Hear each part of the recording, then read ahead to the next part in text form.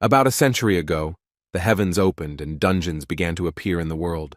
The monsters emerging from them could not be defeated with conventional weapons. The only ones who could fight them were people in whose bodies supernatural abilities awakened at the same time as the appearance of the dungeons. These people began to be called awakened.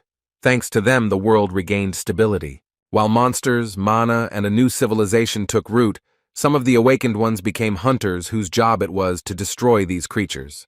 However, decades later, after the discovery of terrifying dungeons, it became obvious that there were too many hunters. Once the secret mechanism was revealed, it became possible to artificially awaken people so anyone who had enough money for this could take advantage of it.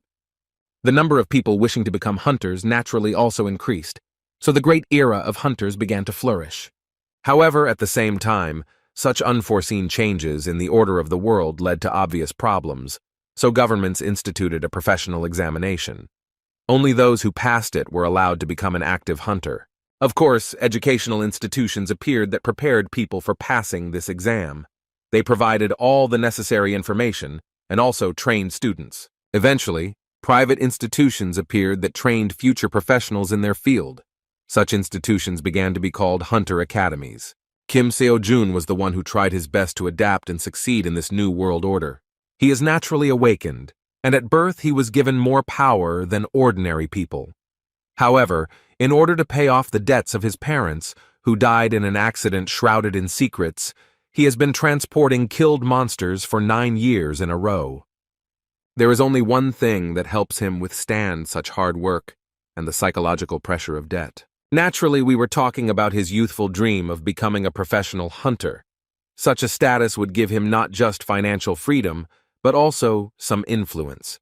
Naturally, his workmates, among whom there were no such young guys, were skeptical about his goals. When asked how he was doing with becoming a hunter, the guy calmly answered that he was looking for a good academy, but there weren't many inexpensive ones among them. The discussion between the two old men boiled down to a misunderstanding of why an awakened young man could not become a hunter simply because he had an innate talent. Of course, the fact was that attending the academy had been mandatory for becoming a hunter for 50 years.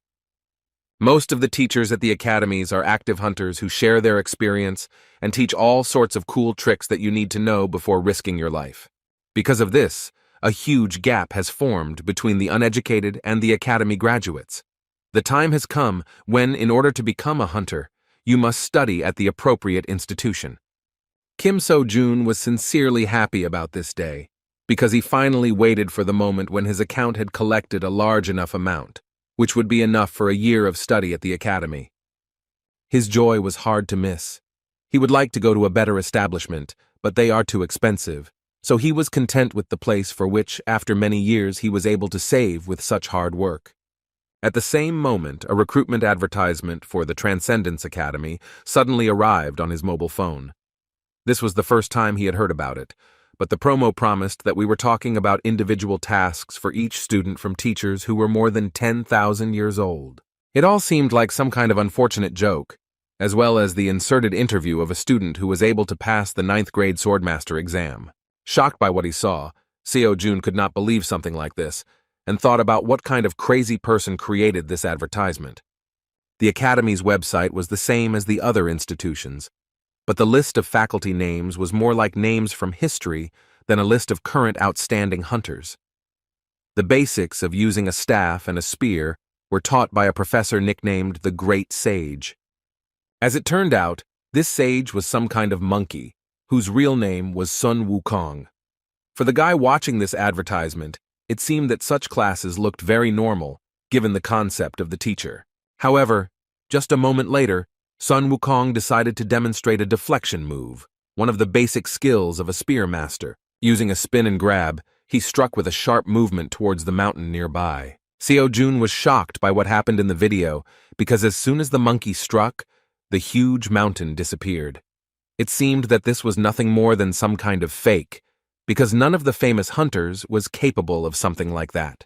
The guy rose to his feet screaming, saying that this was impossible even for S-class hunters. The advertisement ended and a window appeared on his phone asking if he wanted to sign up for this class. When he jokingly decided to accept the offer, it turned out that to do so he needed to create an account and pay for a subscription. He couldn't believe that they were demanding $40,000 for this, exactly the same amount he earned after many years of difficult work. Shouting that they were some kind of charlatans, the guy closed the advertising window. Returning to work, his older colleague, who noticed the good mood of the young comrade, asked whether the young man was really going to enter the Hunter Academy. As always smiling, Kim replied that we were talking about an academy called the Ark. He heard that the teachers there are quite good, although this institution is not considered advanced compared to the others. Being happy for the young man, his colleague asked not to forget about him when he became rich as a hunter. In response, the guy laughingly suggested that he deal with the captured monsters and promised that he would even get a real dragon.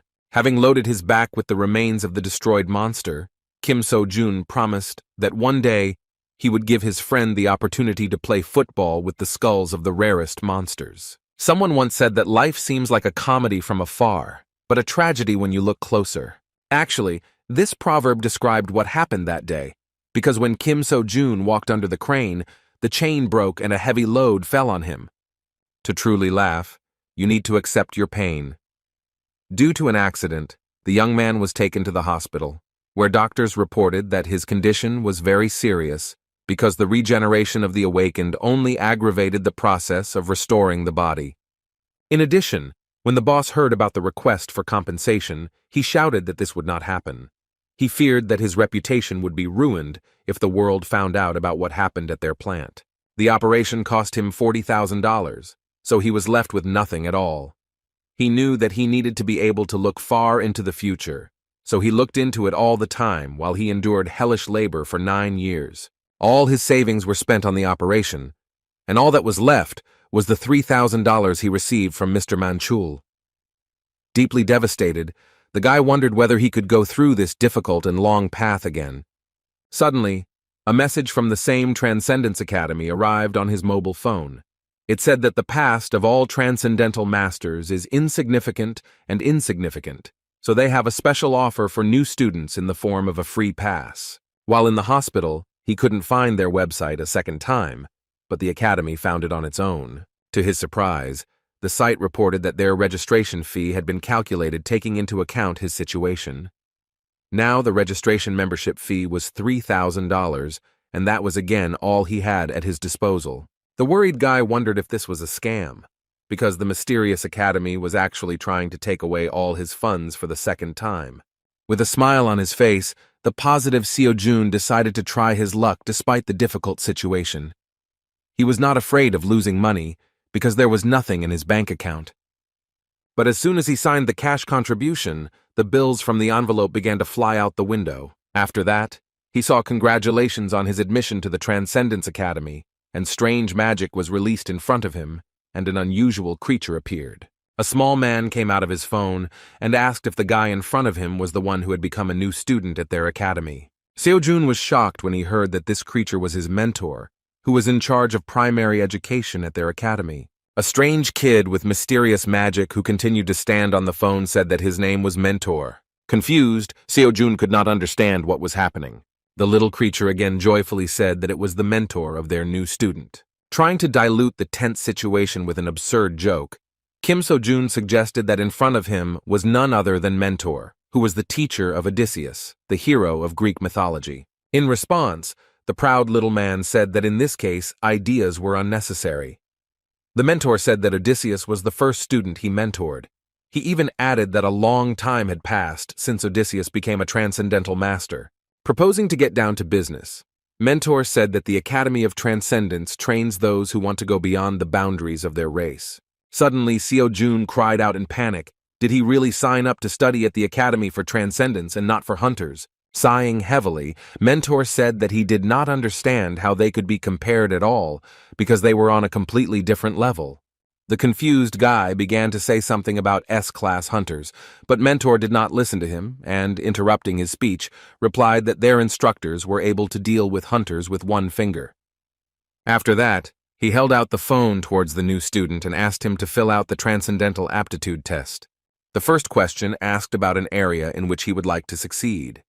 This way, their academy could see exactly what kind of master he wanted to become. The test also allowed them to determine his current level and inclinations. This was necessary to give him the best recommendations, so Mentor asked him to answer as honestly as possible. So Jun chose combat as his direction. However, when he saw the second question, he was faced with difficulty in choosing an answer. The question was about his skill level, but the answers were simply insane, asking whether he could clear an entire plane or split a mountain with a blow. The mentor admitted with a laugh that many doubt this issue, so it is worth choosing something that literally reflects his abilities. After that, he cheerfully asked if Seo Jun could clear the plane with his strongest blow. As with the previous question, he answered negatively to the question of whether he could split a mountain in two with one jerk. The mentor was sincerely upset, realizing that the young man could not even pull an entire mountain out of the ground. Realizing that he was a real incompetent, Mentor mentally wondered how he even managed to register in their outstanding academy. Winking at the young man, Mentor clarified that there was nothing wrong with this. The guy really didn't have to worry, because the Transcendence Academy does not exclude its students. Once a member of this institution remains a part of it forever. After some time, Kim Seo-jun, choosing the weakest possible options, finally finished the survey. He was seriously exhausted by this test and asked his mentor why the academy asked 108 questions to academy newcomers. While Seo-jun was trying to collect his thoughts, Mentor said that he would like to recommend some mandatory lectures for the new free pass holder. He offered to discuss this after they analyzed his profile. Based on the test results and information inside the academy base, Seo-jun's preferred method of fighting is using a spear. After thinking a little, Mentor said that to wield a spear instead of cultivating mana, it would be better to choose the Eastern Kai technique. The great celestial sage was best suited to learn the basics, but considering that the clumsy guy couldn't even lift a mountain, Mentor decided that it would be too difficult for him. In addition, he noticed that in addition to wounds, Seo-jun also has mental problems, which worsen his performance. Jumping onto the student's shoulder, the academy representative invited him to start with a lecture by instructor Siddhartha Gautama. Hearing this name, Seo-jun shouted in shock whether he was talking about the Buddha himself. The mentor replied that this was true, and although the instructor denies such a title, all students address him this way.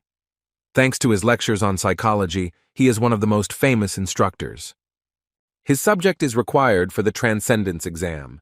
Usually, attending this lecture requires a huge amount of money, but Siddhartha Gautama is so insistent on saving poor souls that Kim Seo-jun received permission to study his teachings for free. The Academy's website said that upon completion of the lesson, he would receive an unshakable heart, an SSS-Rank skill. The mentor clarified that this is the reason why the instructor's lecture is considered necessary. An unwavering heart will help a guy succeed in almost any direction of transcendence. Winking positively, Mentor said that even if the young man thought he was going crazy, he should definitely watch the lecture to the end. Disappearing without answering all the questions, Mentor finally said that he would contact the student after he analyzed his profile in detail. The confused guy was left alone again. He realized that having lost all his money, he had no other option but to look at what he paid for. The instructor's first words were a question to the student about whether their world really exists. Seeing him for the first time, Seo-jun was surprised, realizing that this man really looked like a living golden statue of Buddha. Buddha himself answered his own question by saying that the word I did not exist, therefore he himself does not exist. The lecture turned out to be really difficult, because comparisons and reflections on existence on the part of the instructor were at the level of some kind of deep philosophy. Remembering the words of the mentor, Kim Seo-jun, continuing to study the lecture, only became convinced that the instructor's words could plunge him into shock and drive him crazy. After a few minutes of listening to this teaching, he was so exhausted that he could not continue. The lecture was less than 0.1% complete, and yet he had a lot of free time, so throughout the week the guy still studied the doctrine. The result was simply amazing. The doctor was confused when he saw the amazing speed of the young man's recovery. In his 30 years as a doctor, this was the first time he had seen something like this, even though he constantly worked with the awakened. During this time, Kim Seo-jun recovered significantly and became convinced that, thanks to the lesson of Siddhartha Gautama, his heart knew peace. which increased the speed of recovery of his body. Every time he listened to the lecture, it seemed as if his mind was leaving him. However, even though the lesson was only 1.5% complete, the effect was truly amazing. Reviewing the research results, the doctor hesitantly said that you never know what can happen, so Seo-jun will be in the hospital for at least another week. Seo-jun didn't mind. He just wondered what would happen when he finished listening to the lecture. He accepted the doctor's offer with a smile, thinking that the Transcendence Academy was not some kind of joke, as he had previously believed. Now he could move his body and thought about watching Chiron's lecture at the same time. The reward for studying this lecture was Class A Metamorphosis. Compared to Unshakable Heart, the rank of this skill was quite low, but even so, it was far from a low-level ability. Remembering Mentor's words that with an unwavering heart, most directions would become a piece of cake, he decided that that skill was simply too powerful. After turning on the video playback, Seo-jun saw the face of the instructor named Chiron. As it turns out, Chiron is a centaur, a creature with the torso of a human and the lower body of a horse. He was the teacher of almost every hero in Greek mythology, so the importance of this lecturer is incredible. First of all, the hero teacher said that the purpose of this lecture is to prepare students to the stage from which they can move to the early levels of transcendence. Relaxed Kim Seo-jun with a satisfied face thought that such a legendary person was in front of him. In the meantime, the lecturer asked to note that in this course, military techniques will be discussed superficially. When Chiron spoke about the first step to becoming transcendental, he began to hold a strangely long pause. Within a moment, he furiously shouted to the student that the bastard should quickly get up and go to train. From such a terrifying scream, Seo-jun jumped out of his seat and the phone fell out of his hands. The guy suddenly found himself on the ground, and a message appeared on his phone about a task in which he must perform a certain number of repetitions of 5 exercises. Looking thoughtfully at his phone, he wondered whether he would really have such a test literally every day. The doctor warned him that he should try not to overexert himself during the week, so he was not particularly keen on starting the exercises. Yawning lazily, he pressed the skip button to move on to the next lecture. During his stay in the hospital, he planned to simply listen to lectures. However, everything was not so simple. With a smile imposed by the situation, he learned that it was impossible to move on to lectures until he completed the assignment. No matter how he clicked on this button, the result did not change. The guy panicked and wondered how the academy even knew that he hadn't done anything on this list. He had no other choice but to start studying. Still, he had no intention of going against the doctor's advice. As soon as he went to the page with Buddha's lectures, he saw a message that the free pass to the teachings would end in 83 days. With tears in his eyes, he ran outside to begin completing his tasks. He could not waste time on rest, because the loss of knowledge due to limited time could play a bad joke on him. Initially, he was given 90 days, but only a week later he learned that there was such a framework. After all, this is an academy, and it is logical that not everything is free. Although Seo-jun did not know exactly how the academy worked, he assumed that in order to progress, he should absorb the knowledge until he understood it. Once he reached a certain level of understanding, he made no progress from listening until he realized something new. The Buddha's lecture turned out to be not so easy, so while doing Chiron's task, he doubted that he would be able to complete these free courses in just 83 days. To tell the truth, until that moment he had not seen the point in training at all, but fearing to lose this opportunity, the guy went to the training ground.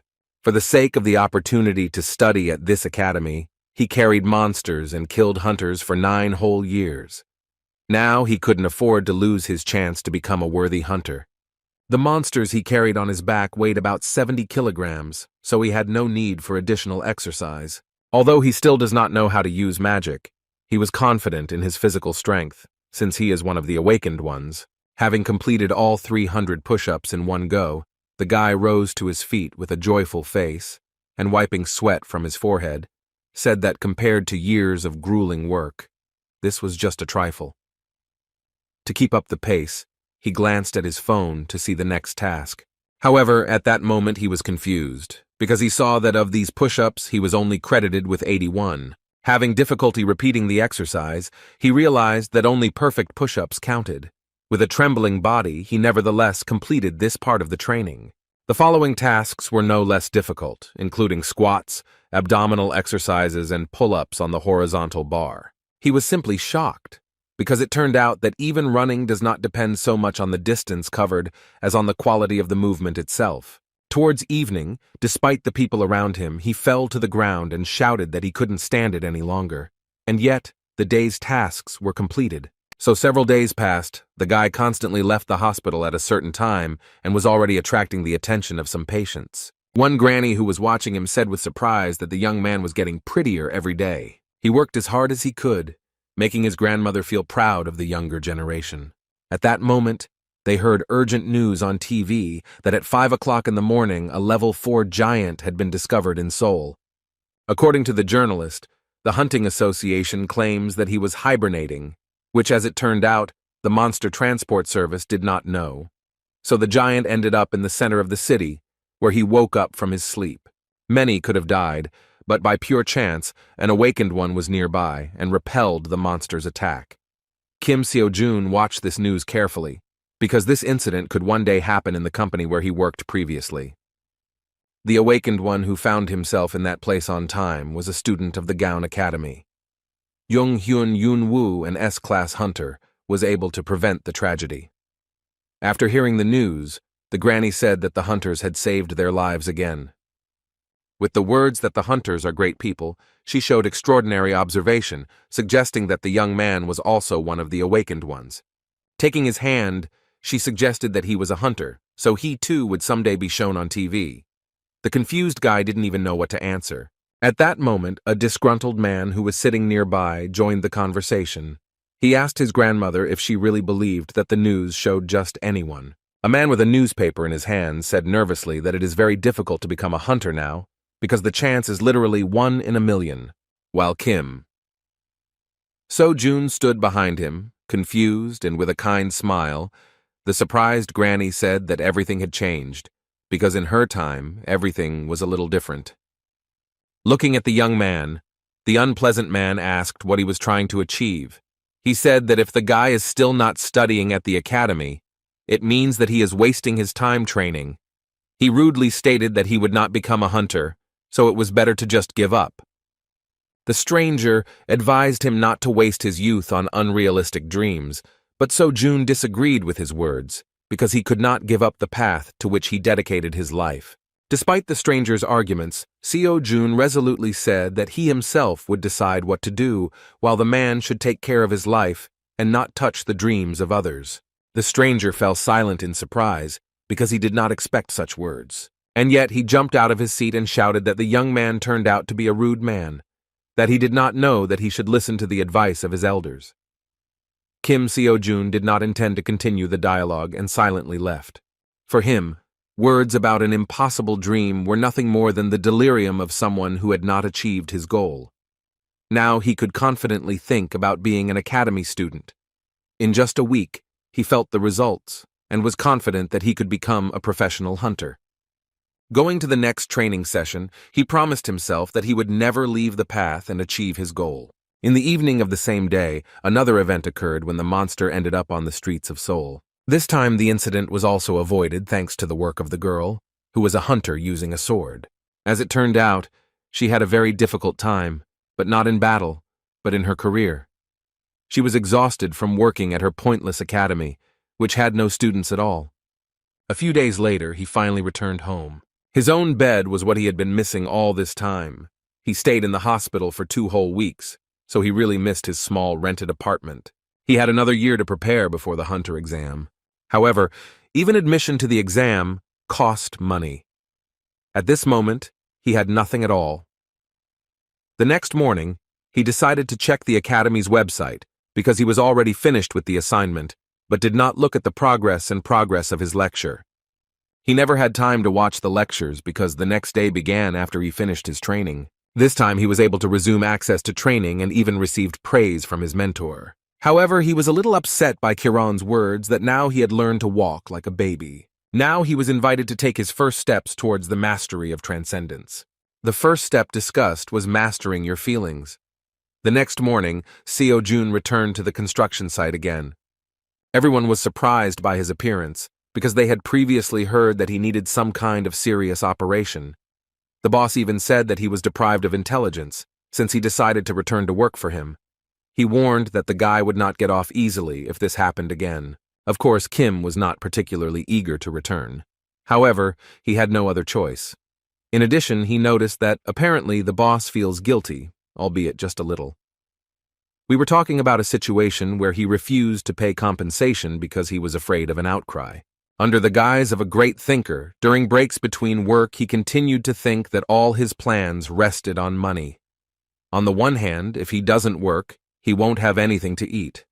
However, if he works, then he will not have time to study. His thoughts became increasingly deeper and more restless, because if he did not complete his daily task, then he would not be able to listen to Chiron's lectures, which would slow down his progress. It seemed to him that it was worth starting to review past lessons that he still had not fully mastered, especially those related to mastering his own feelings. Chiron mentioned that the 5 human senses play a key role in combat. Regardless of the feeling, we first perceive the stimulus, then we recognize it, and then we draw a conclusion. However, it was too slow. The mentor said that he would teach the student how to speed up this process as much as possible. What he meant was that Seo-jun would experience something completely different from these 5 senses, the 6th sense hidden within him. It seems that Kim So-jun has already gradually mastered this feeling, familiar to us as intuition. When his friend entered his locker room, he tried to slap him on the head with a friendly laugh and said that he was glad to see them. To their surprise, the guy was instinctively able to dodge this blow. The man and even Seo-jun himself could not believe how he managed it, because it seemed that eyes appeared on his back. At that moment, their conversation was interrupted by a disgruntled boss who shouted that they should not shirk work. When they returned to work, Ajoshi could not believe his eyes, because Kim So-jun decided to lift as much as 200 kilograms of weight at one time, even though he had only recently been in the hospital after a major operation. But the guy was fine, and with a kind smile trustingly asked to load a little more. With a heavy load on his back, he looked quite happy as usual. The guys could not believe that such a young guy was able to carry such weights on his back, even though he had only recently been in the hospital. The fact that he was so frisky let them know he was fine, but that didn't make them any less worried. Meanwhile, the break began, but Kim had no intention of stopping. He experienced some strange feeling. For the first time, he felt that strength was filling his body, despite long work. Taking advantage of the free moment, he decided to start exercising with weights on his back to complete his daily task. After doing a few squats, he wiped the sweat from his brow and looked at his phone to see if he was keeping his form right and if those reps were counting. He was indescribably shocked when he saw his own results. 1 squat was counted as 3. Seo-jun suggested that efficiency increases depending on the amount of additional weight.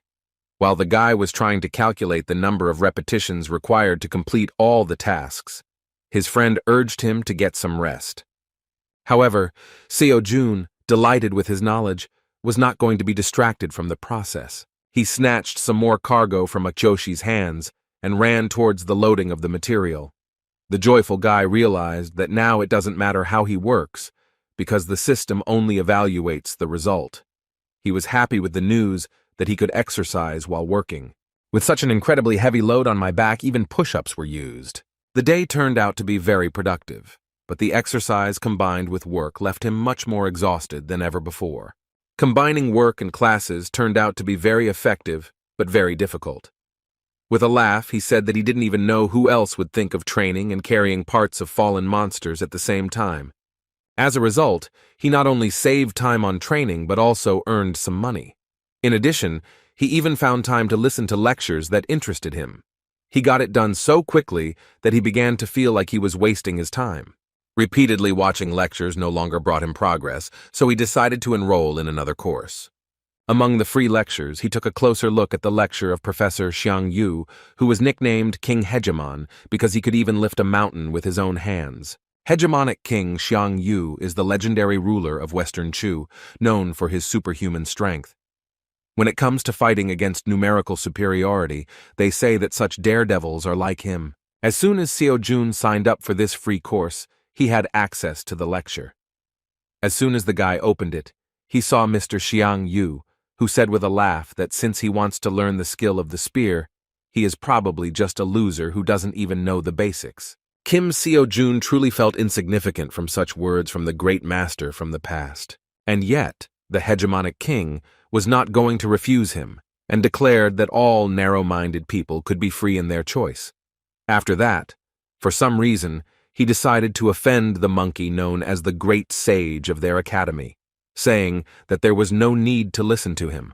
To the guy's surprise, the mentor said that he should just wave the spear in order to feel it with every cell of his body. Before returning to learning the basics, he had to complete a daily task of 5,000 swings of the spear. Seo-jun felt depressed because he expected a lot from this lecture, but in the end, the mentor only said a couple of sentences and gave him some kind of primitive task. The next morning, he went to work again. This time, they were visited by an important lady who is in charge of this sector. The boss tried in every possible way to suck up to her, saying that there was absolutely nothing to worry about, because they had not had a single accident at work thanks to his competent management. However, B-class huntress Park Seo-yoon came with another question. She asked if the boss had heard about the giant who had awakened the other day.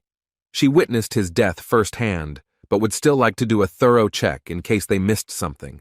The boss continued to please her in every possible way, causing some condemnation and even laughter from his charges.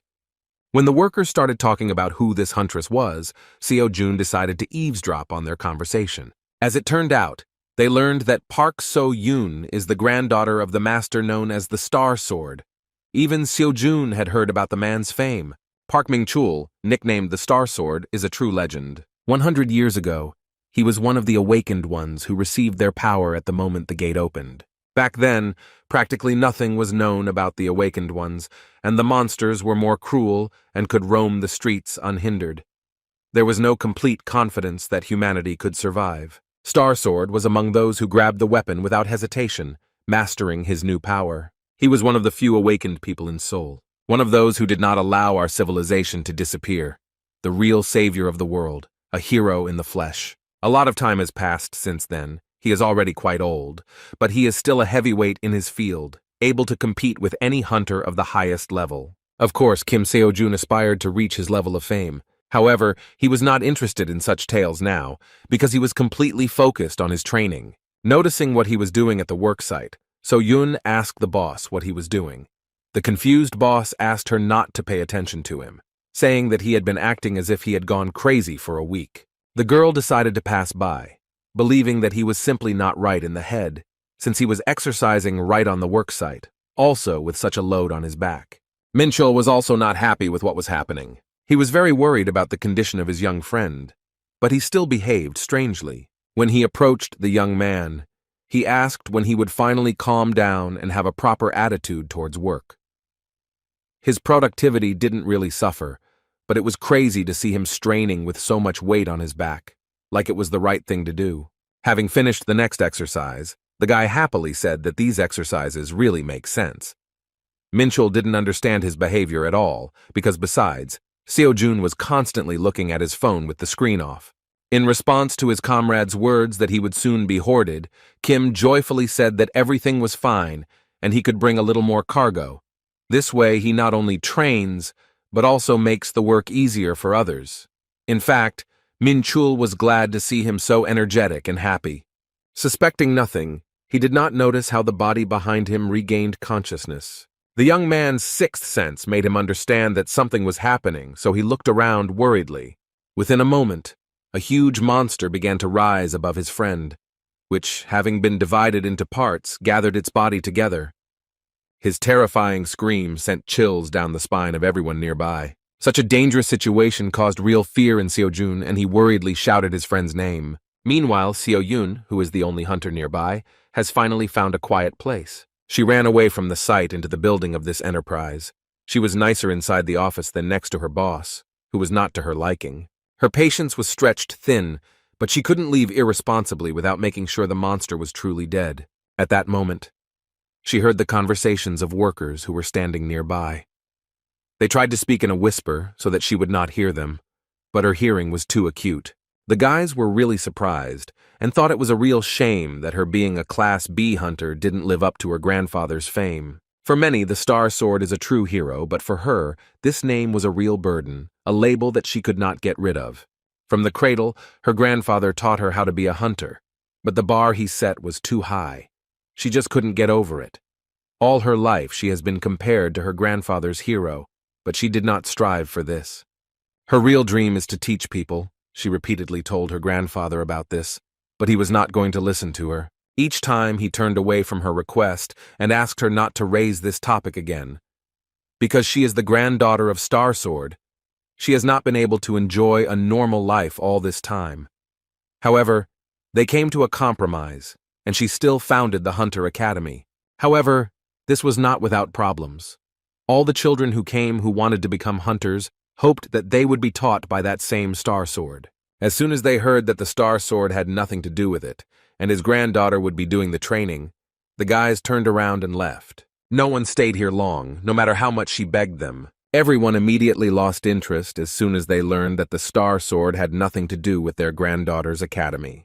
Besides, even the few that remained left the academy after threats from her grandfather. Therefore, now her academy is still empty and unknown, although it is listed as an educational institution. All this time, she hoped that she would have at least one worthy student. At the moment of her dreams, a frightened employee of the enterprise ran nearby and panickedly urged everyone to run as far as possible. What Mrs. So-Yun feared so much happened. The monster regained consciousness. Achoshi, fearing the terrifying monster, fell to the ground.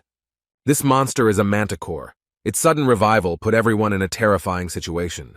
Addressing his young comrade, Minchul screamed and begged him to run as far away as possible. Seo-jun understood that if nothing was done, his friend would die at the hands of the monster. Adding tension to the situation was the well-known fact that an ordinary person will never defeat a monster, just like an awakened person who is unable to use magic. The manticore is a 4th-level monster, which even a professional will have a hard time dealing with. Thinking about whether there were any hunters nearby, Seo-jun immediately thought of So-Yun, but she suddenly disappeared. The guy understood that she would not have time to save his friend, and that in the end, the monster would bite him to death. Facing a terrifying monster, the guy saw no other option but to start acting at that moment. Someone had to do something quickly, otherwise there was no way to save him. It was a moment of determination. Seeing no other option, Seo-jun grabbed the metal pipe lying behind him. Grabbing such an unreliable weapon, he screamed and rushed towards the 4th-level monster. When he struck, he missed the manticore but caused it to jump back. Looking around, he asked Minchul to immediately run away. Rising to his feet, he declared that he would not leave him alone, but So-jun shouted that in this case they would both be devoured.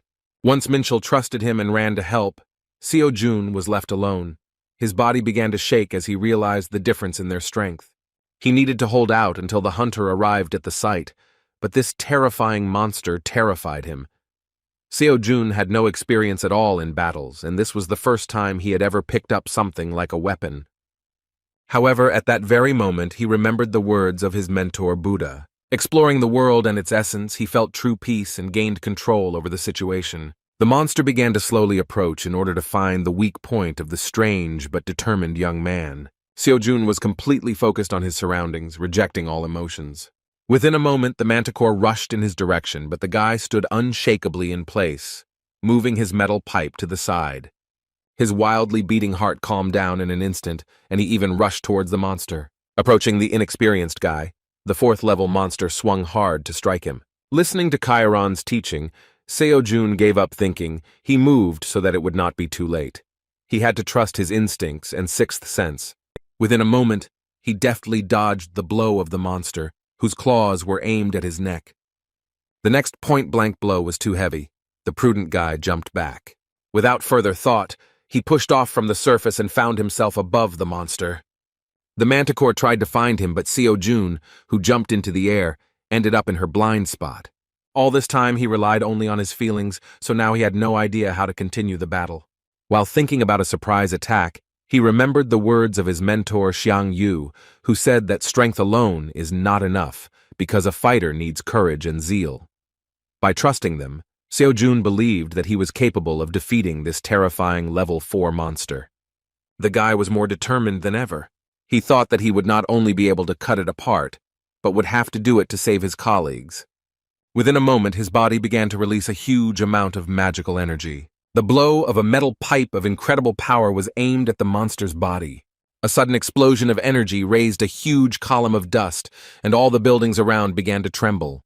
Hearing the explosion, So-Yun began to break through the crowd of workers, looking worried, heading towards the scene. Ahead, she saw only a huge column of dust that was slowly dissipating. First, a guy appeared in a worker's uniform with a metal stick in his hands. Everyone was shocked when they saw a defeated level 4 monster behind him. As soon as he realized what had happened, he began to laugh awkwardly, scratching the back of his head. The B-class hunter couldn't believe that some loader, who didn't even study at the academy, could handle such a monster with a metal stick instead of a normal weapon. Thanks to such efforts, Seo-Jun did significantly better in some lectures. His progress increased by as much as 10%. When he came to his senses, he remembered what was really worth worrying about. Ignoring the daughter of the Star Sword, he walked past her and headed towards his colleague, who almost got hurt due to the sudden revival of the monster. He tried to make sure his worried friend was okay. The girl was greatly alarmed by the fact that even after such an amazing event, this young man continues to remain calm and, first of all, worries about the others. In his defense, Seo-Jun said that he constantly trains, and that is why he managed to survive after the sudden battle. Meanwhile, the boss tried to assuage his guilt by saying that he was checking the manticore, but as it turned out, he was just a little mistaken. However, So-Yun didn't even pay attention to this old sycophant, because all her attention was directed to the strange guy with unimaginable potential. With a surprised look, she said that someone who could become a worthy student had appeared before her. After this incident, work continued, and when evening came, everyone went home. A free minute appeared, and so Jun immediately decided to take a look at the progress. The increase surprised him greatly because when he listened to the lectures, he had never seen such figures. It became clear that everything was due to the fact that he defeated the manticore. So he came to the conclusion that it is better to see once than to hear 1,000 times. Practice turned out to be the best way to improve progress in lectures.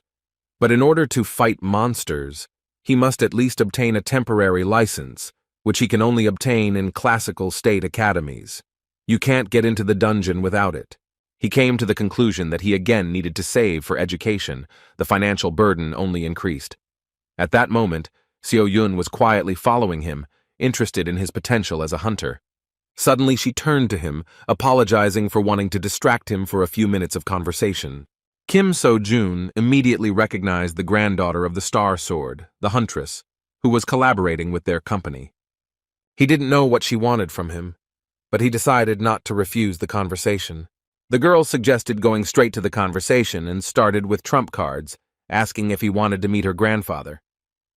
With his indifferent response, he shocked the old lady behind him because he refused her without hesitation. The girl, without waiting for an answer, replied that she had no doubt that he wanted. However, as soon as she realized that the guy had refused the offer, she shockedly asked him to stop. What he really wanted was to go home and listen to all the lectures as quickly as possible. It was the first time that Park So-Yun felt so awkward, because in her entire life she had never seen anyone refuse such an offer. She ended up telling him what really made her stalk the company employee.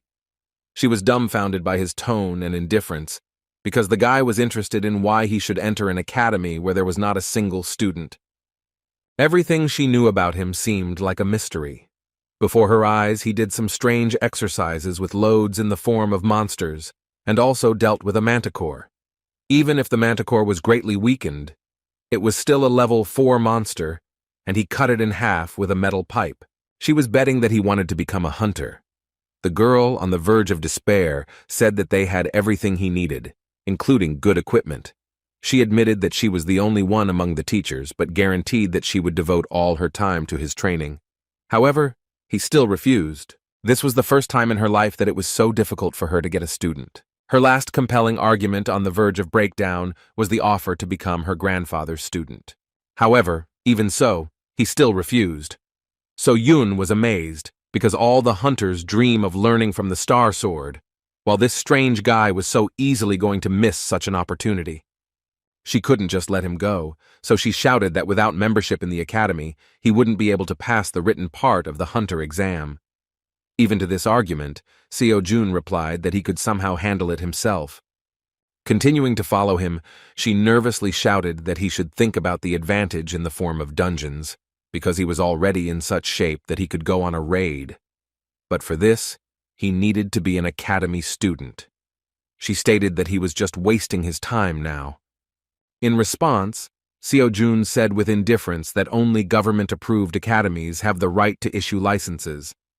Discouraged, So-yoon said that they had already been approved, and if he agreed, he would be able to get into the dungeon tomorrow. These words made the guy think, and he stopped. Seeing the doubts that appeared in the mind of the promising student, the girl decided that she could not retreat. She promised that if he really didn't need teachers, then she wouldn't interfere and would give him a place to train on his own. The most powerful argument that really worked in this situation was the phrase that she would not take a penny from him for training. At that moment, the guy turned around and asked whether he could really just join their academy. He didn't really believe in such a possibility, so he said that free cheese only comes in a mousetrap. He wanted to know what her real intentions were behind such an act. With her hand on her heart, So-yoon sincerely promised that until he became a hunter, he would only be required to represent their academy in competitions.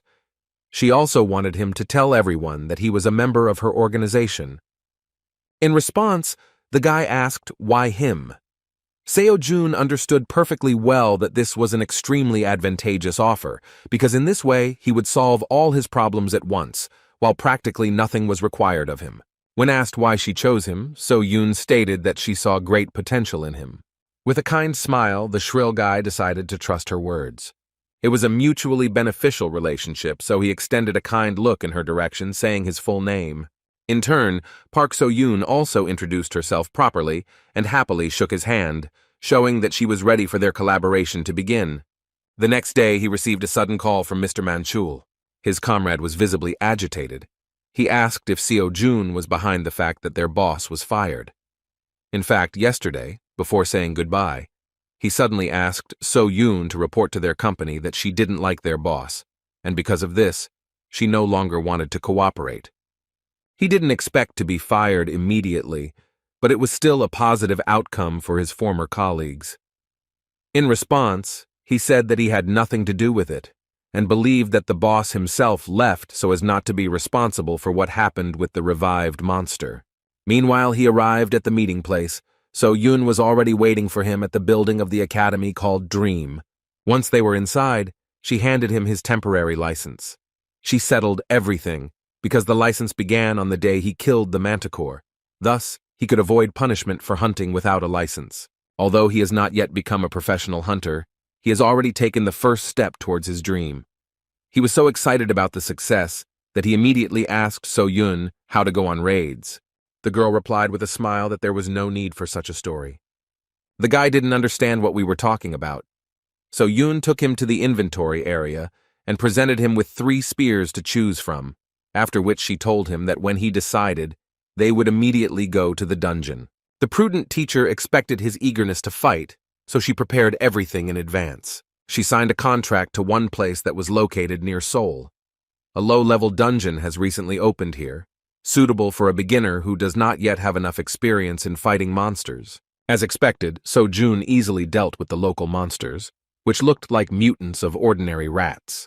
Another splinter fell without much resistance at the hands of Donatello, so the guy with the spear asked So-yoon why she followed him, even though she promised that she would not interfere. In response, she said with a smile that she had no intention of interfering with him. She believed that she could not leave the only student at her academy unattended. With a sly expression on her face, she suggested that he consider himself to have a private lesson, which was an opportunity only for the most capable students. Seo-jun considered it an honor. Moving forward, she assumed it was his first time in the dungeon. That's why she wanted to accompany him. Even though only kobolds lived here, she asked him not to let his guard down. Kobolds are second-level monsters that are ideal for training beginners without combat experience. Fortunately, he easily penetrated their magical armor, just like in the fight with the manticore. However, what was strange was that attacks that were not imbued with mana should simply bounce off the defense of a monster of any level. It only meant that he was using it subconsciously. At the same moment, one of the monsters suddenly attacked him. So Yun worriedly shouted that he should be careful, but the guy deftly dodged the attack, relying only on his own feelings. Within a moment, he easily got rid of the monster, which was trying to take advantage of the surprise. And yet, the boy continued to wonder why his attacks were so effective even without the obvious release of magic. As soon as he was distracted by his phone, which from the outside looked off, he shouted with joy that his progress continued to slowly grow. So Yun continued to stand behind with a surprised expression on her face, not understanding what was happening to this strange student. Seo Jun noticed that his progress in lectures was not growing as quickly as from killing a manticore, but it was still better than just continuing to study the material he had learned a long time ago. In addition, he did not forget that you can make good money in dungeons. Turning to So Yun, he said with a kind smile that he was going to speed up a little. Destroying monsters one by one seemed to him to be similar to how players farm experience in video games. When they finished clearing out this novice dungeon, they returned to the academy. So Yun was still discouraged by his behavior. She immediately understood that something was wrong with him, but this time she was already scared that he continued to look at the switched-off phone and talk. Ever since they returned from the dungeon, he had been staring at his switched-off phone all the time. This happened for several hours, and all this time he looked as if he was devoid of common sense. This was just the beginning of the strangeness, because during the process of this strange meditation, he was constantly surprised by something he saw on the screen of his switched-off phone. She couldn't wrap her head around the picture she saw. Seo Jun looked like a newbie entering the dungeon for the first time, but immediately began hacking away at kobolds like a trained pro, after which he began doing strange exercises with the killed monsters. Moreover, he himself carried the bodies of the killed monsters instead of calling a special service. Such savings seemed too strange. Still, she was more worried that she would not be able to hide the appearance of a new student from her grandfather forever. This continued until midnight. The guy's shout about some kind of lecture made So Yun tensely wonder if she had made the right choice. While returning home, he received a message that made him sparkle with joy. He managed to earn 9.5 million won, although he had no idea that he could earn so much in a day. Although he carried and cut up the carcasses himself, it was not easy, but all his efforts paid off very well. However, the problems did not disappear because all this still took a lot of time and effort. He didn't even have time to listen to the lectures, as he had previously planned. While returning home, he even thought about asking Man Chul to work with him. He trusted him, so he decided that this way they could stay in touch. Moreover, if in this way he opens his own personal business, then they will both be in the black. Seo Jun decided that he would write to him as soon as he had free time. However, the issue of money was still relevant. He could start saving it again, but he thought it would be better to spend it usefully. By defending dungeons and earning money, he simultaneously increased his progress in completed lectures. But everything went somehow slower than he expected. They gave him nothing at all for the last kobold he killed. This made him wonder if there was a faster way to become stronger, to become as strong as the great celestial sage Sun Wukong. At the same moment, an unexpected realization of the exit came to him, and he shouted with joy, while frightening the man standing behind. He didn't have a penny before, so he forgot about another lecture on the basics of fighting with a staff and a spear. But once he tried to join, he was shocked by the 27 billion won entry fee. Such a sum corresponded to the name of the academy and seemed simply transcendental. The guy was plunged into the abyss of despair because even an S-class hunter could not earn that much. Considering this terrible information, he decided to postpone studying this art until later, believing that he had something to do anyway. Still, he wondered what else was on sale at the academy. Realizing that there was no money for lectures, he decided to look at the equipment that could be obtained on the academy market. When he looked at the Transcendence market, he could not believe his eyes, because there were legendary items on display, including the shield of Zeus and the spear of Longinus, which is one of the weapons of passion. Even if these were replicas, these were still legendary things that cannot be found not only in Korea, but most likely throughout the world. The guy couldn't believe that the academy called such items training equipment. Even he, who did not understand weapons, understood that this was something incredible. This was equipment made by members of the academy, which meant that it was all made by true transcendent level masters. But as soon as he tried to get an individual price, he had to forget about his intentions and fall back into despair. The next morning he arrived at the academy early. So Yun, seeing him during another training session, noticed that he was training much harder than before. She assumed there was some reason for this that he had not yet revealed. In fact, he was just trying to take his mind off the shock. He knew that the spear would be expensive, and even assumed that even a copy could cost several million. Although aware of the risk, he still did not expect that they would ask for as much as 100 million won. Having finished the exercise, Sojun, rising to his feet, sadly and indistinctly said that everything again comes down to money. Even 100 million was a real robbery for the poor fellow, so he could not imagine that he would one day save 27 billion to listen to the lectures of the great sage. So Yoon distracted him by asking if he had heard about the academy tournament. Seojun had indeed heard about it, but didn't know the details. So Yoon explained that this is an event where different academies compete with each other, and each of them wants to prove that they are better than the rest. This tournament evaluates the level of the academy. Such competitions are very versatile. Currently, Dream Academy is at the 4th level, but if Seojun performs well, then they will move to the 3rd level. The higher the level, the better the academy is considered. Thanks to this, they will be able to receive greater support from the state. That's why all academies send their best students. Seojun understood perfectly well what she was driving at. And yet his teacher said that she wanted Seojun to represent their academy. In fact, it was quite tempting, since Kim was just wondering whether participation in the competition would affect his progress in lectures. Moreover, it was obvious that the tournament was also a martial arts practice.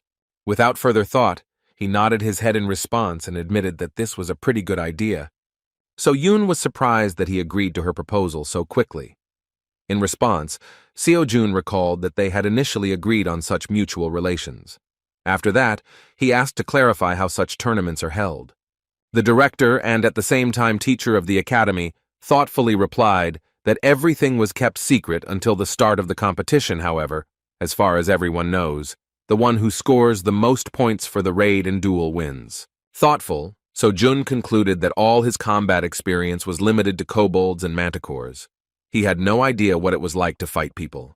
At that moment, he wondered how he could give his best without such experience, and whether there would be someone who would agree to train with him in a duel. It didn't take long to look for the right person, because next to him was a real huntress. So June, turning to her, said that if she was not busy with anything, then it would be nice if she became his sparring partner. Although she wanted to refuse, she had no choice, because Seojun began to mock her, saying that she was just a coward.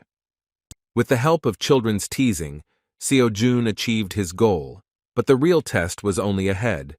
This was a great opportunity to practice, but he shouldn't forget what level his opponent was. So Yun is a B-class huntress, and although this is far from the pinnacle of peaks, she was taught by the star sword itself. Of course, he was only a beginner who could not objectively judge real hunters, but he had no doubt that it would not be easy. And yet he was truly delighted with such an opportunity, because he had long wanted to find out what his teacher was capable of. Before starting, So Yoon asked if he knew that she was an active B-class huntress. In response, the determined guy prepared for battle and said that in this case, she should give him a small head start. Sighing heavily, she invited him to attack as soon as he was ready. Such an offer could not be refused, and the guy rushed into the attack with great enthusiasm. Seeing his speed, Seo Yun was a little disappointed. Easily dodging his attacks, she thought that she expected something more from him. In fact, his movements were quite fast, but extremely careless, so they were very easy to read. Remembering his recent battles, she assumed that she had simply overestimated his abilities. With some sadness on her face, she thought that he was just an ordinary beginner. Swinging a blade overflowing with magic, she wondered how he had the confidence to fight her. Having lost interest in his abilities, she decided to end the battle with one light blow, which would be enough for a beginner. To her surprise, the outcome was not at all what she expected. Seo Jun somehow miraculously managed to block her wooden training sword, overflowing with magic. In fact, it was not at all easy for him, but the very fact that he withstood this pressure was amazing. Now So-Yun completely forgot about her recent thoughts that he was an ordinary average beginner, because it was difficult to understand how he even managed to block her blow with magic. In this situation, the weapon should have jumped out of his hands, and her sword should have been at her throat. Moreover, having withstood such pressure, he even began to resist and tried to strike. Still, Park So-Yun couldn't let him get away with it and threw him aside with one swing. Now she looked at his strength completely differently. The determined student was still full of energy and had no intention of backing down. Wiping the blood from his mouth, he said that he would also fight seriously. Now he was even faster. He rushed into battle and his movements changed noticeably, and his attacks became much clearer. This couldn't even be compared to what happened before. If Seo-Jun had fought like this from the very beginning, So-Yun would not even have thought to doubt whether he was worthy to become the representative of their academy. As it turned out, he simply listened to the words of his mentor Chiron, who said that the battle should begin with obvious attacks. All this time he followed the plan and has already begun to change the situation with the help of feints, in other words, diversionary attacks. Her opponent was very difficult, and by delivering countless ordinary and unremarkable blows, he made sure that she, assessing the situation, could change tactics depending on the level of threat. Without giving her the opportunity to move, he continued to strike, distracting her attention. In response to her blows, he used the same obvious blocks in order to relax her attention. However, as soon as his next blow was repelled, he rotated the spear back. He repeated this until So-Yun opened herself up to his real attack. As soon as this moment arrived, he prepared to put all his strength into the blow. Seo-Jun was more focused than ever to take advantage. Seeing his huge swing and really serious attitude towards battle, So-Yun felt danger from him for the first time. Within a moment, there was a powerful explosion from the collision of their blows. As expected, So-Yun not only blocked his blow but also threw it aside. Still, she couldn't believe that Seo-Jun was actually capable of something like that. However, when she saw that she had overdone it a little and threw him into the wall with great force, she screamed in panic. She hit with all her might, without even thinking, so she immediately rushed towards him to make sure that he was at least alive. Rising to his feet as if nothing had happened, Seo-Jun began awkwardly scratching the back of his head and laughingly admitted that he had indeed lost in the end. In response, Seo-Yun couldn't hide her surprised expression as she realized that all this time Seo-Jun had been hoping to defeat her, even though he knew he was fighting a B-class hunter. The girl did not know how to react to this, while Seo-Jun, continuing to scratch his ridiculous head, recognized the power of the huntress. Still, it was not possible to fight her like a monster, and this made him understand that the approach to fighting people should be a little different. However, he did not lose his positive attitude because he knew that if we talk about his difference with professionals, then it is worth noting that he still has everything ahead of him since he has just begun his journey. As he expected, although slightly, his statistics still increased. Now he realized that he should develop in different directions, just as he did in video games. So Yun couldn't believe that after such a beating, he would decide to ask if they could somehow repeat it. With a stupid smile on his face, he suggested that she have a few more duels before he went to the academy tournament. This would really be useful for him, but his zeal seemed strange given the fact that this time he suffered greatly in battle. Still, So Yoon came to the conclusion that she didn't care about his weirdness if he tried so hard. She had previously promised that she would work on his skills every evening, so she enthusiastically replied that she would have no problem doing anything he asked. Moreover, she mentioned that she was going to give him all the prize money. When the guy heard about the money, he was surprised because he didn't even think that there would be any reward besides the rating for the academy. After thinking a little, the girl tried to remember exactly what amount we were talking about. As soon as she remembered and said that the reward would be 100 million won. The guy is on the spot, realizing that this is exactly what he needs to buy a spear from the Transcendence store. Another coincidence indicated that he could not miss this opportunity.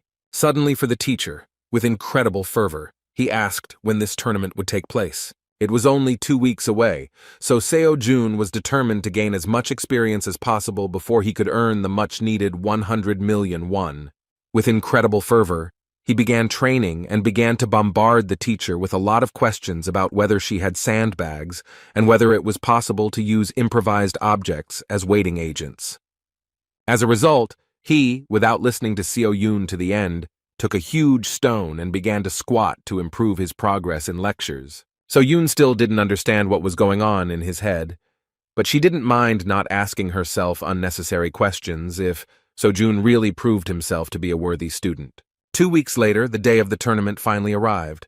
A large number of people gathered at the tournament site, among whom were a variety of contenders for victory. The huge crowd made the clumsy and insecure guy with big glasses and a green checkered shirt become confused. All the people around him came to the conclusion that he was suffocating, because this guy immediately began to talk about the fact that there were many more awakened people and interest in their battles had increased, which is why so many people gathered in front of the arena to watch the tournament.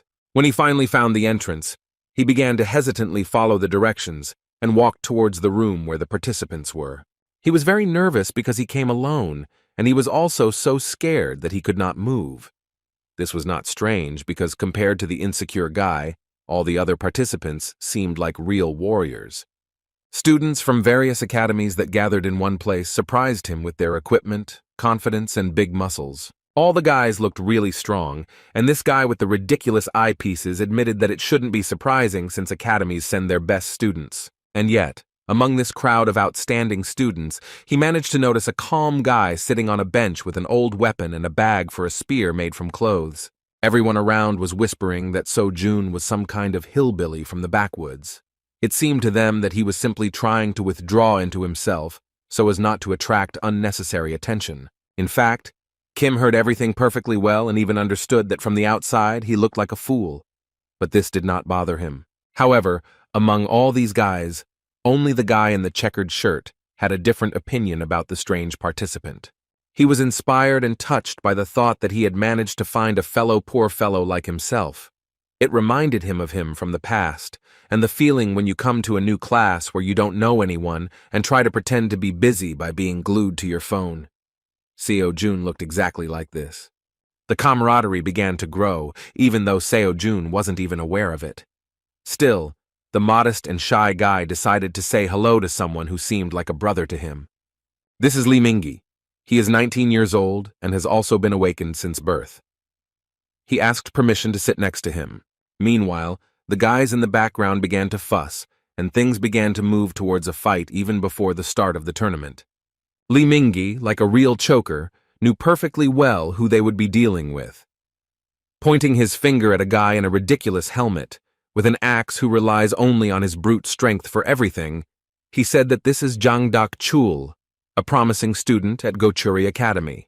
It was unclear what this conflict was about, but the guy with long hair remained calm and tried to calm the disgruntled student of the Gochuri Academy, although he did not deny himself ridicule, saying that Dak-chul's brain was swollen with muscles.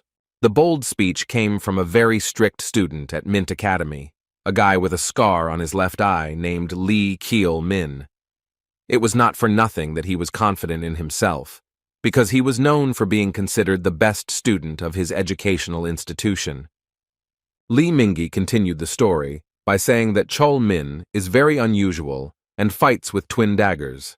In fact, Seo-jun only at that moment looked away from his phone with the thought of why this obsessive guy was telling him this unnecessary information.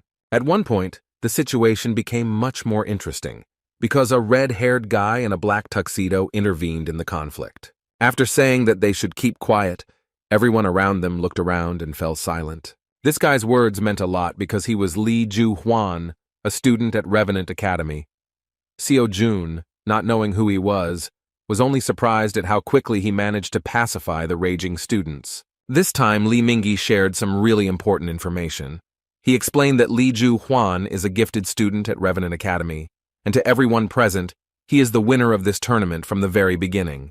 Seo-jun asked if he meant the contender for victory. However, as it turns out, this guy is so strong that he usually avoids such events. However, something happened at the academy, and he was forced to join. Now, the outcome of the tournament was obvious to everyone who knew him. After that, he even mentioned that the granddaughter of the Star Sword invited Lee Ju-hwan to her academy, but he refused. The fact that he refused this offer gave Li Mingyi reason to think that this guy was very confident and was hiding something. In fact, he had no idea that Mrs. So Yoon invites literally everyone she sees to her academy. At one point, Ju Huan shouted loudly and furiously that he did not understand why he had to compete with such non-entities. As it turned out, their academy was forced to send him to this tournament, because earlier, his uncle prevented them from moving to the 3rd level. Li Yung-hwan was truly furious, thinking that winning such a primitive tournament would not bring him recognition. The situation around his Revenant Academy haunted him, and he even began to regret that he had refused So Yun's offer. In fact, he refused because he didn't want to study at some unknown academy. Only now, realizing that So Yun was the granddaughter of the Star Sword, did he think that he could simply use her for his ascension, and then simply get rid of her. Looking around, he noticed Seo Jong, the only guy, who was looking in his direction with curiosity and some confusion, as if he was not afraid because of his presence. In fact, he saw him as a simpleton, which only reinforced the question of how bad things were for him. While Li Mingyi was excitedly asking his new friend how to avoid a conflict with Li Jun-hwan, Seo Jun was deep in thought about how much money he could get if he fought a man of such a reputation. Still, there was no time for dialogue, because the first stage of the Academy tournament had been announced. Over the past 2 weeks, Seo Jun has been trying to achieve 30% according to Qiron and Xiang Yu's lectures. However, he has not noticed any significant changes in strength or anything else. Previously, the difference in progress was more noticeable, but even so, he was still not afraid to move forward. Compared to the others, he lacked experience, and he understood this perfectly well. Still, he tried to make up for their gap by training with So Yun and fighting in the dungeons during those 2 weeks. Now it didn't matter to him who was in front of him, a man or a monster. Seo Jun was confident that he could get the 100 million one he needed so much. Meanwhile, the speaker said that it was time for the first test, which would be a maze with monsters. The audience was delighted, because they had never seen something like this before. Those who had not yet managed to take their seats were just rushing to the arena in order to be in time before the start of the test. One of these spectators, who was a little late, nervously barked at his friend for choosing seats in the corner. He was so enraged by the situation that he didn't even notice how he hit the girl standing next to him with his shoulder. Realizing that he had acted rudely, the man began to apologize in order to somehow make amends. The girl did not consider this to be excessive rudeness and said that everything was fine. When the man walked on and took a seat, his friend asked if he knew the girl he kept looking back at. He replied that he didn't know who she was, but for some reason he continued to think that she reminded him of someone. Having missed this moment, the guy with the camera told him that the first stage of the Academy tournament would be a race in the labyrinth. Participants must escape the maze without attacking other participants while eliminating monsters in order to gain some clues. Although this was a 4th-level competition, those present doubted that the organizers had created an ordinary maze that would be passed by the luckiest one. The 2 spectators believed that the judges wanted to test whether the contestants had all the necessary skills to raid the dungeon. Lost in thought, the man in the purple shirt said that this year all the students look pretty blue. At the same moment, his comrade with the camera excitedly shouted that he should pay attention to how the main contender for victory was fighting. Zhang Huan was simply incredible. He was already an excellent master of magic and could easily destroy level 4 monsters with just one attack. Such a test seemed like some kind of trifle against the background of his incredible brute strength and cold prudence. The audience was delighted, because this guy's level was undoubtedly higher than that of the other students. As soon as the talk turned to the fact that this guy was none other than Li Ju-hwan, So Yoon realized who they were talking about. She took off, realizing that he was someone who could one day become her student. So Yoon began to wonder what such a monster would forget at such a tournament. As soon as she took off, the man in the purple shirt looked around, again thinking that she reminded him of someone. In fact, So Yoon was trying to hide her identity, so she immediately turned away because she didn't want anyone to realize who she was. Meanwhile, Seo Jun hasn't made much progress through the labyrinth. However, after several blows with a spear, he came to the conclusion that it was simply impossible to break through the walls and thus get out. Now he came to the conclusion that he should take the test in the same way as others do. He even began to regret that he had not watched the lecture of Theseus, the hero of Roman and Greek myths, who is famous for defeating the Minotaur and getting out of the labyrinth. After a few tens of meters, he came to a fork where he had to choose the right path. Leaning against the wall, he decided that he would follow the main rule of movement in labyrinths. He should have just stuck to one side and eventually found a way out.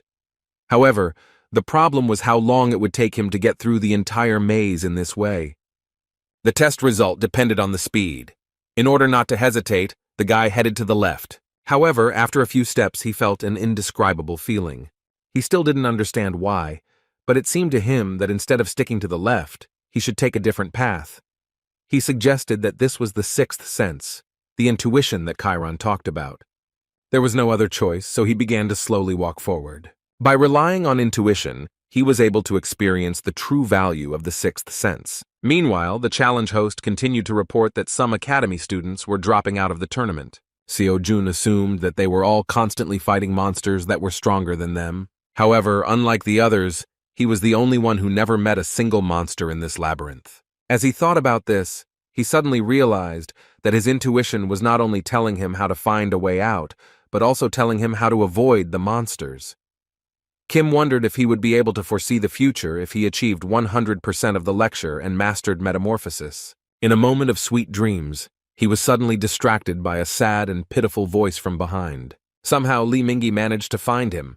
The frightened guy, addressing Seo-jun as his brother, warned him that a monster could be waiting around every corner, one of those that had already dealt with a dozen students.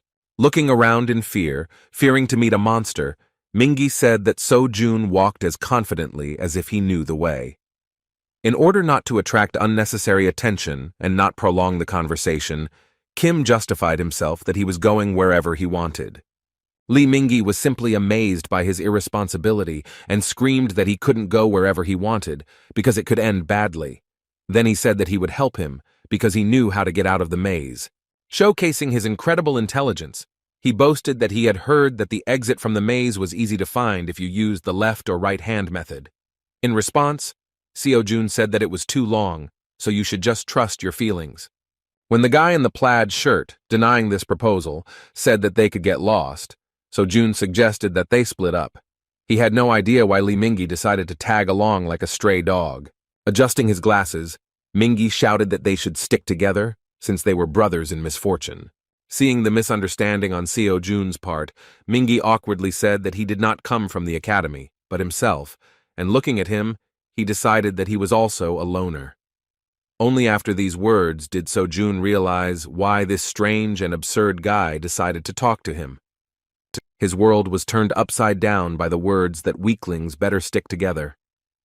Seo-jun did not consider himself a weakling and could not understand at all why Lee Mingi decided that he was one.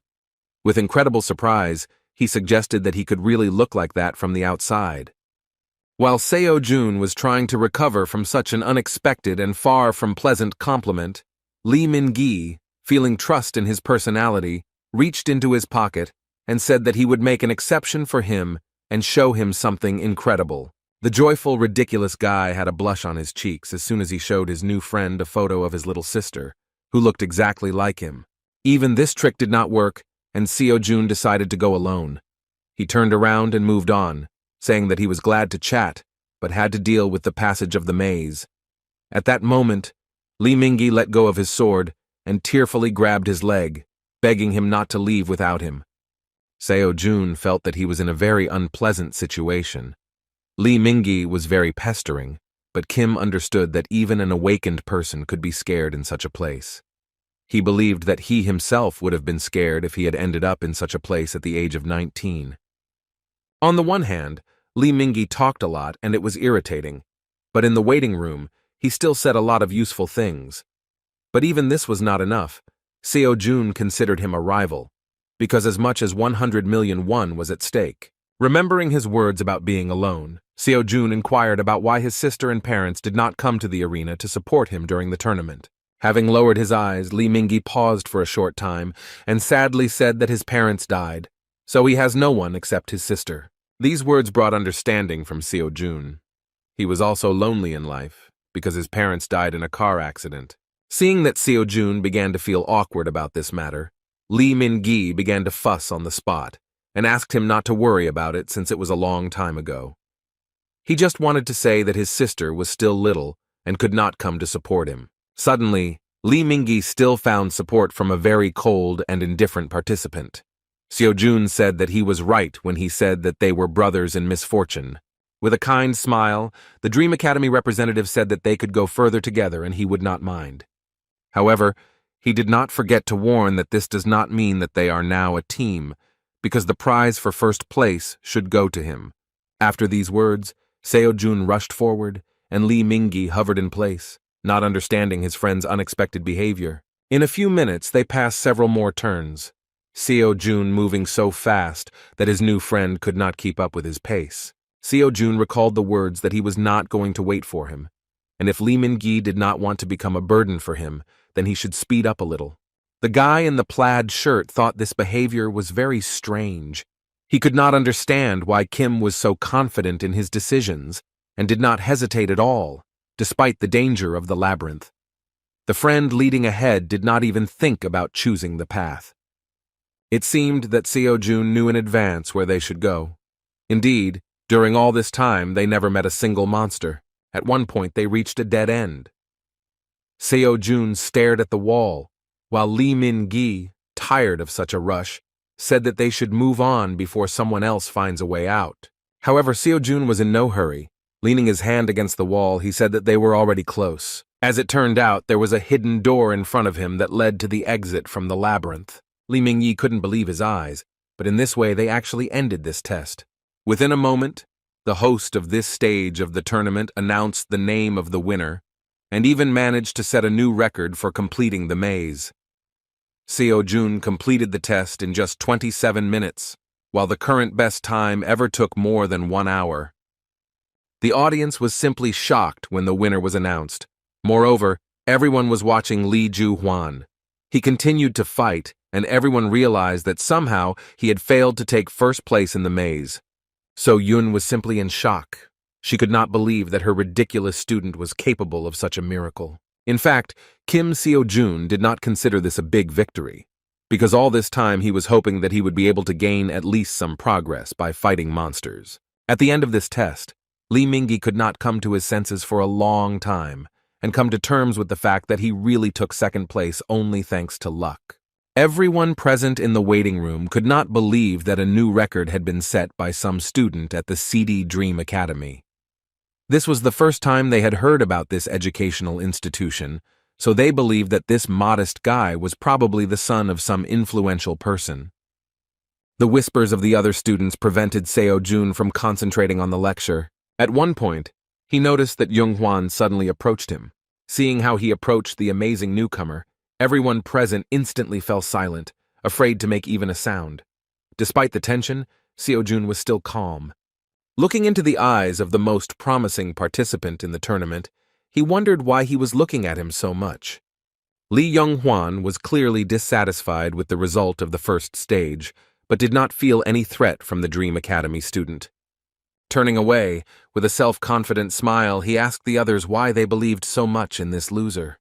The red-haired guy believed that Seo-jun was able to set a new record in the maze only due to luck. At the moment when everyone was distracted by conversations regarding Lee Jong-hwan's words, Seo-jun decided to return to studying the lecture, but at the same moment they were interrupted by the appearance of the tournament representative. A guy in a blue tracksuit with lists in his hands was just about to explain what awaits them at the second stage. This time, the participants had to fight each other in one-on-one battles.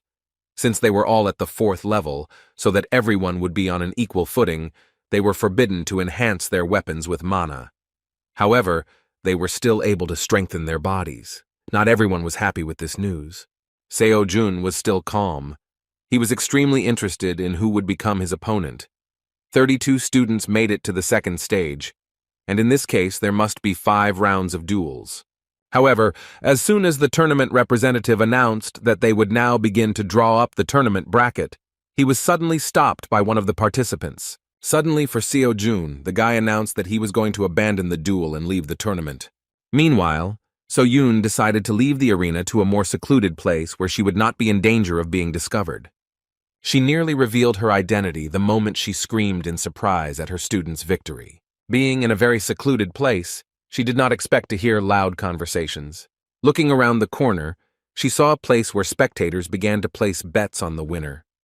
As it turned out, the second stage was going to start immediately from the semifinals, since most of the students refused to participate in the tournament.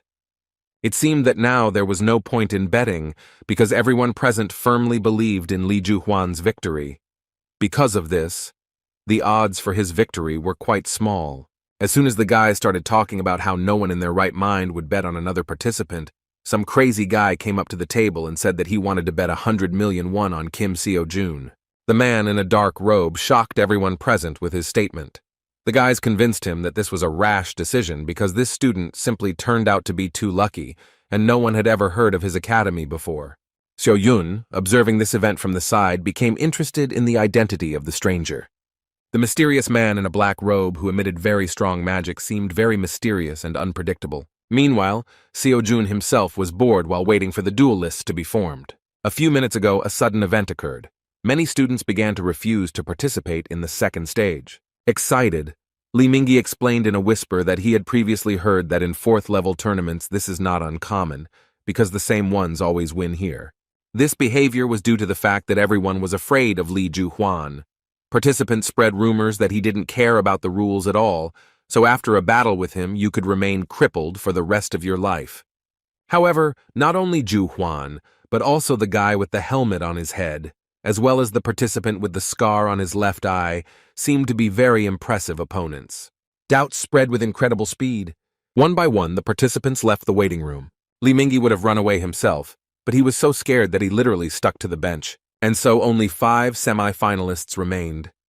An hour later, the lists of duel pairs were presented. In the first fight, Kim Seo-jun and Jang Dak-chul were supposed to fight. In the second fight, Li Juhuan and poor fellow Li Mingyi were going to fight. Since there were only 5 participants, Li Chul-min received an automatic win. Seo-jun began to think that if he won the first stage, then most likely, if he makes it to the finals, regardless of the result, he will become the winner of the tournament. At one point, he noticed his comrades' excitement. Li Mingyu was trembling with fear, and when Seo-jun noticed this, the guy in the checkered shirt whispered in panic that he couldn't believe that he was going to duel with Li Juhuan. Despite his incredible fear, he still had enough energy to shake his new friend. With a kind smile, Seo-jun said that Li Mingyi was acting stupid because he wrote himself down as a loser, even though his fight had not even started. Seeing his friend's condition, he suggested that he withdraw his candidacy, because with such an attitude, nothing would really happen for him. With his eyes downcast, Li Mingyi sadly said that he couldn't just leave the tournament. Meanwhile, a tournament official entered the room and announced that Kim Seo-jun and Jang Dak-chul should prepare to enter the arena. Getting up from the bench, Seo-jun gave friendly advice at the end and said that if Mingyi decided to fight, then he should fight to the very end. After all, who knows, maybe he will be lucky and even win. After these words, Li Mingyi grabbed his hand in surprise. He asked in confusion why Seo-jun was not worried before such a difficult battle. With a confident smile, Seo-jun replied that he only cares about how much experience he will be given for this fight.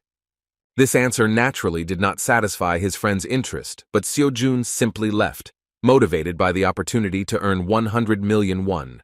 As soon as he entered the stage, the presenter announced the continuation of the tournament and the beginning of its second stage. The first to be presented was the new record holder of the race in the labyrinth, who was able to bypass all the monsters.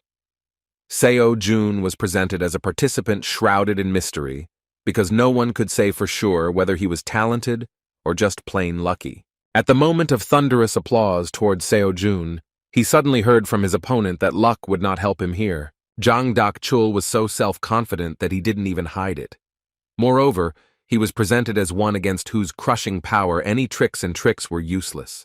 With a loud laugh, an arrogant guy with a ridiculous helmet on his head said that student Kim spent all his luck on the first stage, where he managed to set a new tournament record. In response, Seo-jun said that it was too early to judge which of them was unlucky. These words seriously angered his opponent. As soon as the referee announced the start of the battle, Dak-chul furiously attacked, shouting that he would make Seo-jun regret his bold words. However, these threats did not bring any results, because the Dream Academy student was more determined than ever, because a prize of 100 million won was at stake. As soon as Li Mingyi heard that his friend's battle had already begun, he began to worry even more. Glancing at his opponent, who was standing to the side with an angry expression on his face, he decided that now was a bad time to worry about others. He had to face Li Juhuan, which seemed terrifying from the very beginning. Even though he was trembling with fear, Seo Jun's words were what kept him in control. But just as he thought that he and Seo Jun were no match for these guys, those in the waiting room screamed in surprise at the shocking news. None of those present could believe that the duel would end in the blink of an eye. The winner of the semi-final of the second stage of the tournament was Kim Seo-jun from Dream Academy. In response to the result of the first fight, the red-haired guy, who was previously considered the winner of the tournament, arrogantly said that the scum should have a place among the scum. Despite his words, Li Mingyi felt much better once he learned that his fellow sufferer was able to defeat his opponent.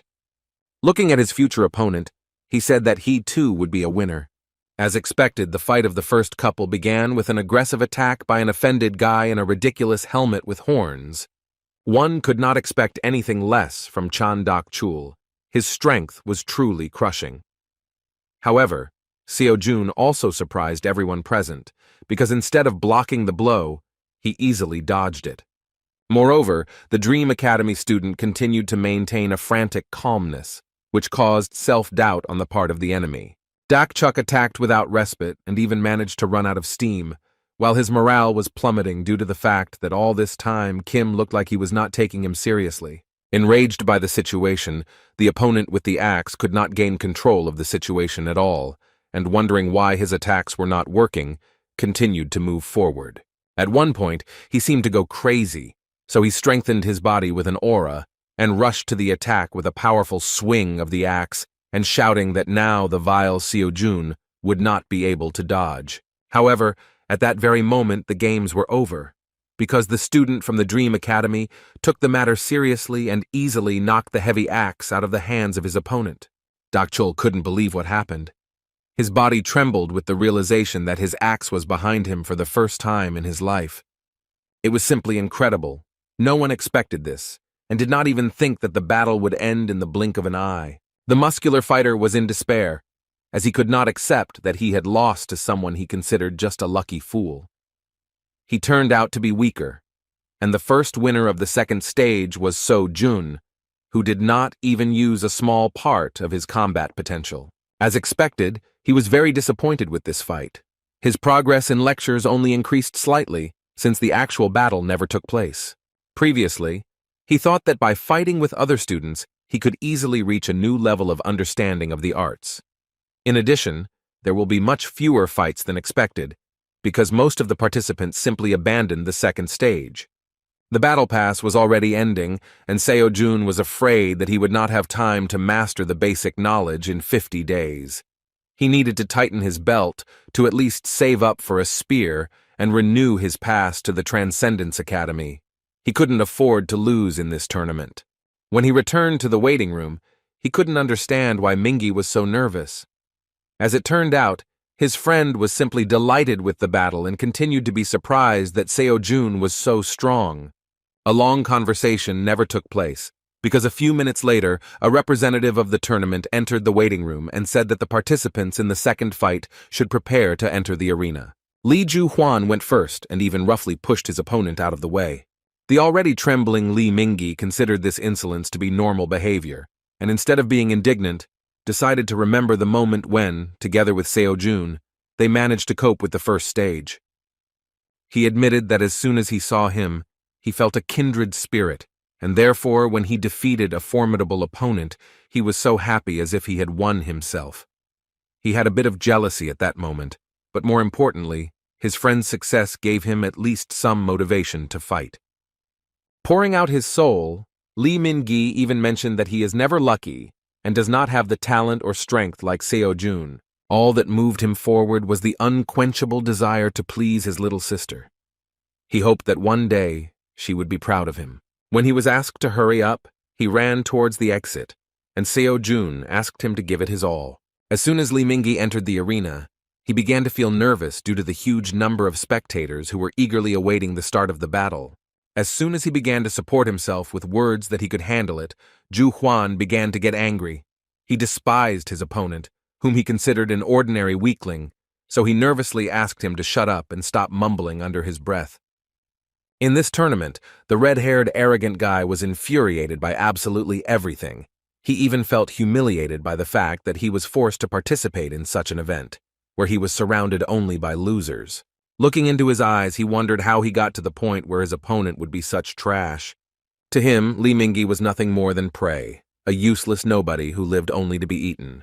Considering his opponent his prey, Zhu Huan decided that in this fight, he just needed to remind the scum where he belonged. He was even more infuriated by the fact that he failed to take first place during the first stage. He believed that he was head and shoulders above everyone else, so he had to demonstrate his superiority in absolutely everything. Although Li Mingyi was visibly trembling, he was not going to give up and held his blade in the direction of the contender for winning the tournament. The red-haired guy was incredibly angry with the knowledge that his ridiculous opponent believed that he had at least some chance of winning. He couldn't wait to put an end to this fight. A few minutes later, the judge announced the start of the fight. Li Mingyi kept saying that he could handle it, just like his brother Xiao Jun. Considering what was happening to be a real humiliation, Zhu Huan only thought that there was no point in this tournament in the first place. As soon as the fight began, Zhu Huan charged furiously to end the fight with just one blow. To his surprise, this was not enough, and Li Mingyi miraculously managed to resist. Li Zhu Huan continued his attack and unleashed a mountain of furious, precise blows on his opponent. Trying to withstand the stubbornness of his opponent, poor Mingyi looked tied hand and foot, and the audience doubted that he would hold out even a little longer. His opponent had already begun to lose his composure and even managed to say that he could not believe that his opponent was such a pathetic brat. After these words, he delivered a powerful blow to the poor fellow's stomach with his handle, shouting that he shouldn't have stuck his head out of his village. Such a strong blow threw Li Mingyi aside. Crouching on his knee, he began to writhe in pain. Feeling the difference in their strength, he still admitted that he had no chance of winning. The realization that they were on completely different levels sent tremors through his body again. However, he could not leave just like that, because all this time he was only thinking about the fact that he wanted his sister to be proud of her older brother. At that moment, he remembered his brother and his success. Unexpectedly for all the spectators, Li Mingyi began to rise to his feet, despite the pain. He knew that there was no point in counting on victory, but now his task was to hit this vile bastard at least once. Putting all his strength into the blow, Li Mingyi rushed into the attack in order to at least catch the enemy with the tip of his sword. He couldn't count on more, yet they were on completely different levels. Within a moment, the fight was over. The crowd began to cheer. As they predicted, the winner of the second battle was Li Zhu Huan from Revenant Academy. The audience was delighted and only confirmed that the rest of the participants in this tournament are not even suitable for such a monster. Zhu Huan had no place in the fourth-level competition because everyone understood that this brute was a master of his craft. However, Li Mingyi still managed to achieve his goal because, albeit slightly, he still hurt his opponent. Moreover, the public also noticed a small cut on the face of the invincible Zhou Huan, which was left to him by a completely ordinary boy. The arrogant, red-haired Revenant Academy student was beside himself with rage. Considering himself an elite, he was filled with rage at the realization that some ignorant weakling had managed to hook him. Then he suddenly turned to the judge and said that he was withdrawing from the tournament. The man in the yellow t-shirt was shocked by the words of the main contender for victory, so he asked in surprise how to understand this. Everything came to a head at that moment, when the inadequate red-haired guy walked up to his already beaten, losing opponent and furiously kicked him in the face. Addressing the audience, he shouted that this tournament was a bunch of losers. He accused the organizers of accepting just anyone, after which he stated that therefore they would not be able to achieve anything above the fourth level. Tournament officials immediately rushed into the arena, saying that the fight was already over, and if he did not stop, they would be forced to take action. However, in response, the arrogant Zhu Huan said that he was sick of looking at this pitiful spectacle of losers who want to become hunters. After these words, he completely placed his foot on the head of the poor fellow lying on the ground. Within a moment, Seo-jun burst into the arena and rushed to attack the inadequate, arrogant bastard who had completely lost his fear. After that, he said that he was tired of this, and if Ju Huan insisted so much, then he would beat him right now, without waiting for the finale. When a Dream Academy student asked the impudent red-haired opponent to remove his foot from the head of his work, he refused. The patience of the guy with the spear was already at its limit. In response to the self-confident words, he furiously swung his spear, and the insolent man was forced to jump back. As soon as he scared off the enemy, he immediately sat down next to his comrade to find out if he was conscious. Li Mingyi was injured and could barely speak. Seeing this picture, the arrogant Ju Huan said that it was very touching. Seo-jun couldn't stand by. Looking at the daring opponent who considered himself an elite, he sternly asked if he really enjoyed looking down on people. Until the very end, he could not understand what was wrong with him, because no one in their right mind would put their foot on another person's head. In response, the arrogant academy student revenant said that he was sickened that some hillbilly forgot his place and even dared to enter the arena to fight him. Seo-jun still didn't understand his behavior and asked if they really couldn't even dream, since they were worse than him. Ju Huan took his words as some kind of joke and started laughing, saying that he didn't know that in their time anyone still believed in such fairy tales. It seemed strange to him that someone thought that if they trained hard, then they would succeed. The watching public did not understand how the judges allowed something like this to happen. As it turned out, the judges simply could not interfere in this conflict, because this was the order from above. They could only watch what was happening. The fight was inevitable, and So-yun was well aware that her student was weaker than his opponent. And yet she did not interfere and only watched excitedly, trusting her student. Meanwhile, Ju Huan had already begun to lose patience, and angrily calling his opponent a non-entity, said that he would now demonstrate to him how the world works. He believed that people without talent are nothing more than scum, and to achieve success, you need to go over your head. Seo-jun couldn't come to terms with his words. Ju Huan really believed that there is no place for dreams in this world, and all awakened people are divided into worthy and losers. And yet he couldn't hate him, because in truth he used to think so himself. During these 9 painfully long years, when he endured everything just to become a hunter, he was constantly faced with a harsh reality. He hated himself because he had neither money nor talent. He hated himself for his helplessness. Work only helped him stay afloat, but he could not achieve more, because most of the money went to pay off loans. In his reflections, he came to the conclusion that, probably, there is nothing more pathetic than clinging to something that cannot be achieved through hard work. He asked himself many times how his life would have turned out if he had given up and chosen a different path. However, after a while he got rid of these doubts and even now did not lose his determination in the face of a formidable opponent. Addressing the judge, he asked him to take care of Mingyi. Seo-jun took a few steps towards the enemy, thinking that he would not repeat his mistake again. Previously, he constantly succumbed to fear and doubted himself.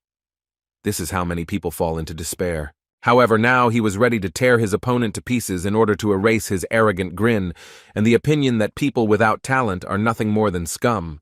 With a cold look, he said that he would teach a lesson in politeness to someone who had never felt superior to ordinary guys. After these words, Seo-jun rushed to attack, and the judge began to shout that he had to stop, because this was against the rules of their tournament. These words no longer meant anything to him. The Dream Academy student began to spin his spear to deliver a quick and unexpected strike. Seeing this, Ju Huan sighed arrogantly. After that, he angrily said that Seo-jun must be joking since he dared to challenge him. Seo-jun landed a powerful spear strike with a high jump, while Ju Huan was able to block using his huge two-handed sword. The red-haired guy did not feel threatened by him at all, and said with a laugh that the pathetic bug would regret that he decided to show up in front of him. He then swung his sword with ease, throwing Seo-jun aside. Without losing speed, he charged furiously, grabbing his sword with both hands. The madman tried to strike at high speed, but Seo-jun managed to jump back. Then he was forced to constantly block furious blows, and several small cuts appeared on his face. Kim recognized that his opponent was very strong, so it was not surprising why everyone thought so highly of him. In the fight with Dak Chul, he did not even doubt his victory. Now the situation had changed, and Seo-jun felt overwhelming pressure from the enemy. Catching himself on this thought, he immediately decided to listen to the advice of his mentors. Seo-jun trusted his feelings and began to simply go with the flow, so as not to strain himself with unnecessary thoughts in a responsible battle. Within a moment, he threw his opponent aside. Naturally, the arrogant Zhu Huan was infuriated by such insolence. When the judge said they had to stop immediately, the red-haired guy furiously shouted for them not to interfere. Anyone who considered himself a predator, the top of the food chain, could not come to terms with the resistance of his prey. However, in this battle, his opponent was different from the others. He couldn't understand why someone he considered trash was looking at him as if he were a predator himself. Now Zhu Huan was really angry. He mockingly said that dreaming is not harmful, but the pathetic non-entity should see for himself what will happen to his dreams when he is faced with cruel reality. Within a moment, he closed the distance with incredible speed. Then he launched a furious blow, which Seo-jun still managed to block. The impact was so strong that the surface of the arena began to collapse. Although Seo-jun began to tremble from such incredible pressure, the fact that he was able to block this blow only angered his opponent more. As Zhu Huan continued to throw punches, he noticed something strange. He realized that his pathetic opponent was becoming stronger with each blocked blow, like a monster growing right before his eyes. Within a moment, Seo-jun himself rushed to attack, and this time they exchanged blows. Zhu Huan was furious and began to lose his temper because he could not accept the fact that some brat managed to push him away. Just like Li Mingyi gave him a small cut, Seo-jun also did something that completely freaked out the red-haired guy. Enraged, Zhu Huan went mad and began to release mana against his weapon. Seo-jun did not expect that the opponent would break the rules of the tournament and start using aura. He himself did not yet know how to control his own mana, so he had nothing to oppose. The judges and other tournament workers began to panic and rushed into the arena screaming, realizing that the crazed red-haired guy was going to kill his opponent. Seo-jun himself understood perfectly well that running away was the best option. However, at that same moment, he began to have an internal dispute, as a result of which he realized that if he ran away, he would betray everything he had learned. At that moment, he began to remember the words of his teacher, and it seemed to him that he was nearby. One day, Xiang Yu, like his student, entered into a battle, the outcome of which was a foregone conclusion. He lost, and there was no changing that. Then, for the first time, he felt despair because he was afraid of defeat. However, he rushed into battle and fought, because this is the true spirit of a warrior. Xiang Yu taught him that even if everything points to his defeat, he must continue to fight like a beast and believe in his victory no matter what. Remembering the words of his mentor, Seo-jun resolutely clenched his spear, because he did not intend to show his back to the enemy. The force that tears mountains out of the ground will erase any barriers, and the spirit that can turn the whole world over will dominate it. As soon as Seo-jun charged, he unknowingly began to release his mana, and a blue aura surrounded his spear. Seeing how much his opponent had changed, the enraged Zhu Huan, who believed only in talent, shouted that he was the only predator here, while the rest of the students were just litter on which he would continue to wipe his feet. Tournament officials rushed to stop them, but it was too late. A moment later, two furious fighters attacked each other with a wild cry. There was a powerful explosion of energy, which raised a column of dust and made it difficult to see what the result of this collision was. But just as the heat began to dissipate, the public saw that the clash had emerged with a winner. An inexperienced fighter, who was considered an ordinary lucky newcomer, managed to win this battle. Zhu Huan lost consciousness and fell to the ground, while Seo-jun silently tried to stand, leaning his trembling body on a long spear. The audience was shocked by what happened and began chanting the name of the winner of this fierce battle. Seo-jun also couldn't contain her surprise. She was shocked, because she saw how rapidly her student developed. 2 weeks ago, he could barely block her mana-soaked blows, but now he was able to use the aura himself. It was simply amazing, and now she was thrilled to know that she had made the right decision when she decided to choose him as her student. Looking around, she again saw the mysterious man in a black robe. Previously, she found him very suspicious when she saw that he had bet on Seo-jun at an underground bookmaker. The stranger himself shouted in surprise. He was excited by what had happened because he couldn't believe that someone from the 4th level could so suddenly master the aura technique. So Yoon was also surprised, but still not as surprised as this stranger. It seemed that before his eyes, Kim So-jun violated the laws of the universe. At that moment, she just remembered an important detail, that the stranger had bet a large sum on Seo-jun's victory. However, when she looked around again, the mysterious guy had disappeared from sight. The tournament ended after Seo-jun's incredible triumph, but he returned home without a victorious mood. Unfortunately, the victory over the tyrant did not bring him anything more than applause and recognition from the public. Because he did not listen to the judges, he was disqualified. Tournament officials admitted that Lee Ju-hwan had behaved in an inappropriate manner, but at that time he withdrew from the tournament and Seo-jun intervened as a participant. The judge warned him of the consequences, but he did not listen and did his own thing. Seo-jun broke the rules of the tournament and couldn't even argue with it, but the fact that no one even tried to stop his opponent before he intervened himself remained in question. Although Lee Ju-hwan withdrew from the tournament at that time, he was also punished, because enhancing a sword with an aura was regarded as attempted murder. Despite this, he will not go to trial, but the Hunters Association will definitely prohibit him from taking the exam for the next 5 years. Lee Chul-min automatically became the winner, even though he never fought in the second stage. Second place went to Lee Mingi, and third place went to Jang Dak-chul. Among the good news was that Seo-jun himself had made some pretty good progress in his lectures thanks to the last battle. According to Xiang Yu's lectures, he achieved 56% mastery of information, while Chiron's lecture was close to 49%. After thinking a little, So-jun came to the conclusion that the incomprehensible power that he felt in the battle could manifest itself precisely because progress had passed halfway. Based on the increase in his level, he decided that it was worth looking at the list of courses to choose another direction. However, at that moment, he was distracted by So-yun. She was very worried about his condition and decided to see him after the tournament ended. Fortunately, Seo-jun was completely fine, and said in his defense that although he looks like a weakling, he is actually a very tough nut to crack and doesn't mind such a battle. After making sure that everything was fine, So-yun breathed a sigh of relief. Suddenly, for his teacher, Seo-jun decided to apologize. When asked what he was talking about, he said with a feeling of guilt that he could have won if he had not interfered where he was not asked. Seo-jun was surprised to hear that there was actually nothing wrong with it, and she just wanted to know if he was okay. After her words that he initially counted on a cash prize, Seo-jun was speechless from the realization of the main problem of disqualification.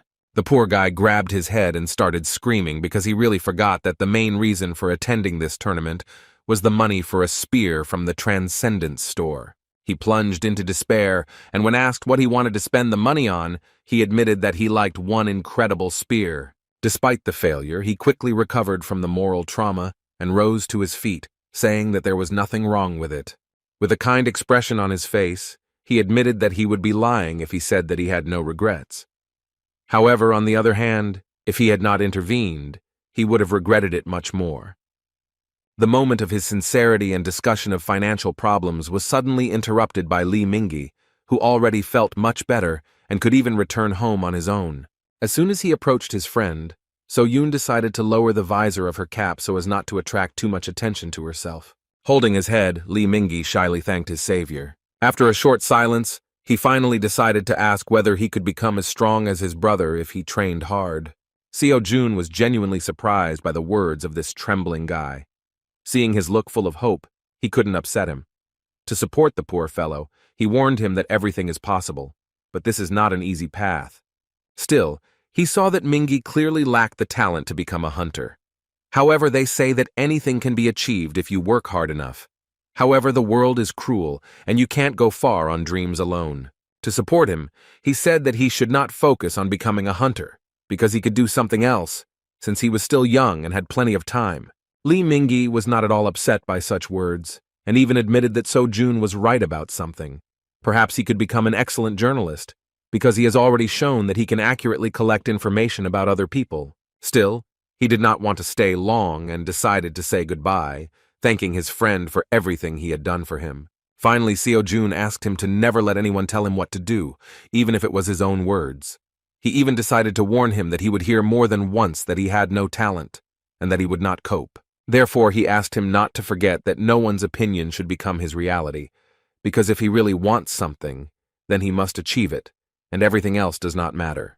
The sincerity on the part of his brother touched Li Mingyi so much that he could not hold back his tears. Saying goodbye, he promised that someday he would visit him with his sister. Looking after Li Mingyi, So Yun said that she was pleasantly surprised by how her student acted. Seo Jun, awkwardly walking towards his house, replied that he constantly blames himself for always sticking his nose into other people's affairs. With a kind laugh, the mentor said that she saw nothing wrong with this, because now her student had his first devoted fan. In response, Seo Jun surprised her by saying that it would be better if he became her second student and not just his fan. He believed that he should have seized the moment and invited him to their academy. So Yun really didn't expect such words from him. She felt happy thanks to his support, because now he said that this was their academy. Now she was definitely not alone. Overcome with joy, Seo Yun caught up with Seo Jun again and cheerfully said that since he had done a good job, she would buy him a new spear. When asked why she suddenly decided to do this, she asked him not to worry and consider it a scholarship. Meanwhile, one of his wards came to visit the master of the Star Sword. He was warned that the master was meditating, and at this moment he could not be disturbed, but the guest said that the matter did not require delay. So Moon Chul, a one-armed guy who is considered one of the most loyal subordinates of the Star Sword, still disturbed his master. In response to his sudden intrusion, the old man said threateningly that he thought he had made himself clear when he asked not to disturb him. Releasing his incredibly powerful aura, he asked his subordinate how dare he ignore his orders. The pressure from the master was simply monstrous, and even an experienced hunter could not move. He could barely muster the strength to report that Lady So Yun had participated in the academy tournament. These words greatly interested the old man, because he could not wait for this, knowing that So Yun had no students. Moon Chul, seeing the master's uncertainty, confirmed his words. They had actually gathered some information regarding what had happened at Dream Academy recently. No one expected that after all the unsuccessful attempts, So Yun would still decide to try the old business again. Realizing the importance of the matter, the old man rose to his feet and said that he would personally deal with this problem. With a thoughtful look, Star Sword Park Min Chul said that he personally should see what his granddaughter's new student is like. The next morning, Seo Jun again went to the Dream Academy, where he wasted no time in refining his spear skills. The next daily task regarding 5,000 swings of the spear was completed, but So Yun, as usual, did not understand what was going on. The strange behavior of the student all this time put her in an awkward position, but during all this time she never managed to find out anything. Noticing her intense gaze, Seo Jun asked why she was staring at him so dissatisfied, but the girl replied that he just imagined it. In fact, she still held a grudge against him because he was so eager to get money for a new spear, but when she offered him a lucrative gift, he was so meticulous in choosing it that he ended up leaving with nothing. In response, Seo Jun said that he was simply not worthy of the gift. Pointing a condemning finger at him, the girl demonstrated that she saw right through him and said with displeasure that he was a liar, because he was clearly not one of those who would simply refuse such things. She was willing to bet that the problem was something else. She was really right, but Seo Jun didn't know how to explain to her that since he saw the beautiful weapon from the Transcendent store, he couldn't even look at an ordinary spear. Things got even worse as the price had increased to 120 million won due to a recent recalculation. Money that was not earned through honest labor was not counted. So now, So Jun was completely afraid to do anything. Seo Yun, as expected, was infuriated by the situation regarding the fact that her student refused the offer, even though she said that she would pay for everything. Naturally, when the granddaughter of the greatest hunter gives you such an offer, it's a chance of a lifetime. And yet there was one more pressing issue that they did not have time to discuss. So Yun inquired about what mana enhancement technique her student used in the battle with Zhu Huan. Seo Jun had no idea what he was talking about. So Seo Yun explained that without the technique, he would not be able to use magic. She noted that she personally saw how he pierced the armor of monsters, but judging by how he fought in the tournament, his technique was clearly not of a low class. At the same time, her interest was even stronger because she had never seen him train her. At that moment, Seo-jun thought, because he really doesn't know how this happens, because he has never studied any technique for enhancing mana. The mana enhancement technique is a technique that allows you to use your mana most effectively. There are many different types of this technique. Depending on its effectiveness, it is divided into lower and higher class equipment. Each hunter has his own mana enhancement technique. Some even patent it. In fact, Seo-jun wanted to get into the elite academy precisely in order to acquire effective high-level equipment.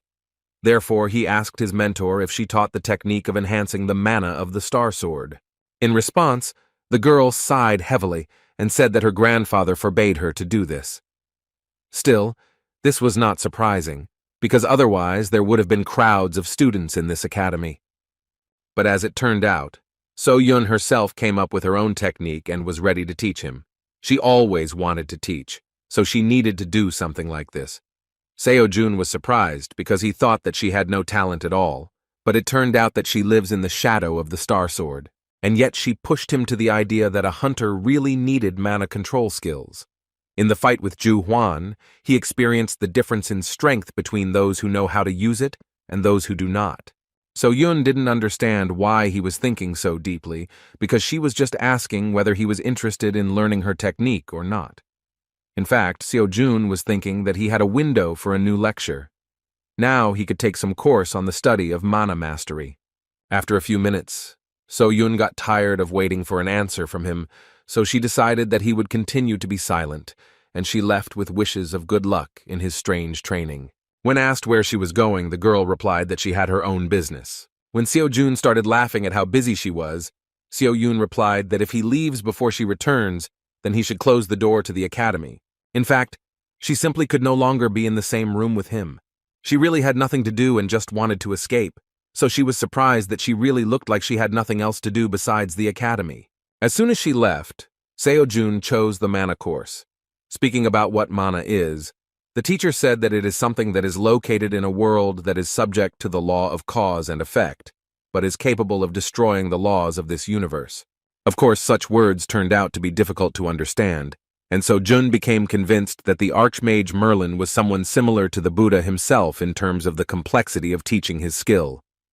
It seemed that these words were only the beginning of the lecture, but after a moment the old man said that with this, he had said everything he wanted. Seo-jun felt like he was going crazy again because of his studies.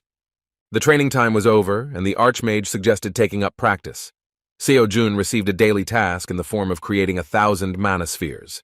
Without wasting any time, the guy started trying to make at least one sphere. Now he could say that sensing and controlling mana was not that difficult, and it was all thanks to Kiran's lectures. However, it was still not easy, because although he felt mana, he could not give it a form. The Archmage mentioned that he should use mana to connect his mind with the outside world, transfer the fruit of his imagination into reality, deceiving and convincing it that everything happens according to the laws of nature. At one point, the student concentrated so much that he began to feel how he could give shape to his energy. In the most striking example of how to do this, the Archmage Merlin described a force that truly does not exist anywhere in nature. It was about the mana aura that Seo-jun had already used once. A few minutes later, the guy saw a small accumulation of energy in his palms, which really left his imagination and ended up in the real world. The crumb between his palms actually turned out to be a sphere of mana. He was surprised that all his efforts gave him such an insignificant result, because the Archmage was unlikely to count this as a correctly performed exercise. Despite this, he was proud of himself because this was a real achievement. He understood that over time he would do better. He just needed to constantly hone his skills. At that moment, Park Min-chul suddenly entered the academy and addressed the stranger with a dissatisfied tone. Seo-jun, holding a small sphere in his hands, was surprised by the appearance of a gentleman whom he had previously only seen on television screens. Mr. Min-chul really came to the academy to see who became his granddaughter's student. He did not expect to see something like this, because he felt that there was a clot of mana in the guy's hand. What was suspicious was that something like this was not easy to create. This meant that this guy was talented. However, this only deepened his understanding of the situation. The old man began to suspect something was wrong, thinking that there was only one reason why such a gifted guy came to So-Yun Academy. He feared that Seo-Jun was one of those who wanted to take advantage of his granddaughter. Releasing his terrifying energy, he sternly repeated his question, and, shocked by the situation, Seo-Jun was forced to dutifully introduce himself. The guy really felt afraid because he didn't expect Grandpa Starsword to visit So-Yun Academy so suddenly. Addressing him without any formality, Seo-Jun mentioned that he had only seen him online, so it was amazing to him that he was finally able to meet the greatest hunter in person. He further suggested that the distinguished guest had come to see So-Yun, after which he said that unfortunately, she had left on some business.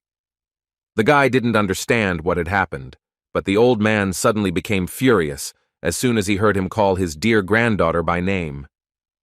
His reaction was not strange. He treated Park So-Yun very carefully. While in Korea they only address people with whom you have a close relationship by name. But at that moment another question began to worry him. Once he released his terrifying energy, he put incredible pressure on the student, but for unknown reasons, he continued to stand on his feet. Seo-Jun didn't understand what he was talking about, so Park Min-chul said that his lust for killing, soaring in the air at that moment, usually paralyzes anyone below the S-class of hunters. After these words, the student understood what was happening, and the only explanation for why he was on his feet, he believed that this was the action of an unshakable heart. Silence began on his part, and the old man again asked a question regarding what such a guy forgot at the Park So-Yun Academy. Seo-Jun really didn't understand what he was talking about, so he looked very confused. In response, Mr. Park began to slowly walk towards him and reached for his sword, saying that with such and such talent, he would have been accepted into any academy. But for some unknown reason, he decided to get closer to So-Yun. Releasing his menacing power, the old man threatened that the guy would regret it if he decided to lie to him. Sensing danger, Seo-Jun began to panically ask him to stop and shouted that it seemed to him that they had misunderstood each other. However, Mr. Park was not going to listen to him to the end and said sternly that he did not think that he would receive an honest answer so easily. Within a moment, he swung his sword and Kim, sensing terrible danger, was forced to fall to the ground to avoid being hit. He only miraculously managed to avoid being seriously wounded, which greatly surprised the old man. As it turns out, Seo-Yun was going to visit her grandfather when she decided to leave on business. When she came to his house, she found out that he was not there. The lady who worked here said that she should ask the chairman about what Mr. Starsword is doing now. In fact, she just wanted to tell her grandfather about her new student. At the moment when she wondered where her grandfather might have gone, Seo-Jun was in a mortally dangerous situation. The old man continued to apply incredible pressure and repeatedly asked the question of what goal he was pursuing. So-Yun had no idea what was happening at that moment. However, she understood that something was wrong here. She wanted to keep everything a secret for as long as possible. But after participating in the tournament, it was no longer possible to hide Seo-Jun. That is why she decided to deal with the problem by revealing the truth to her grandfather. At that moment, the chairman approached her. The chairman was a one-armed man who was very trusted by the Star Sword. He greeted the young lady with a sincere smile, saying that he was glad to meet them. So-Yun admitted that he was just in time because she was looking for him. As soon as she told her that she had come to her grandfather, she was shocked by the truth that Mr. Park had just gone to her academy for a visit. At the same moment, she hurriedly ran back, realizing that during this time something terrible could have happened. The lady in the purple jacket didn't understand why So-Yun was so scared by this news, but the chairman already guessed what it was about. So-Yun was in a hurry like never before. She was already blaming herself for letting her guard down. Still, she knew that grandfather would come to their academy sooner or later, but she did not think that everything would be so soon. She had to hurry so that Seo-Jun and Mr. Park wouldn't meet without her. Unfortunately for her, the battle had already begun. This was the first time Seo-Jun had been in such danger, even though Master Starsword had not even drawn his sword from its sheath. However, this detail played into his hands, because now it became clear that the old man was not trying to kill him, but rather simply wanted to pacify him and get an answer to a strange question. Surprised by the young man's resilience, Park Min-chul asked who he really was. Su Jong again began to beg him to stop, saying that he really didn't understand what he was talking about. He tried to explain that it was all a misunderstanding.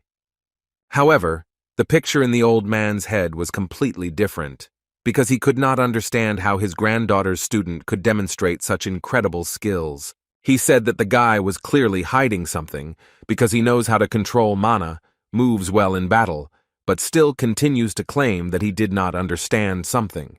All this made him angry, because he thought that the little shit was blatantly lying to his face without even thinking. Flying to the side after another blow, Seo-jun rose to his feet and shouted that he had no idea what So-yoon told him, but in this situation he needed to calm down. In response, the old man shouted that he was a scoundrel. Seeing the raging energy of the Star Sword, Seo-jun realized that he only made the situation worse because he said something wrong.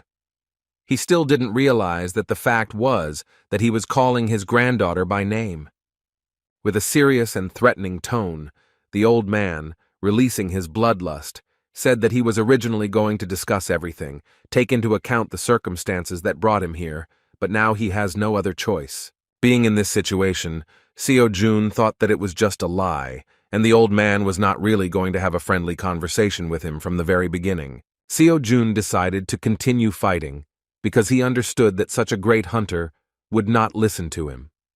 He was not afraid of dying, because he understood from the enemy's movements that no matter what he said, he would not kill him. If the Star Sword really wanted to kill him, it would have done it the moment Seo-jun sensed its presence. One who is above the stars themselves, Park Ming-chul's Star Sword was on a completely different level. Seo-jun didn't think that during his first meeting with the person closest to his ideals, he would have to fight. In fact, he was delighted that he had such an amazing chance to gain an incredible amount of experience in battle with the greatest hunter. Of course, Mr. Park was not particularly happy with this behavior on the part of the young man. He considered him a real scoundrel. Seo-jun's attitude has changed. He even enhanced his own body with an aura, showing that he does not deny the fact that he is ready to fight. During his life, Mr. Park saw many hunters, but only one looked into his eyes without fear. Seo-jun looked exactly the same, so you'd think he was strong enough to really try his luck. Rushing into the attack, the old man struck the first blow with thoughts about what this young man needed from his granddaughter. Seo-jun could hardly resist such pressure. He still couldn't cope with his opponent's speed and couldn't even feel his attacks. His face was covered with cold sweat from every movement of the great hunter. He couldn't even notice the simple blows performed by the Star Sword. The old man's power was beyond his understanding. However, Seo-jun continued to try to hold out and dodge the attacks in every possible way with incredible interest in how much longer he could hold out against such a monster. At one point, he himself rushed to attack. However, Star Sword did not feel any danger from him. He was surprised by the young man's self-confidence and decided to teach him a lesson, hitting him in the stomach with incredible speed with the hilt of his sword. Seo-jun flew to the side with a scream, and Mr. Park looked away and said that his pathetic attacks were ridiculous banality. Despite the hopelessness, Seo-jun did not give up and tried to gain as much knowledge as possible from this fight. He could not allow the battle to end quickly, and tried to find out at least something else. Rising to his feet, he realized that tricks would not help him. However, while the enemy was not yet serious, he felt that he still had a chance to surprise the old man. Park Ming-chul did not want to waste much time on this issue, so he rushed to the attack again. Seo-jun felt like he needed to impress him, but he didn't know how to do it. However, as soon as he stopped thinking about it, he trusted his feelings and surprisingly managed to evade his opponent's sword. He then desperately swung his spear to strike at close range. Subduing the mana to his will, he forced it to fill the spear, strengthening the counterattack. The old man was unexpectedly surprised at what the young man was capable of, who didn't even have a hunter's license. He couldn't figure out what kind of mana technique he was using, but it looked extremely interesting. Seo-jun directed his punch with a furious cry, putting all his strength into this attack. A powerful surge of energy directed at the old man limited visibility at that moment. However, the result was a foregone conclusion. He did not even manage to catch a powerful enemy. After Seo-jun used his aura, Mr. Park shouted that the young man had finally shown his true mean face. In response, Seo-jun said displeasedly that Mr. Star Sword was the first to attack him. After these words, Seo-jun, who did not understand the old man's feelings, again said that he could not wait for his teacher to return. calling the granddaughter of the Star Sword by name. The greatest hunter began to lose control, demonstrating his terrifying strength. He said that if the young man wanted it so badly, then he would personally send him to the next world. Just as Kim was beginning to say goodbye to life, fortunately for him, So-Yoon burst inside the training room and shouted that it was enough. The fighting stopped, and So-Yoon started screaming that she wanted to know what was going on here. She was incredibly angry at her grandfather for starting to scare the crap out of her students again. Looking at Seo-Jun, she began to get angry at her grandfather and accuse him of beating the poor fellow until he had bruises all over his body.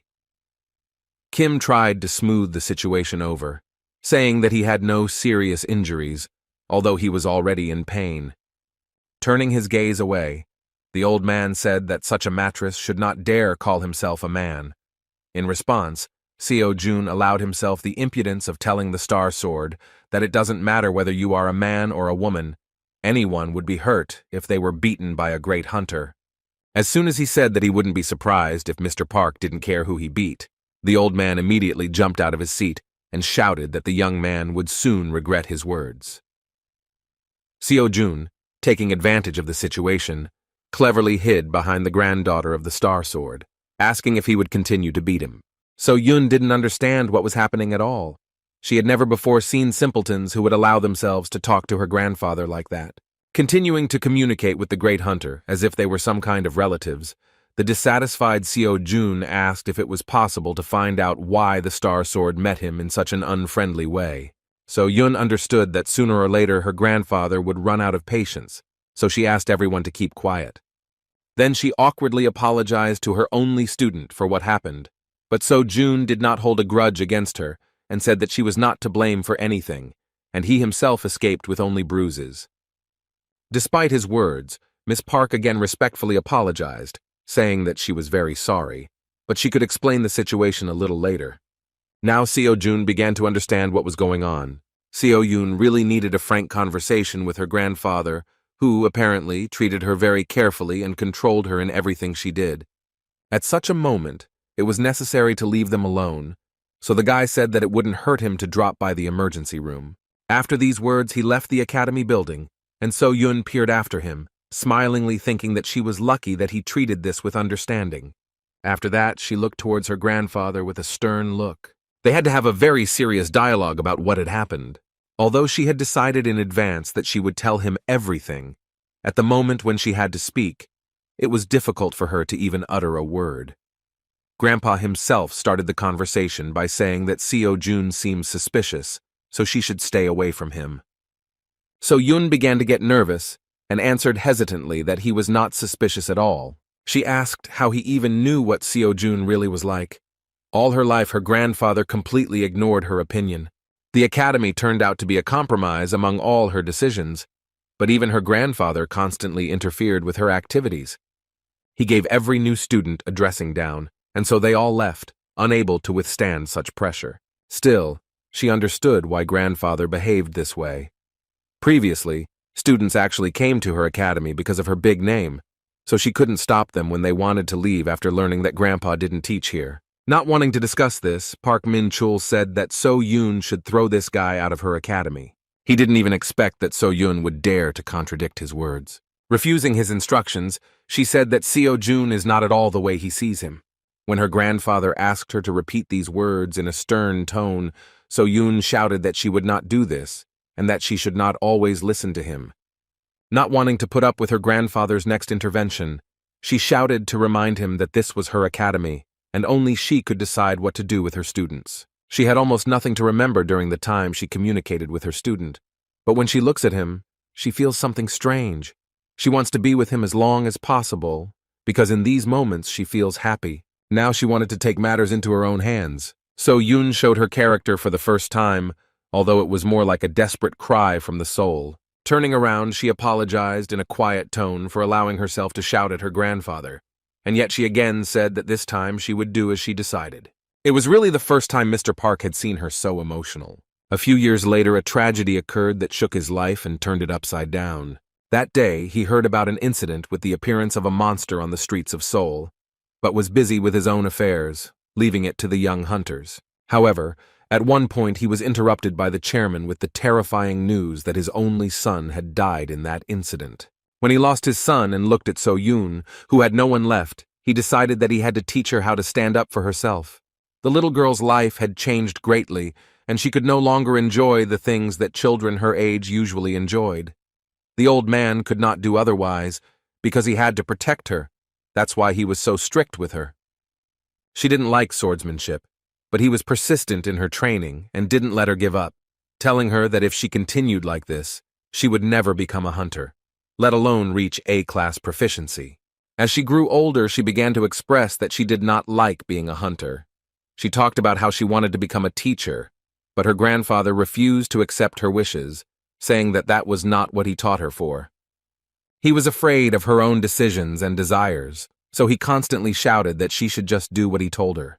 Park Min-chul understood perfectly well that all this time he had been oppressing his granddaughter, even though he had the awareness that sooner or later she would turn against him.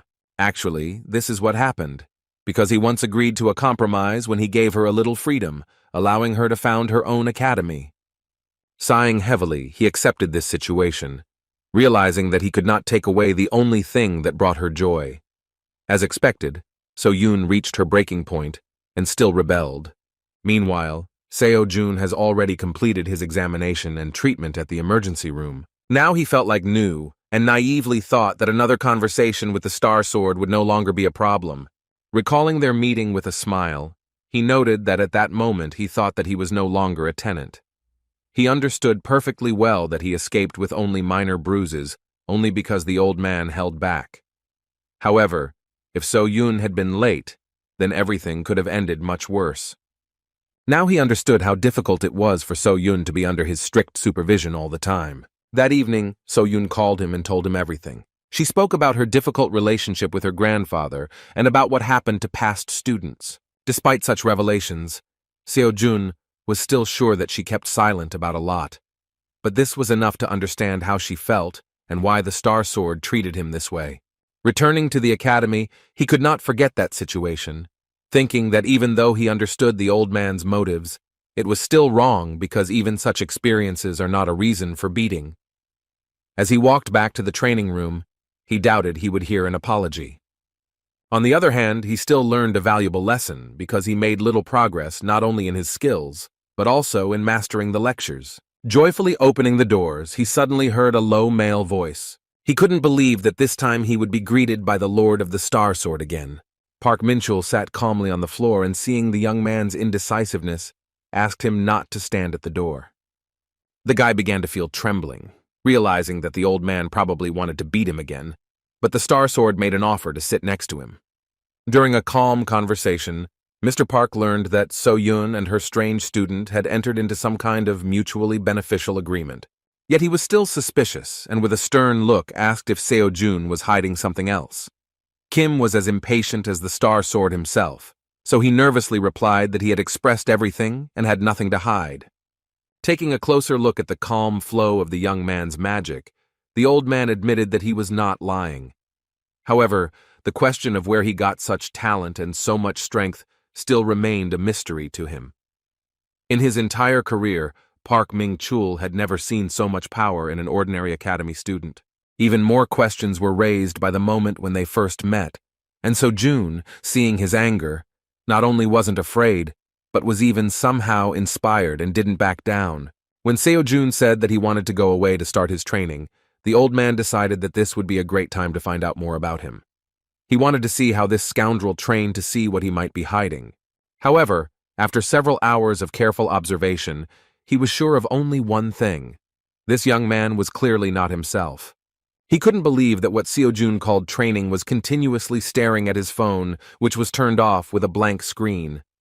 At the same time, Seo-jun was very emotional and even sometimes screamed strange things. Distracting the young man from the strange method of teaching, the old man suggested that he was meditating this way. Seo-jun didn't know how to explain his training, so he decided to just agree. In response, the experienced hunter agreed that meditation is an excellent workout, but noted that you shouldn't overdo it either. He wanted Seo-jun to understand that meditation strengthens the mind and spirit, but not the body. Seo-jun simply agreed with him and continued to look at the phone, so Mr. Park was surprised that he was not at all interested in his words.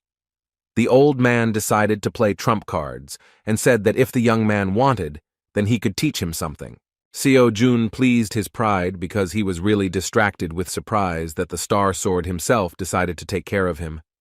The old man did not expect a different reaction, yet the young man hurt his pride, so he blurted it out. To keep things simple, he didn't mind showing him a couple of his moves. However, his pride was trampled a moment later, because the ridiculous boy refused, saying that he was happy with everything anyway. Moreover, he asked if he could be left alone during training, because they could talk a little later. The moment of trampled pride of the great hunter could have ended in tears, but So-yun visited the training hall on time. She was shocked when she saw her grandfather next to the student whom he had recently nearly beaten to death. The old man was glad to see her and immediately headed towards her, saying that he needed to discuss something. So-yun was afraid that he was up to something, so she warned him that she would not forgive him if he even laid a finger on her student. However, as it turned out, he just wanted to speak out about Seo-jun's shocking behavior, saying that he was not right in the head. They could not understand that there was anyone in the world who could refuse training from the Star Sword itself. Instead of getting a few lessons from the greatest hunter, Seo-jun actually continued to act like he had a headache. The guy stared at his switched-off phone, which looked very crazy. So-yun understood her grandfather's feelings, but she had already come to terms with such oddities of the student, and therefore said that this was still normal behavior on his part. Still, she agreed with all his words, saying that she also thought exactly the same way before. After that, she turned to her student, saying that she was already free. Seo-jun immediately looked away from the lecture and looked at her with a smile, and began answering questions regarding his well-being. Yet the old man was still suspicious, since he could not find answers to all his questions. From his observations, he could definitely say that Kim So-jun is not particularly smart, but even despite this, So-yun always smiles when she looks at him. He found it hard to believe that she actually enjoyed talking to him. It made him remember that he had never actually seen her smile like that before. In conversations with her grandfather, she is always strict or sad. He often saw her offended, but not so sincerely happy. Realizing that this could be their sympathy for each other, the old man began to get angry again, worried about his granddaughter, thinking that So-jun dared to hit on her. As soon as he took the first step to teach the impudent man another lesson, he was interrupted by the chairman, who hastily burst into the training room. He immediately apologized for distracting them, but said that the matter was urgent. As it turned out, the Order of Truth invited Mr. Park to visit them. Star Sword was surprised that those wonderful guys even wanted from him. In response, he said that if they want something from him, then they should come themselves, because he doesn't mind. However, this time the matter was very serious, because as it turned out, Sir Kalia himself wanted to see the master of the Star Sword. Even more shocking was the addition that the Order of Truth had another request. Everyone was literally speechless when they heard that Kalia wanted Mr. Park to bring a man named Kim Seo-jun with him. Hearing his name, Seo-jun was surprised that anyone actually knew about his existence. The old man immediately thought that the strange guy was somehow connected with the cunning Order of Truth, so he assumed that he was Sir Kalia's faithful dog. Even So-yun believed this assumption, so Seo-jun answered impudently and dissatisfiedly that he himself was interested in how they knew his name. Everything fell into place when Mrs. Park remembered that there was a strange man in a black robe at the academy tournament. She assumed that the stranger hiding his identity was somehow connected with the Order of Truth. But even after these words, the old man thought that it was still somehow strange because Kalia was unlikely to be interested in any ordinary person. Turning to So-jun, So-yun asked if he happened to know this person, but her student answered with tension that he didn't remember anything like that. After that, he completely put the guys in an awkward position when he confusedly asked if he could refuse this request. All his life he was far from such things, because he devoted himself to working at the Enterprise. So-yun said that the Order of Truth is an organization that includes 7 apostles who are on a par with the heads of major states, so it is unreasonable to refuse their request. Sir Kalia is the successor of the Apostle of Chastity, and usually people like him do not schedule personal meetings. Even after hearing this, Seo-jun did not cease to amaze and said that he had nothing to do with this, because for him it was just some unfamiliar foreigner. He was more interested in continuing to train. In response to these words, Mr. Park's chairman said that he now fully understood why everyone thought so highly of Sir Kalia. When Starsword asked to clarify what he was talking about, Seo Moon Chol replied that Sir Kalia knew in advance that Kim So-jun would refuse his offer. The young academy student froze in place when he heard that the foreigner asked to convey, in such a case, that if Seo-jun agreed to come, then he would give him 100 million won. The mere mention of such a large sum caused neural activation in the monkey's brain, and Seo-jun immediately smiled reflexively, agreeing to the offer. Moreover, he wondered how the stranger knew that he needed exactly that amount. The Order of Truth is a religious organization, but it does not serve human gods, because their god is truth. That mysterious man in a robe is the Great Voice, and the organization is headed by 7 apostles. They convey the will of God, that is, the truths of humility, diligence, gratitude, mercy, patience. A century ago, the Order of Truth was considered a simple cult, one among many. But when the cataclysm happened, they joined forces with the forces of the heroes. Largely thanks to them, peace reigned on Earth again, and so the number of followers of the Order increased significantly. But more importantly, the berserker giant monster was destroyed thanks to their power. When everyone thought that the trouble was over, Berserker suddenly appeared. He was so strong that even all the heroes combined could not cope with him. The situation was so desperate that it was called the Second Cataclysm. Only the Great Voice and the 7 apostles were able to cope with it, thanks to which the Earth was saved. These days, one of them made a surprise visit to Seoul and settled into a hotel on the outskirts of the city. The place seemed too nondescript for a representative of a world religion. When Mr. Park and Seo-jun arrived at the place, the old man told the cult member that he had come personally to Kalia, after which he began to introduce the guy next to him, calling him a fraud. In response, the man in the robe, without listening to the end, looked at the young man with interest, and with anticipation of something interesting, said that he knew very well that in front of him was Kim So-jun. Without delaying the guests, he invited them to pass and informed them that Sir Kalia was already waiting for them. Following the man in the robe, Seo-jun thought that if Mrs. Park was right, then someone from the Order really was at the tournament, and perhaps they decided to lure him with the same amount that he could get for winning. It still remained unclear why he was watching him and why he called him. The guys approached the meeting room, and Kim came to the conclusion that Sir Kalia might know something about him or about the Academy of Transcendence. In addition to the money for the meeting, he planned to find out why he attracted their attention. One of the followers of the Order of Truth led them to a beautiful waiting room, where he asked them to wait a little while for Sir Kalia to come to them. As soon as they sat down, the old man sighed displeasedly, saying that he knew that Kalia would not sit and wait for them. In response, Kim asked if he personally knew Sir Kalia. The old man surprised him with his answer, because as it turned out, this was their first meeting. Seo-jun previously thought that she was quite close. As it turned out, Kalia called him a couple of times, but they never met in person. Even during the cataclysm, he met his mentor, the Apostle of Chastity, but he had not yet met the successor himself. These words reminded the young man that Mr. Park was one of the heroes who once saved the world. For him all this time, he was more like So-yun's grandfather, but he once again thought that he was still a star sword, and this should not be forgotten. When it came to the cataclysm, So-jun decided to inquire about the Great Voice. He shared that he had previously heard that he only appeared in public once, during a fight with a berserker. The curious guy asked the old man whether he had personally met such a great man, and Mr. Park wondered what the Great Voice was like. He succinctly replied that there was no such thing. With some thoughtfulness, he nevertheless clarified that once he managed to see him from afar. At that moment, they heard the door open, and Sir Kalia himself walked inside. When he mentioned that he was glad for their first meeting, Mr. Park replied with a stern look that Kalia himself called them here, and ended up making them wait. Kalia, the successor of the Apostle of Chastity, who looked more like a pretty girl, finally appeared in front of them. He justified his delay by saying that he needed time to purify his body and mind before preaching the word of truth.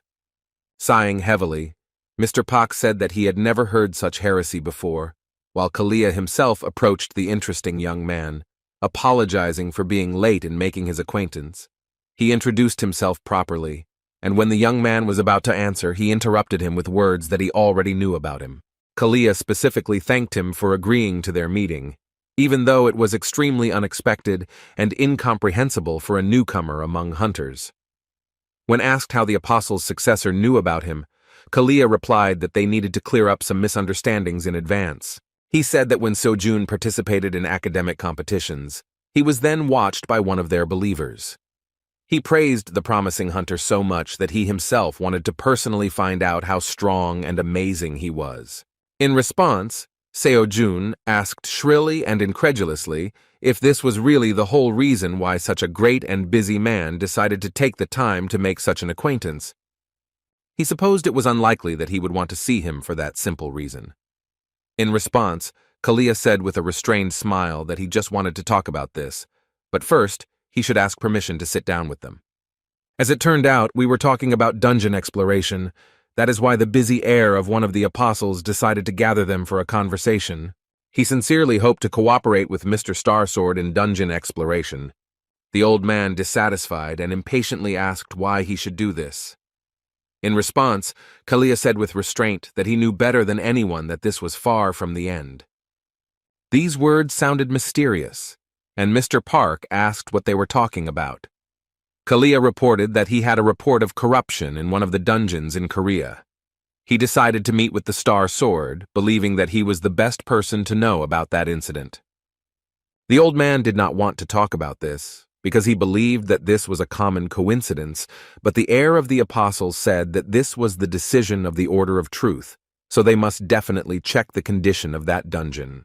Now Mr. Park could confidently assume that this was why Kalia flew to Korea. A piercing observation was also the words that in this way the young master of the Order of Truth would be able to consolidate his position.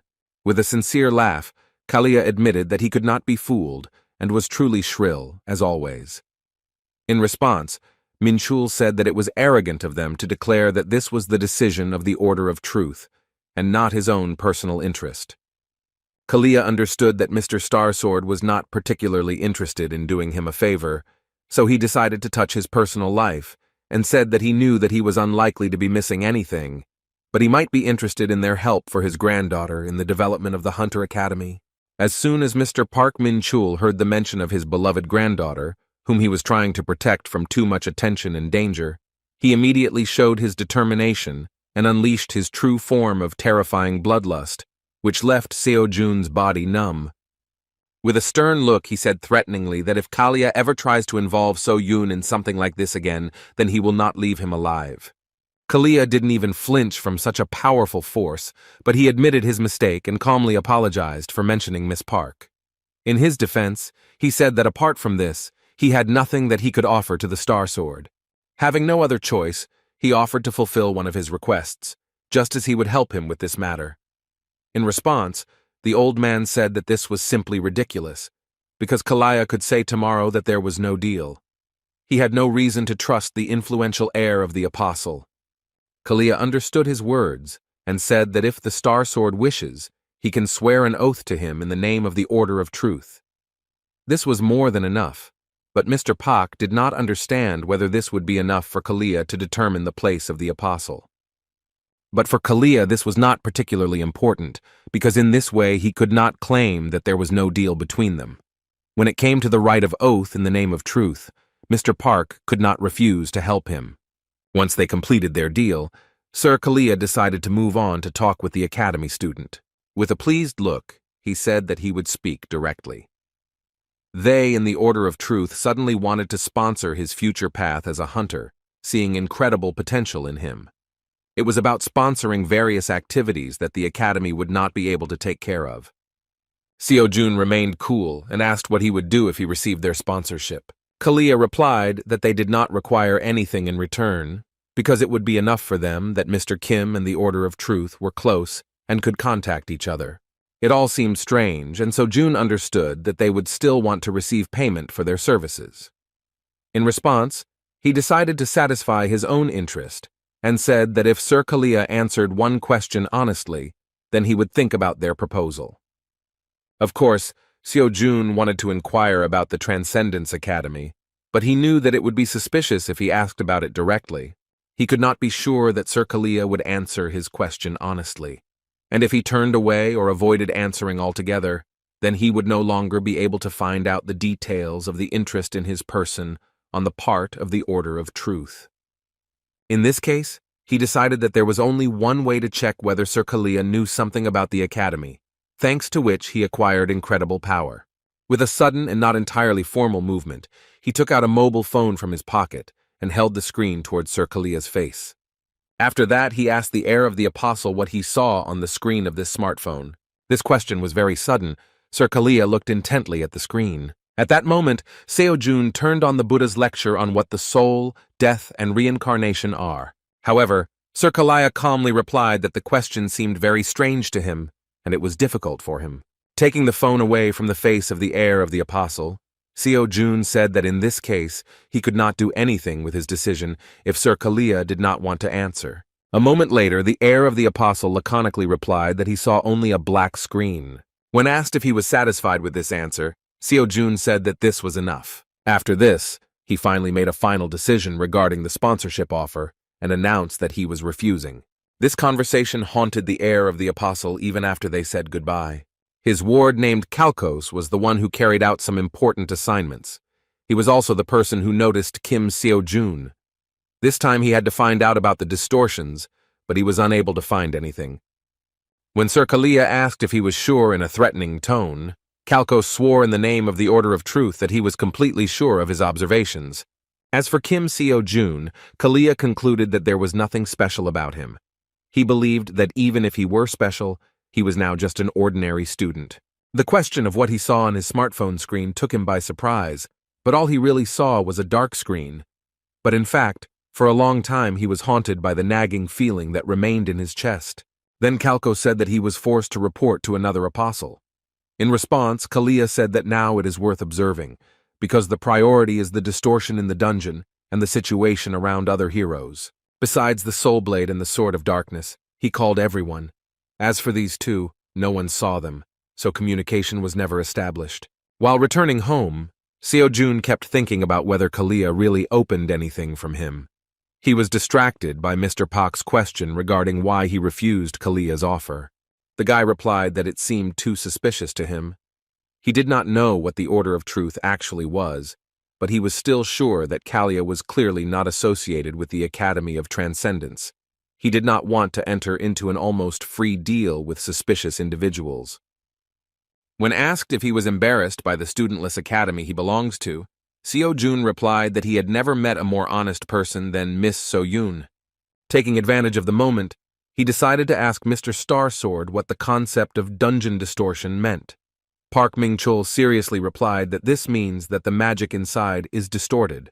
The magic wave inside the dungeon is distorted, so its difficulty is different from the value measured when the dungeon was formed. Such distortions have many side effects, but mainly, they are a sudden increase in difficulty and breaking the dungeon earlier than expected. Seo-jun had never heard of this before, so the Star Sword explained that in fact, they had observed this paranormal phenomenon many years ago, and now you really don't see such a thing. The words that such a phenomenon usually occurs during a cataclysm interested Seo-jun very much. At that moment, he said that in this case, Kalia meant that this could mean that the previous incident had not ended, but had only been weakened. In response, the old man asked him not to worry, saying that the heir must have made a mistake, because the cataclysm had already ended a long time ago. They were heading to So-yoon's academy, but the old man suddenly turned around and left, saying that Seo-jun had no need to know about his affairs. Finally, he sternly warned that if the young man tries to do some strange things with So-yoon, then he will not live. In response, the insolent boy said that this meant that the Star Sword recognized him, but the old man displeasedly explained that he meant that he continued to follow him.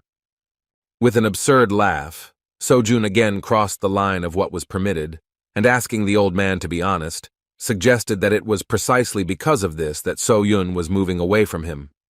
Seeing the anger and bloodlust on the part of the great hunter, the ridiculous guy said that he did not want to be beaten again, after which he hastily left, heading towards the Dream Academy. Returning to the academy, Seo-jun came to the conclusion that it would not hurt him to become stronger as quickly as possible, so as not to be afraid that one day the Star Sword would decide to beat him to death. When he walked inside, Seo-jun wondered why he was alone. The student explained that she and her grandfather were heading to the academy, but he suddenly changed his mind and went in the opposite direction. When asked by the worried Seo-jun about what was being discussed, he replied that nothing terrible had happened, and she needn't worry.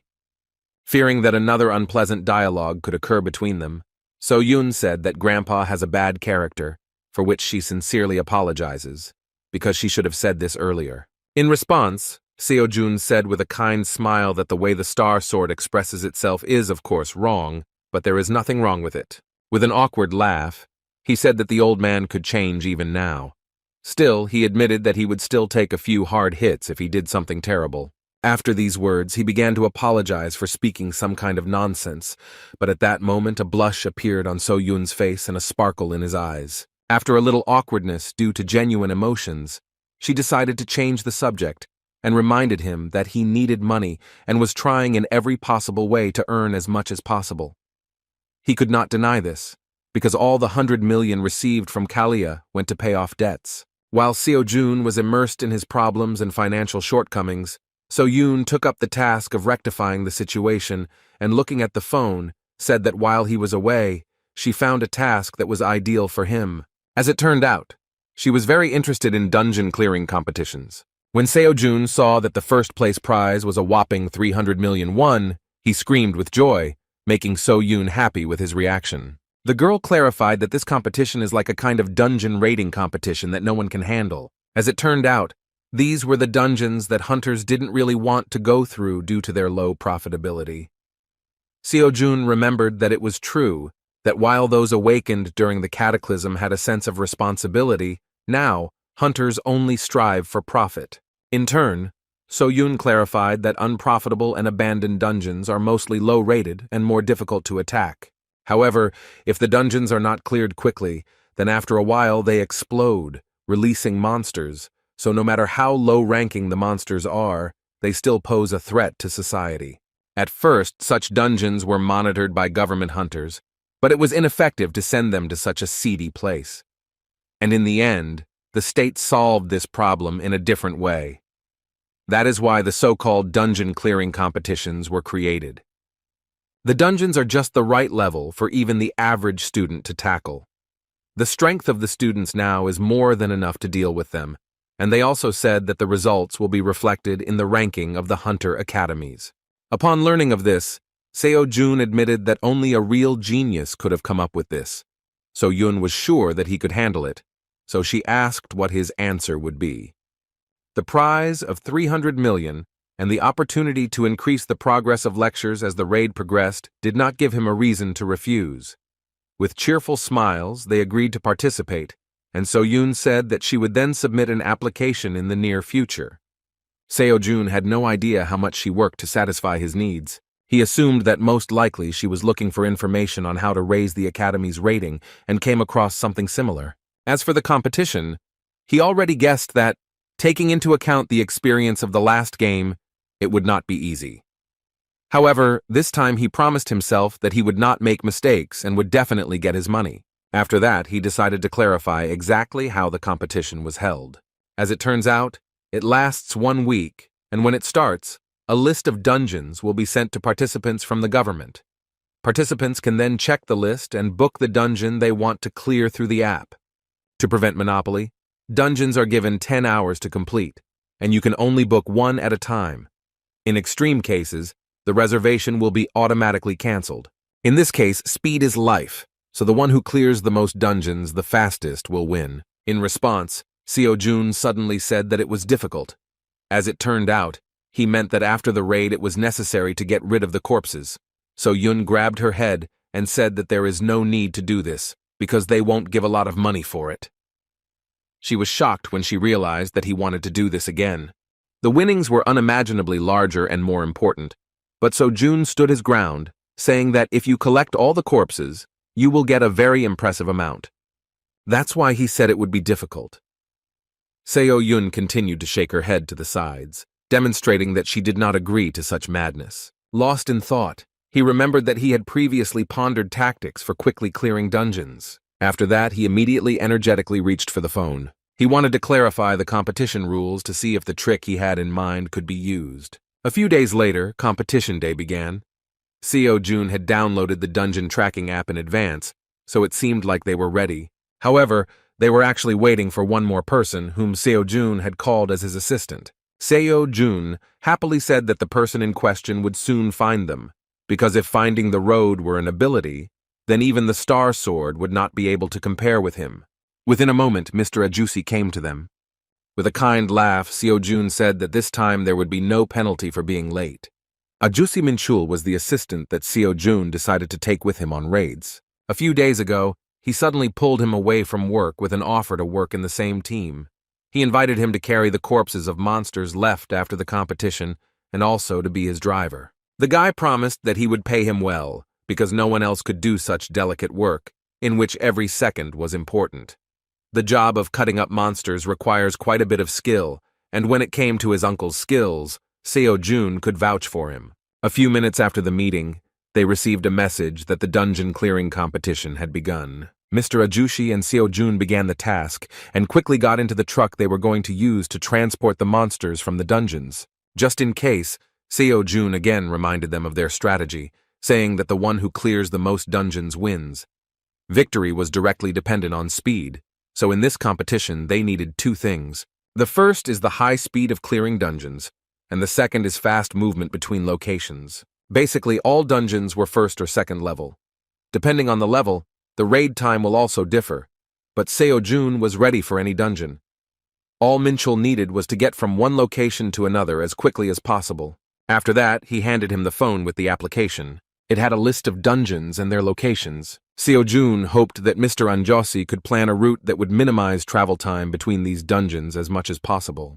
The old man was confused, but Seo Jun cheerfully praised him, saying that he was much faster and more accurate than any navigation system. Without wasting time, they accelerated and drove to the first point. At the dungeon site they were heading to, Inspector Go Soo-jin was in charge. She had never heard of Dream Academy before, so she didn't expect anything special from them. She assumed that since Kim Seo Jun was from some unknown academy, then he was probably a weak student who would need at least an hour to clean up.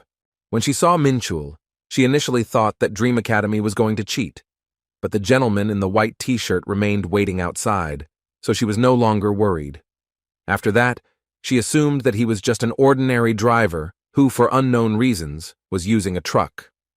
At one point, she saw that the dungeon began to make a strange noise. The gate suddenly opened and a student appeared from it, turning to his friend and saying that he had already finished, after which he asked him to get ready. Anjosi was surprised because he didn't even have time to drink coffee. Madame Gu didn't understand what was happening, so she hurriedly said that according to the rules, outsiders were prohibited from interfering with the dungeon raid. Seo Jun did not understand the reason for her excitement and calmly replied that he knew about it, but the raid had already been completed. As expected, the nervous inspector couldn't believe it, so she hurriedly went inside the dungeon. What she saw simply shocked him. A student from some unknown academy actually completed the dungeon in less than 5 minutes. While she was trying to realize that this was true, Seo Jun got down to business. The confused girl asked what he was doing. In response, the guy she thought was crazy began carrying the monsters outside while doing exercises. Mr. Anjosi, who was just preparing the table for cutting up the monsters, was also amazed that the joyful youth continued to engage in madness in the form of exercises with monsters on his shoulders. To keep things simple, Seo Jun replied that in addition to his main quest, he also has side goals in the form of exercise and selling dungeon monsters. When asked how much time they would need for this, Mr. Anjosi said that since these are low-level monsters, they have few profitable parts, so cutting one goblin will take no more than 15 seconds. While Mr. Anjosi was preparing for the cutting, Seo Jun was going to move the rest of the monsters to the place of work. The inspector was simply shocked when she saw such a picture before her eyes. Despite her dissatisfaction, she could not utter a word regarding this, because the rules did not exclude the possibility of butchering destroyed monsters. There were no complaints, so the guys got to work. As soon as they finished, they immediately clarified what their next route would be. As a result, Mrs. Gu, who saw something crazy, was freed from her work in just about 10 minutes. The inspector of the next dungeon was having a nice time in nature after another hard day at work at the computer, when suddenly a truck flew past him, blowing away the butterfly that was sitting on his hand. Within a moment, Seo Jun and Min Chul rushed past him, preparing to clear the gate. Inside were low-level undead that Seo Jun had never encountered before. However, he did not see any particular problem in fighting such monsters. With one powerful swing of his spear, he created a wide-area attack, destroying everything around him. Another batch of bones completed the work of Mr. Anjosi. In front of the confused inspector, he began to extract all the bone marrow, which was the only valuable thing of this undead. In just 5 minutes, the guys finished and hastily left this dungeon. Mr. Inspector found himself alone with nature again, realizing that his great time was over so quickly that he was forced to return to work in the office. Towards the end of the day, the deputy of the dungeon management team at the Ministry of Public Administration and Security finished his report regarding the first day of the competition and left it on his boss's desk. The head of the office began to look through the quite expected results, and first of all came across the statistics of the East Academy and its representative Lee So-yeon, which was able to once again surprise him with the incredible statistics of 16 cleared dungeons. He expected her to get first place, but was surprised when he noticed that she was currently in second. It was expected that in this case, someone would be found who was able to cope with this task, clearing, most likely, 17 dungeons. He was simply shocked when he saw that some Kim So-jun was able to clear as many as 32 dungeons. Not understanding these results, he distracted his deputy to clarify the results. Showing him the documentation, he wondered if they had made a mistake, indicating that someone had accomplished the impossible by clearing as many as 32 dungeons in a day. The head of the office was simply stunned when he heard that, according to the inspector, those guys moved between dungeons extremely carefully without losing a second, finishing all the raids in no more than 10 minutes. The entire office couldn't believe it, but as it turned out, after a thorough investigation, it turned out that Kim Seo-jun did not violate any rules for participating in the competition. To understand who we were talking about, the head of the office decided to ask which academy this mysterious student belonged to. As soon as the deputy mentioned that he was from the academy, which is located near Seoul in the Yunpenggu area, the head immediately realized that he was talking about the Dream Academy. Remembering that that organization belonged to the granddaughter of Starsword, they immediately realized that it was quite possible. The guys stared at each other in surprise, thinking that this was only possible if the Star Sword itself intervened in the process of clearing the dungeons. Meanwhile, Lee So-yeon, a student at East Academy, was forced to apologize for the fact that she somehow miraculously failed to take the championship on the first day of the competition. The head of the academy threatened that she would not get by with a simple apology, because they would suffer enormous damage if she did not get first place this time. In response, So-yeon promised that she would do everything possible to win. However, in response, she heard a question about whether an ordinary person could cope with the dungeons the way the winner of the first day did, because we were talking about as many as 32 cleared locations. Lee So-yeon thought that this would require completing raids every 10 minutes, but even so, given the distance between the dungeons, this is simply impossible. Rising from the table, the head surprised her with his opinion, saying that this is possible, but only if someone helps this student. Walking towards the window, he suggested So-yeon do what she did before. When he said that he would take care of the rest himself, his reaction suggested that he was going to go the route of deception. This vile man is her father, as well as a former A-class hunter who now serves as the headmaster of Vostok Academy. Lee Seok-man, addressing his daughter, asked her not to take such methods into her head, because in the end, this is the law of life, where the most cunning survive and what matters is who wins, and not who is right. Despite the internal conflict, she could not go against her father's words, because she completely agreed with such a true truth of the modern world. After leaving her father's room, she remembered his words that he believed that she would not act as stupidly as the idiot Jin-soo. Jin-soo remained in her memory as the guy who said that in the heart of a professional hunter, there must be something that she should never compromise with. His words seemed nonsense because everyone knew that in this world, money decides everything. However, the naive and simple guy insisted that if money darkens your heart, then the world will not seem the same. He promised that he would become a professional hunter, which would make people's hearts tremble. His words gave her false hope. She felt better being around him. This guy turned her life upside down, because he inspired her that she had hope of getting rid of the heavy shackles of such a reality. However, now that he was dead, she tried to forget about his words that were so firmly in her memory. The working day was finally over and the guys could sit down to rest. As for earnings, not taking into account costs and taxes, they managed to earn about 8 million won. As expected, Kim Seo-jun offered to split this profit equally. Despite this, Min-chul called himself a miserable driver, who would be satisfied with 30% of the total amount. After lengthy bargaining, Seo-jun, although he did not want it, still agreed to such an agreement. Uncle was no longer able to carry on a long conversation, so he didn't even mind that the little bastard still added a little money before his reward. Suddenly, Seo-jun asked why he looked like he wasn't surprised by anything. He wasn't even talking about money, but about how quickly he was able to clear dungeons. Uncle unexpectedly replied that he had actually already seen him in action at academic competitions, but did not want to burden him with calls. Seo-jun was very happy that he could work with such a person. For him, his uncle is a very straightforward person, but he is one who always encourages. After the loss of his parents, the guy had to pay his debts himself, and Mr. Min-chul took care of him, becoming a great support. Continuing the pleasant conversation, Seo-jun, paying attention to the recent success, asked if his uncle would like to open a transportation company. Min-chul didn't understand what they were talking about, because it was a lot of money, but Seo-jun promised that one day it would be possible for them. On the second day of the competition, the sensational dungeon robbers had already begun to be recognized. They were called dungeon cutters, because in addition to raiding, they managed to cut up monsters. In fact, a lot was said about them now, and it was hard for the next inspector to believe it until the moment he saw it with his own eyes. Now he was convinced that there were no problems regarding their work and did not mind them continuing to take care of the dungeon for which he was responsible. On the second day, their gap from second place increased significantly.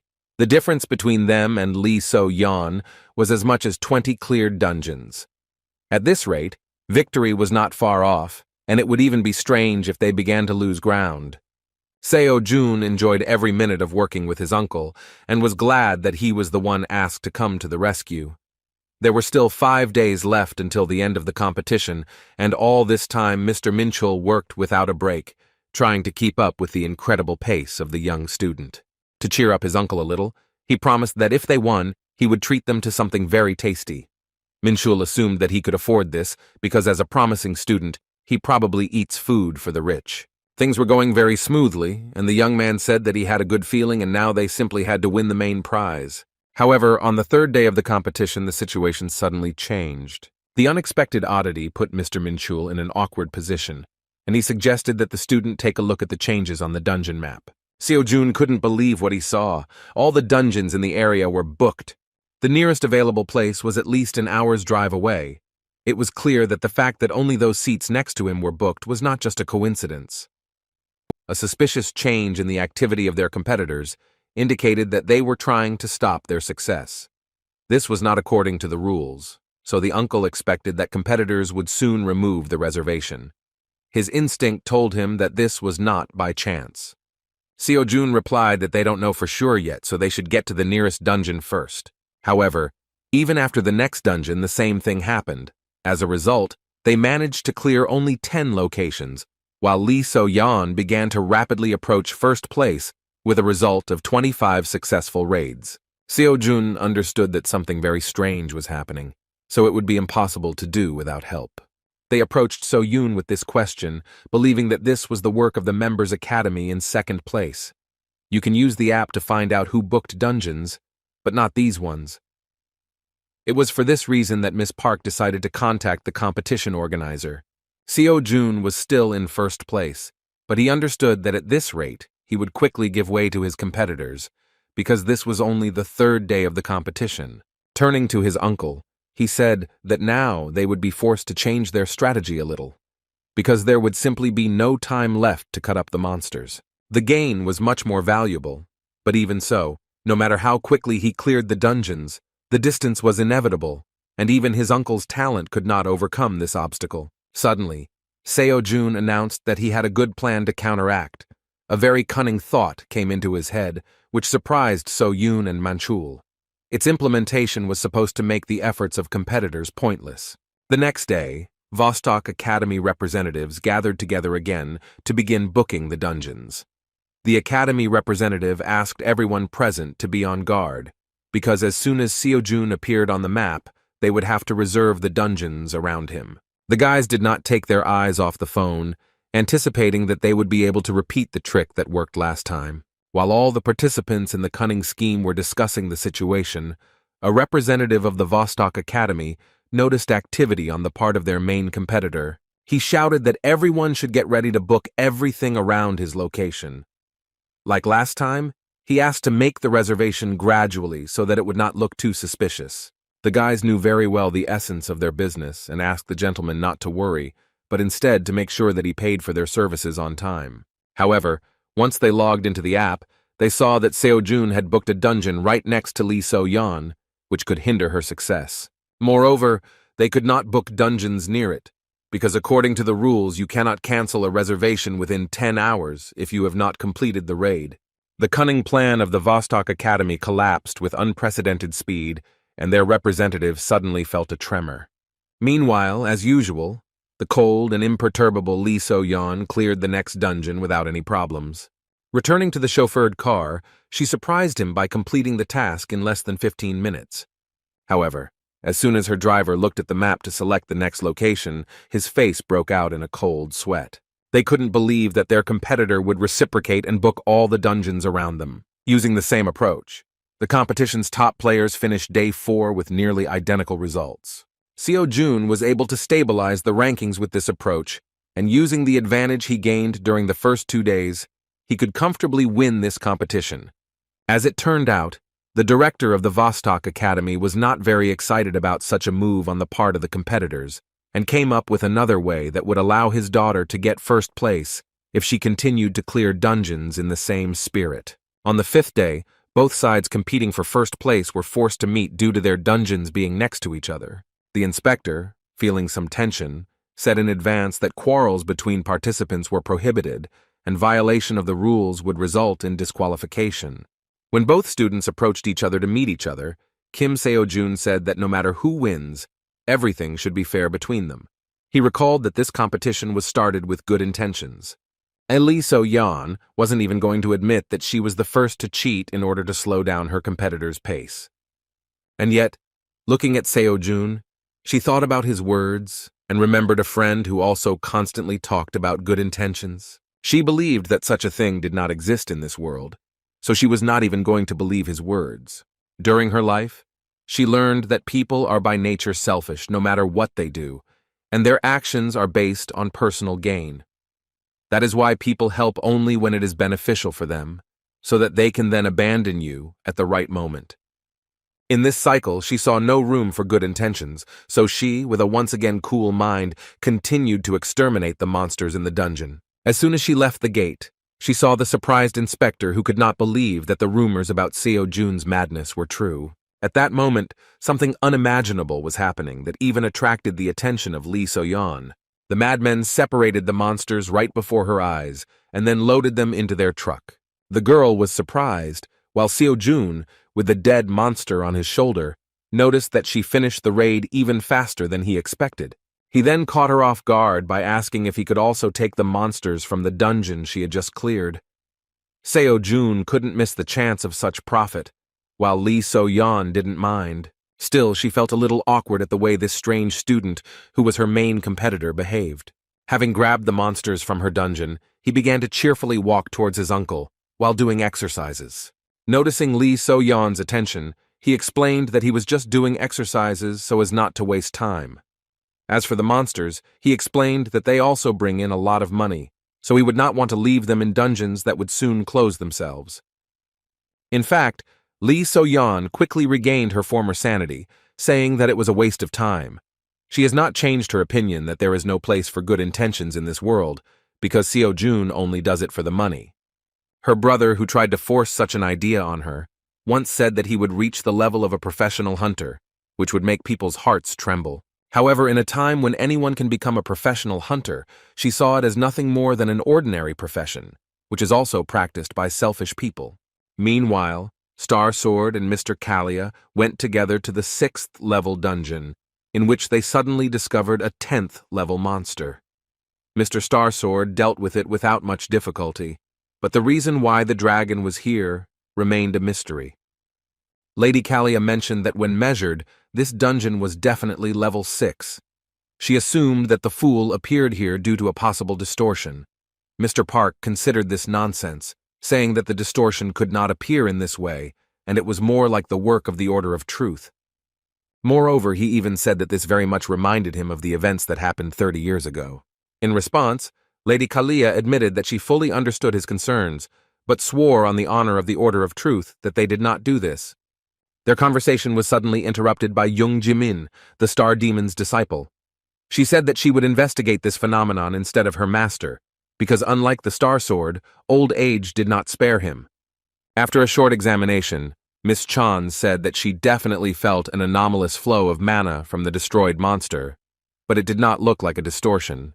Despite this, Mr. Park said dissatisfiedly that a monster of the 10th level was a mere trifle, and therefore he did not notice anything strange. And yet this has not happened since the advent of the Berserker.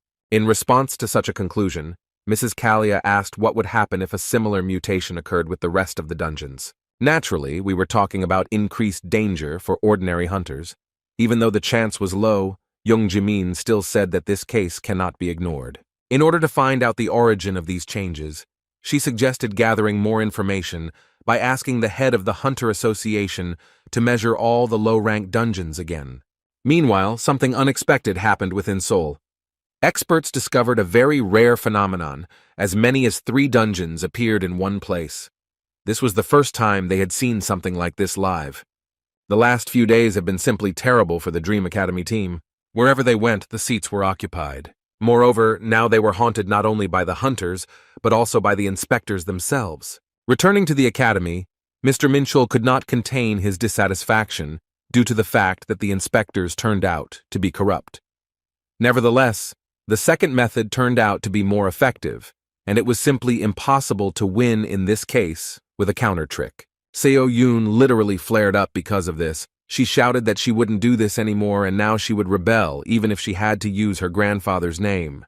As a result, they still managed to take advantage of their connections and stop such activities on the part of inspectors and hunters, as a new decree was issued on the rules of the competition. The past could not be returned, so Seo-jun counted on a few days of quiet work, but it turned out that everything was not so smooth. This time, competitors began to obstruct them on the road, creating false incidents that blocked the path. Everything is back to normal again, now Lee. So-yeon has even taken first place with a margin of 1 point. Dream Academy met again to discuss strategy. Those who prevented them from going further insisted that they had nothing in common with Lee So-yeon. The head of the dungeon management promised to deal with this matter directly. Seo Yoon also revealed that she recently learned that Lee So-yeon's father, Lee Seok-man, is actually the director of the East Academy where she belongs. Moreover, according to her, Lee Seok-man is a former A-level hunter, one of the few people his grandfather recognized.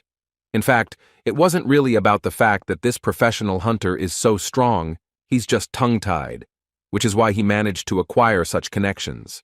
Because of these details, the director of Dream Academy was afraid that they would not be able to conduct an investigation, because even if they found out his involvement in the case, it would be too late. The tension from the hopeless situation took over and plunged the guys into a kind of temporary despair. So-yeon, sighing heavily, apologized to the student for the fact that this was all she could do to help him. In response, the confused guy asked her not to blame herself, because all this time she had been helping them, supporting them, and giving them a chance to continue this competition. Mr. Minchul, in turn, supported his nephew's words, saying that So-yoon really did everything she could. The rest depended only on themselves. Noticing that Seo-jun had fallen silent, Mr. Minchul angrily asked him to say everything that was on his mind, so that So-yoon would stop worrying. Judging by his sly smile, he really was up to something crazy. The impudent Seo-jun again caused trouble for the Vostok Academy, because he managed to overtake them again. According to reports, he only started booking dungeons when he was already near them. Therefore, it was simply impossible to predict where he would go next time. Moreover, they decided to abandon the heavy truck. The competitors were shocked that it only took them 5 minutes to book and clear the dungeon. It was no longer possible to even bribe the inspectors, because the Dream Academy complained about their work, and therefore the Dungeon Management Department placed additional surveillance on this process. Lee Seok-man couldn't believe how they managed to get the management board involved so quickly. In response, the ward said that the Dream Academy is an institution under the leadership of the granddaughter of the Star Sword itself. Naturally, after hearing this, the director of the Vostok Academy decided that there was no point in conflicting with him directly, so he ordered to find another way so that they would definitely win. The last day of the competition began, and Kim So-jong began to slowly regain his position. There wasn't enough time to win, but in the end, he at least managed to score as many points as Lee So-yeon. The cabinet of competition organizers was forced to assemble a higher commission. As expected, having met face-to-face, Seo-yoon and Seok-man began to make claims against each other, in which the director of the East Academy still continued to deny the fact that he was cheating. Their argument almost turned into a fight, and the director was forced to stop the conflict. He said that, first of all, the commission came to the conclusion that there could be no draw. Plus, they didn't have solid evidence that Lee So-yeon cheated, so disqualification was impossible. That is why the commission decided that they would have to resolve this situation with a competition, which would eliminate the possibility of cheating. The next day, an additional stage of the exam began, in which Shin Young-seok, the leader of the dungeon management team, was in charge. Kim Seo-jun was determined to get his 300 million won charm. Of course, Lee So-yeon was going to do her best to live up to her father's expectations. Having met the participants, Young-suk said that first he should explain how the final round will take place, after which the winner will be determined. The rules were simple. They were given the chance to choose one of 3 dungeons. At the end of the cleanup, the one who completed the task first had to proceed to the second. The winner will be the one who clears 2 dungeons. In response, Seo-jun asked what was the point of raiding the second dungeon if, in fact, the one who completes the first one faster wins. As it turned out, at first they wanted to do this, but could not find a suitable place where only 2 dungeons were connected. Therefore, they chose this place because they could not leave this gate unattended. In addition, the winner must have more dungeons cleared. He also said that all 3 dungeons have 2-star difficulty, so they can discuss which dungeon and who will go. Seo-jun doubted that they had set something up this time, but just in case, he decided to choose first. Lee So-yeon didn't mind. As a result, Kim So-jun chose the right gate, while Lee So-yeon went to the left. Having chosen the dungeons, the guys prepared to begin the test. Before Mr. Yeon-seok announced the start, Lee So-yeon addressed her opponent and coldly said that after the end, they should not show their tears due to losing. Seo-jun was surprised by her speech, because he didn't think that she was so unfriendly towards their academy. As soon as Yeon-seok announced the start, both students rushed inside their dungeons. Seo-jun walked inside and began to move forward at an accelerated pace. He still continued to think about So-yeon's words, not understanding what she meant. Still, victory was much more important than her brutality, so he put those thoughts aside for later and concentrated on the presence of monsters. Initially, he thought that he would meet ordinary kobolds, but not to mention them.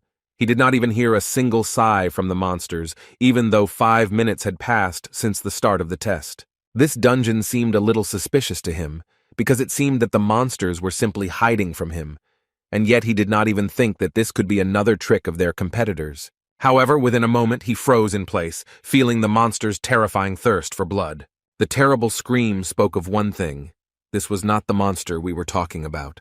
Within a moment, a 4th-level monster, Manticore, with which he had already fought once, furiously rushed at him, but then she was extremely weakened. Seeing such an opponent, he could only assume that there was an error in measuring the dungeon. However, there was no time to think, so Seo-jun rushed forward with incredible speed and dealt a fatal blow to this monster.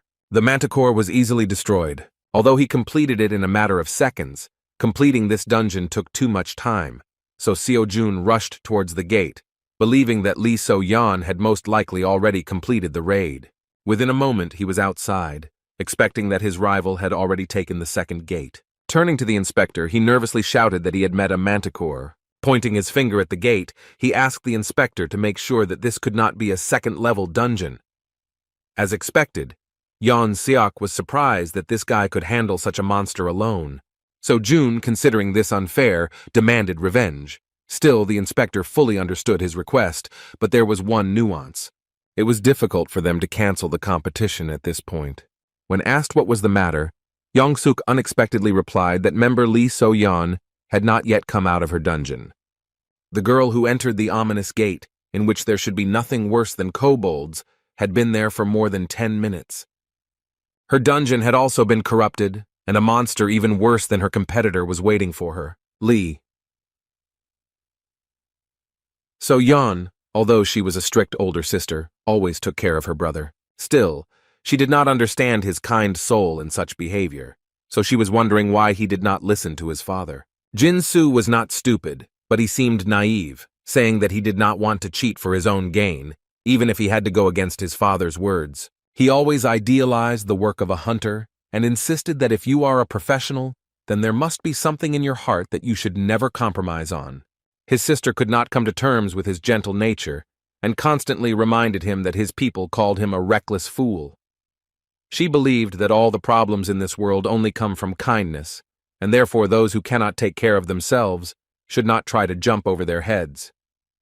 But no matter how much she scolded him about the fact that the era of the heroes he was talking about had already passed, he still looked at her with kind eyes, full of hope and sincerity. Despite all his sister's attempts, Jin-soo did not agree with such a true world.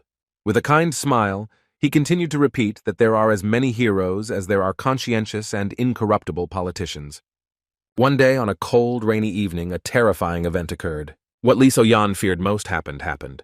Jin-soo died while protecting some stranger. The tragedy that shocked the girl did not bother their father much, who raised them cold-blooded, ready for the realities of this world. Lee. So-yeon promised that she is not like her reckless brother. She believed that he died trying to help others, not knowing his place. The news that the competitor had still not come out of her dungeon haunted So-jun. Based on this, Mr. Yeon Seok stated that the Dream Academy student won even under such circumstances, so he should not demand revenge. They had no right to refuse, but the offer still remained strange. Lost in thought, the guy realized that something was clearly wrong here. He was sure that the dungeon measurement error was not just an accident, but most likely another trick from Lee So-yeon.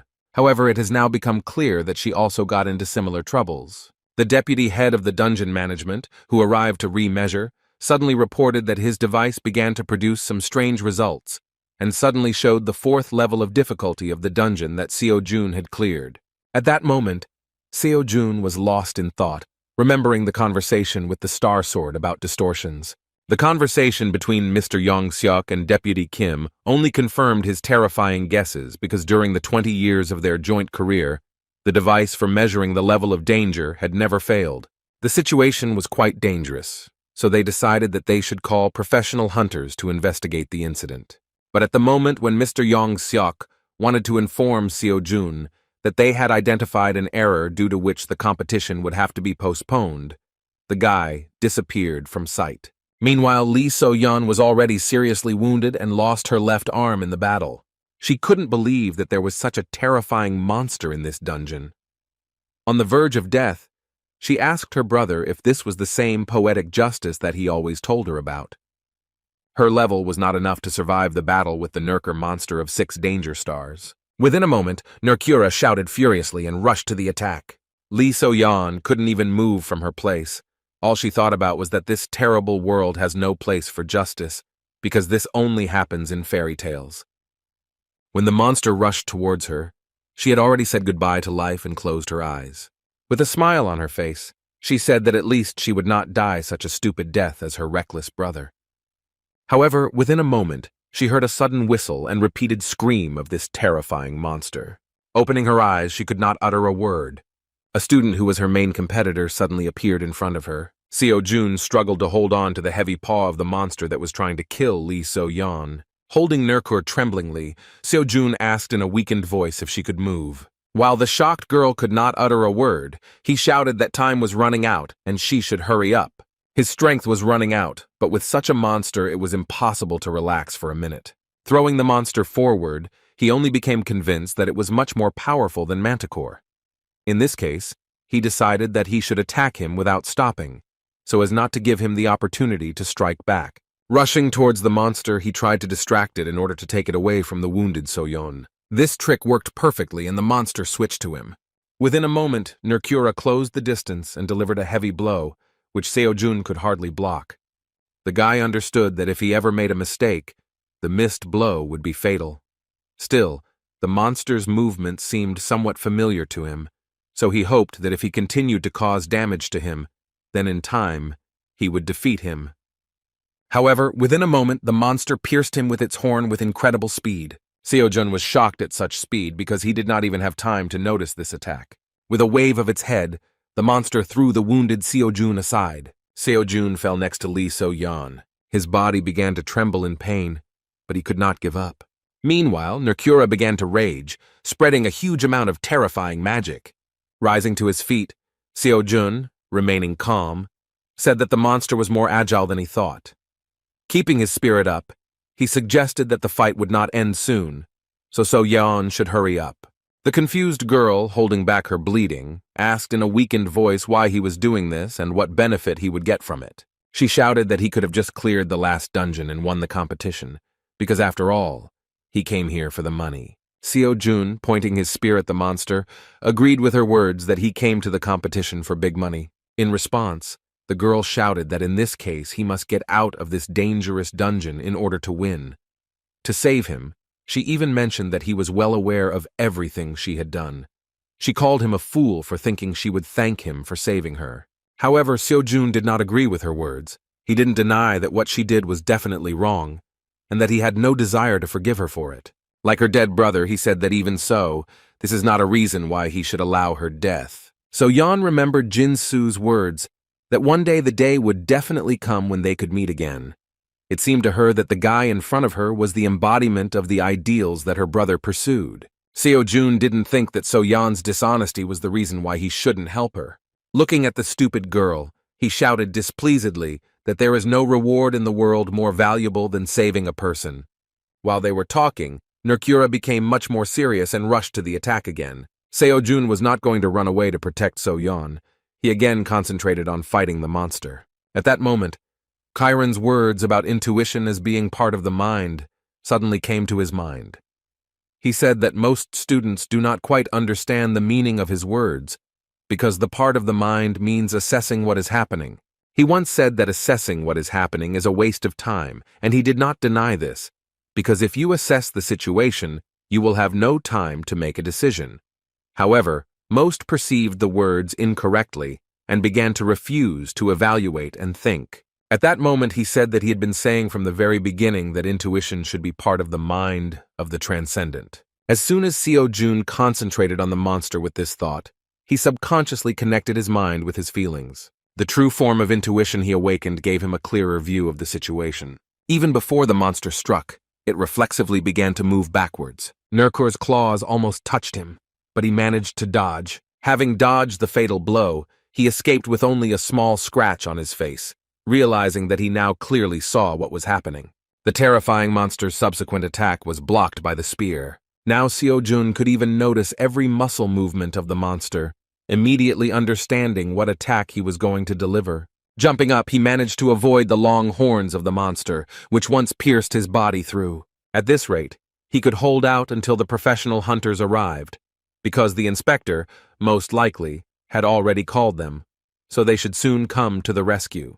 But on the other hand, time was running out because So-yeon was seriously wounded and her strength was running out. Seojun didn't know how long she could hold out, so he had to hurry.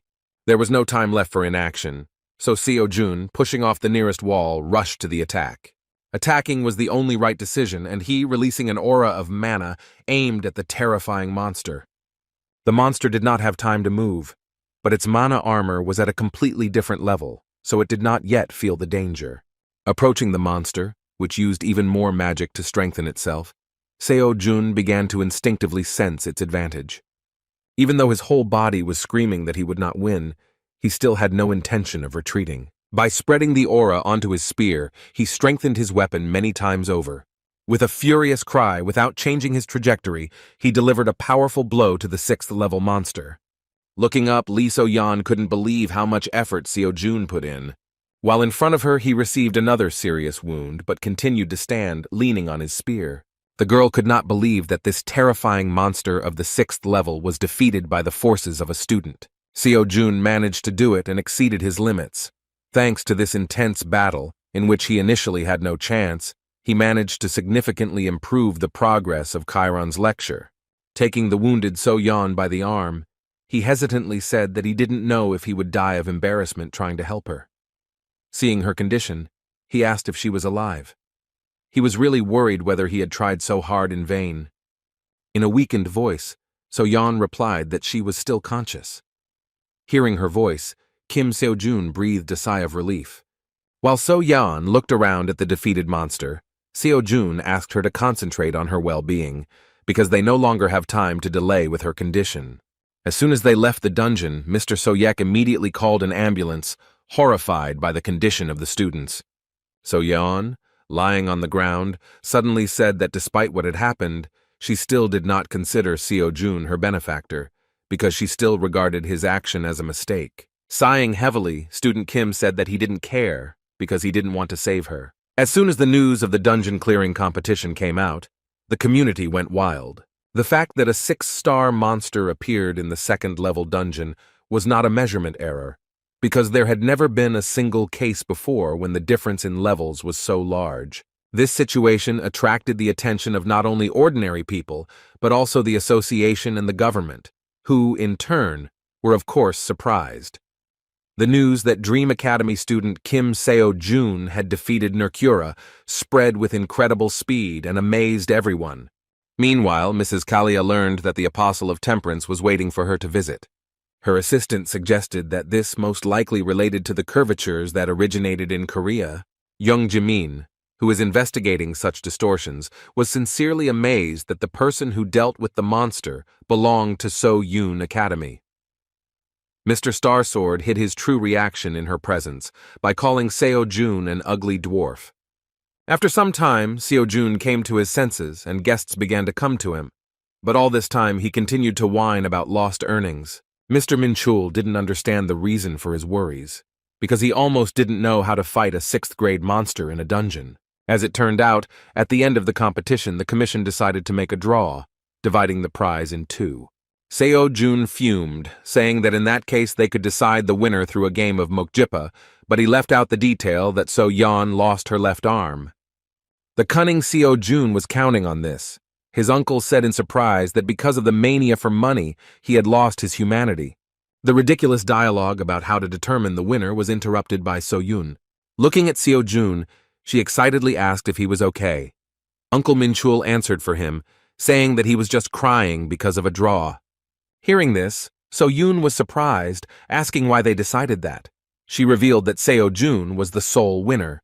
As it turned out, Lee So-yeon personally gave up her first place, and including this, she also revealed all the fraud done during the competition and blamed it on her father, the director of the East Academy. Seo-jun couldn't believe that Seo-yeon, who said he made a mistake by saving her, would suddenly act in such an honest way. As it turned out, So-yeon had already visited her competitor, who even conveyed her words to them. She still believed that Kim Seo-jun had done wrong when he saved her by breaking into her dungeon. But as it turned out, she now admitted that this was her personal mistake. To So-yeon, these words seemed like a mystery, but it was a message directly to her student, who wondered if she had suddenly changed her mind.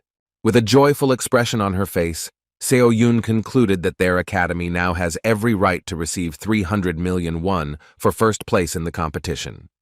In addition, the government took responsibility for that unforeseen incident, so it offered him benefits, and, if we talk about only the most important ones, it is Seo-jun's tax exemption for prize money and 100 million won as a bonus.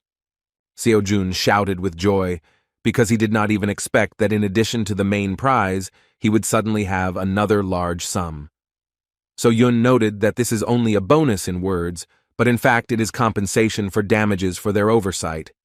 While Seo-jun was trying to calculate his total balance, which was already over 400 million won, the director of Dream Academy said that there was more to come. Thanks to winning the competition, their academy was finally promoted to 3rd grade. Thanks to Seo Jun's winnings, they have met the evaluation criteria and now have several privileges available to them. What's most important for Seo Jun is that you can now clear level 4 dungeons.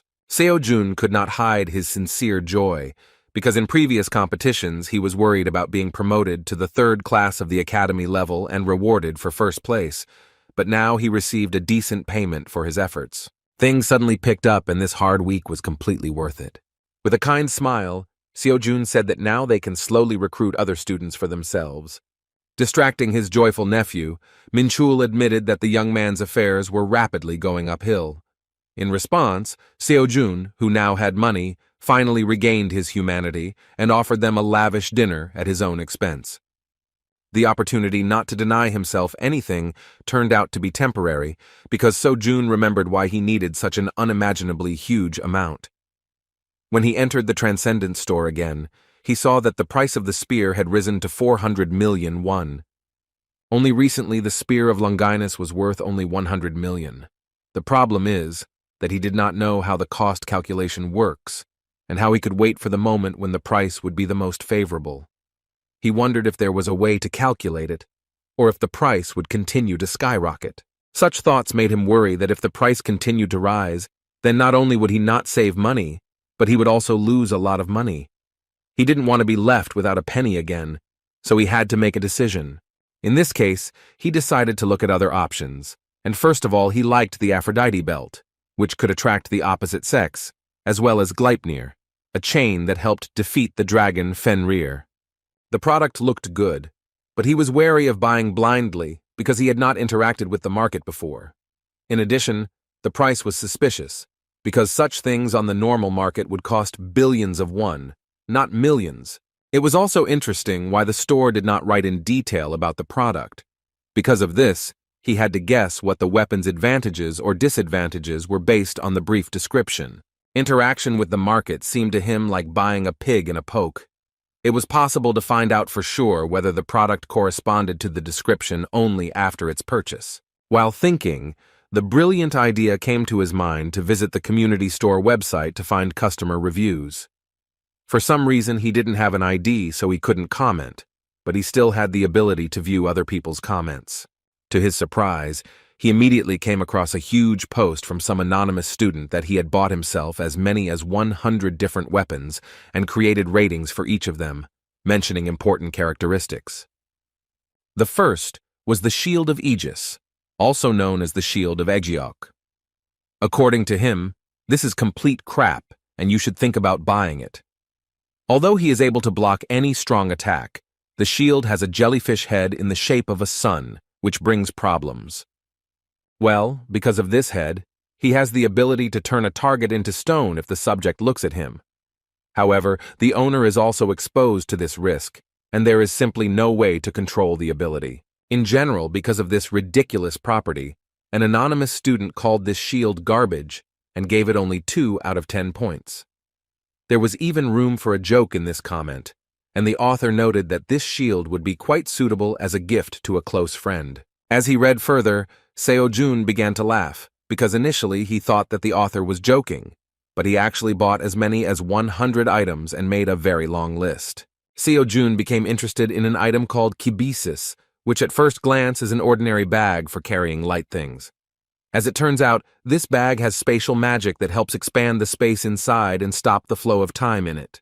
The author also believed that it is better to buy this kind of product as a replica, rather than an expensive original, which does not even match its price. Since it is a replica, it only reduces the weight by 70%, and the internal size is not infinite, but quite large. This was the first review in which an anonymous student was ready to give 10 out of 10 points, passionately recommending the item and promising that if he bought it, the buyer would definitely not regret it. Seo Jun remembered that kibisis has the same name as the pouch possessed by the goddess Hera from Greek mythology. She gave it to the hero Perseus, who, with the help of this item, managed to defeat the jellyfish. When he went to the market to calculate the individual price, he was surprised that it was only 100 million won. Considering this, he thought that this was quite a useful thing, because when carrying out raids, he would immediately be able to put monsters and weapons inside. The only downside was that it does not completely reduce weight. However, after a moment, the realization came to him that this minus could play into his hands. Kibisis will be very useful for him even without a complete weight loss, because he will be able to put everything in this bag to make doing the exercises even more convenient. Seo-jun decided that he simply had to buy this item. 3 days later, he left the hospital and prepared to go on a raid with new items. In his hands was his new spear, which even in life looked simply amazing. As with the Kibisis, he still had to test the effectiveness of the new items, but he already felt that an unusual aura was emanating from the spear. And yet, his savings book was empty again. Despite this, he was not upset because he bought what he wanted. He hoped that these items would be worth the investment, which he could earn at any time. Standing on the street, Seo-jun was suddenly noticed by Seo-yoon, who realized that he was going to a dungeon raid, so she excitedly said that it would be better for him to take a short break. He replied that he was fine and there was no need to worry about it. He admitted that he couldn't just sit back, knowing that he needed to earn more money. So Yoon was surprised and said that in fact, he only recently received a big cash prize. She was simply shocked when she heard that he had already spent every last penny. Looking at his weapon, she understood without words how he managed to spend a huge amount in a short time. Seo-jun decided to buy a spear and a strange bag despite complaining about his empty pockets, but he looked happier than he had ever seen before. When Seo-yoon found out that he spent everything again, she became furious, but this is his personal responsibility, so she refrained from liking it. The guys went to the nearest 4-star dungeon. Seo-jun asked So-yoon to be careful and stay close, because if it becomes dangerous, it will be easier for them to fight against the sudden attacks of monsters. Taking a few steps forward, they noticed that the statues suddenly came to life. They were gargoyles. While spinning his spear, Seo-jun thought that since this was a 4-star dungeon, the monsters here should have the highest defense rank. Rushing to attack, he decided that in this case the gargoyles would be ideal for testing the strength of the Spear of Longinus. At first, he decided to use it without investing magic to see what damage his new weapon did. No matter how strong a level 4 gargoyle was, he was sure that the Spear of Longinus would definitely be able to inflict at least some damage. In case of danger, he was going to strengthen his attacks with magic in order to deal with the monsters without any problems. However, what happened next simply shocked him. Having come into contact with the monster, the spear easily tore it into 2 parts. Seo-yoon and Seo-jun immediately looked at each other, not understanding what had happened. The mentor did not understand at all why the student was asking her about this, if he himself made this incomprehensible blow, which, without investing force, cut such a monster in half. Seo-jun decided to check the spear again, and, as it turned out, his own aura was more than enough to not sense such monsters. Trying to keep a smile on her face, shocked by what was happening, So-yoon thought that it seemed to her that after all his accomplishments, she would no longer be surprised by any surprises. As it turns out, this is far from the case. She couldn't believe how the hell a gargoyle cut as easily as tofu. However, this was not the end, because when enough monster bodies had collected, Seo-jun reached for his bag, saying that it was worth collecting the loot. So-yoon didn't understand what they could be talking about, because you could barely fit 2 fists into his bag. However, within a moment, Seo-jun began stuffing entire bodies of monsters into it. Watching this, she was speechless, and Seo-jun began to jump, saying that even though the bag reduces the weight by 70%, it still feels a little heavy. Having checked the properties of the new item, he threw out a mountain of monsters from the bag in order to use it at the end of the raid. When Seo-yoon came to her senses, she awkwardly asked whether the prize was 400 million won or $400 million. She couldn't believe how he managed to acquire such incredible things for that kind of money. Seo-jun found himself in a difficult situation and began to become visibly worried because the academy director wanted to know where he was able to get such things. He answered hesitantly that he bought them at a hunter's store that he wandered into in passing.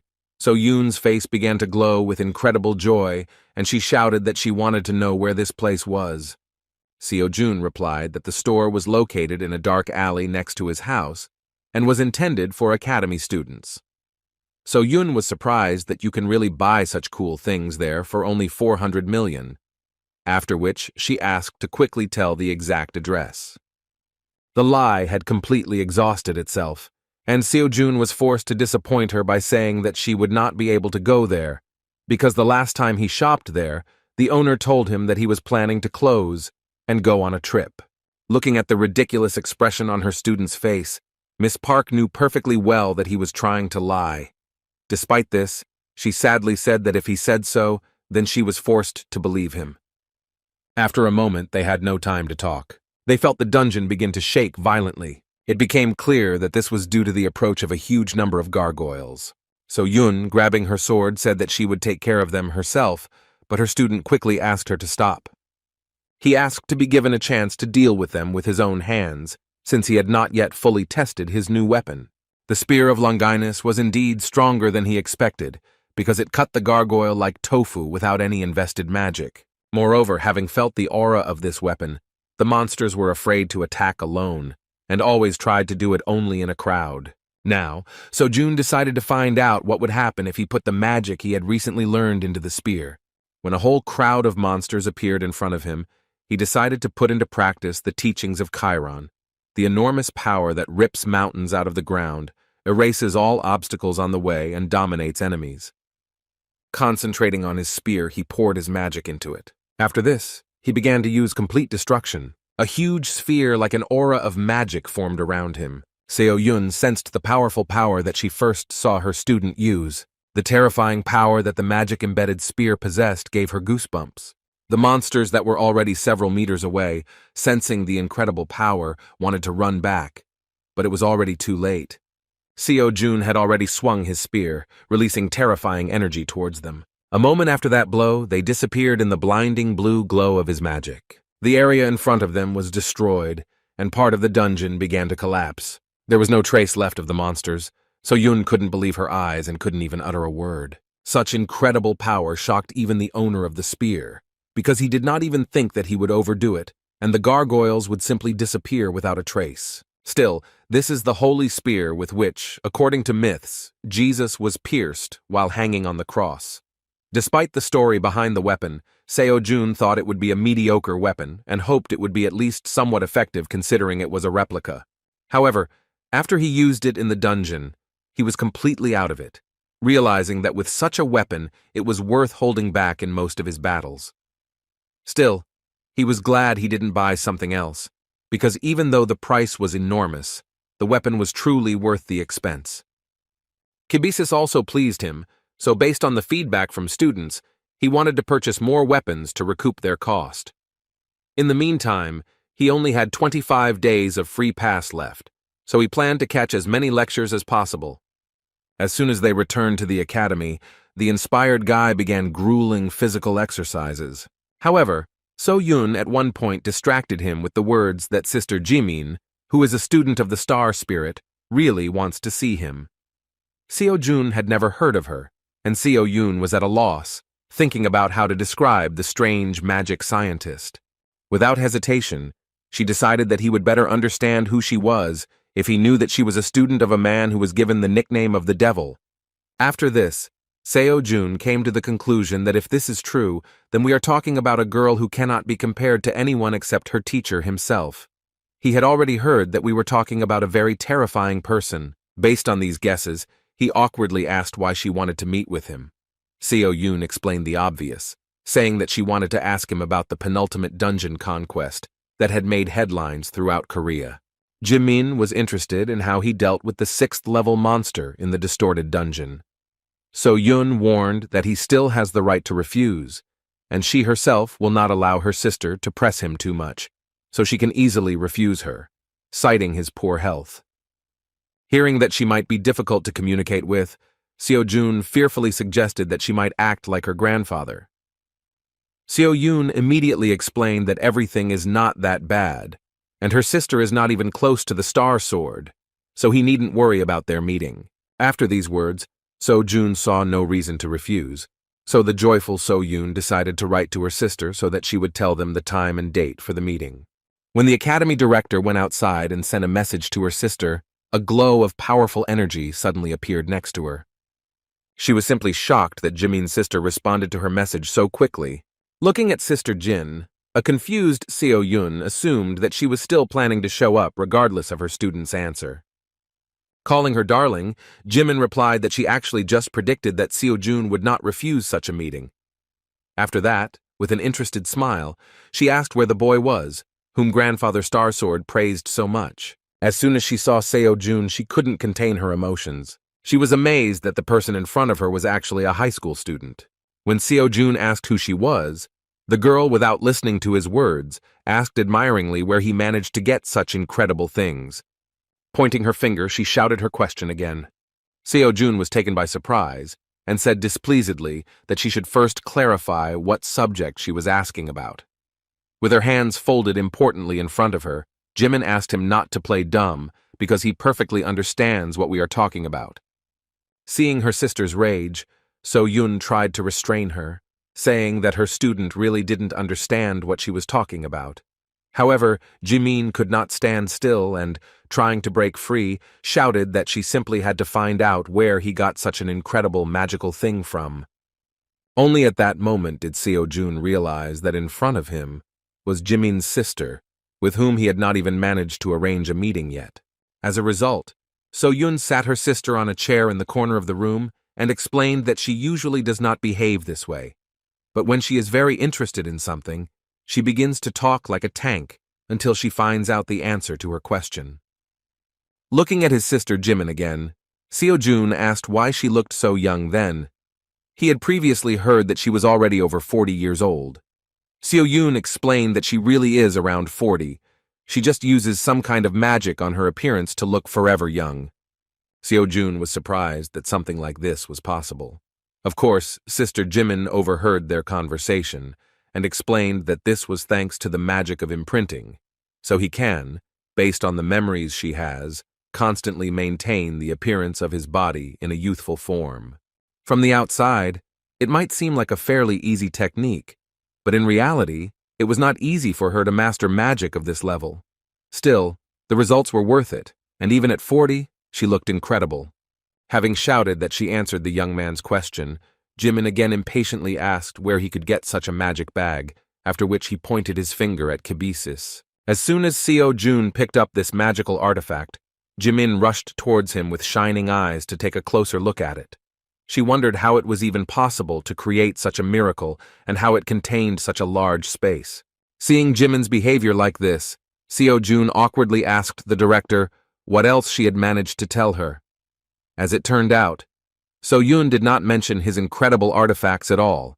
She herself, as an incredible magician, was able to easily notice such things. When Seo Jun said sickeningly that he himself did not see anything in Kibisis that could delight her, the devil's disciple nervously shouted that he must have fallen from the oak tree, because this is the coolest thing that she could previously only dream of.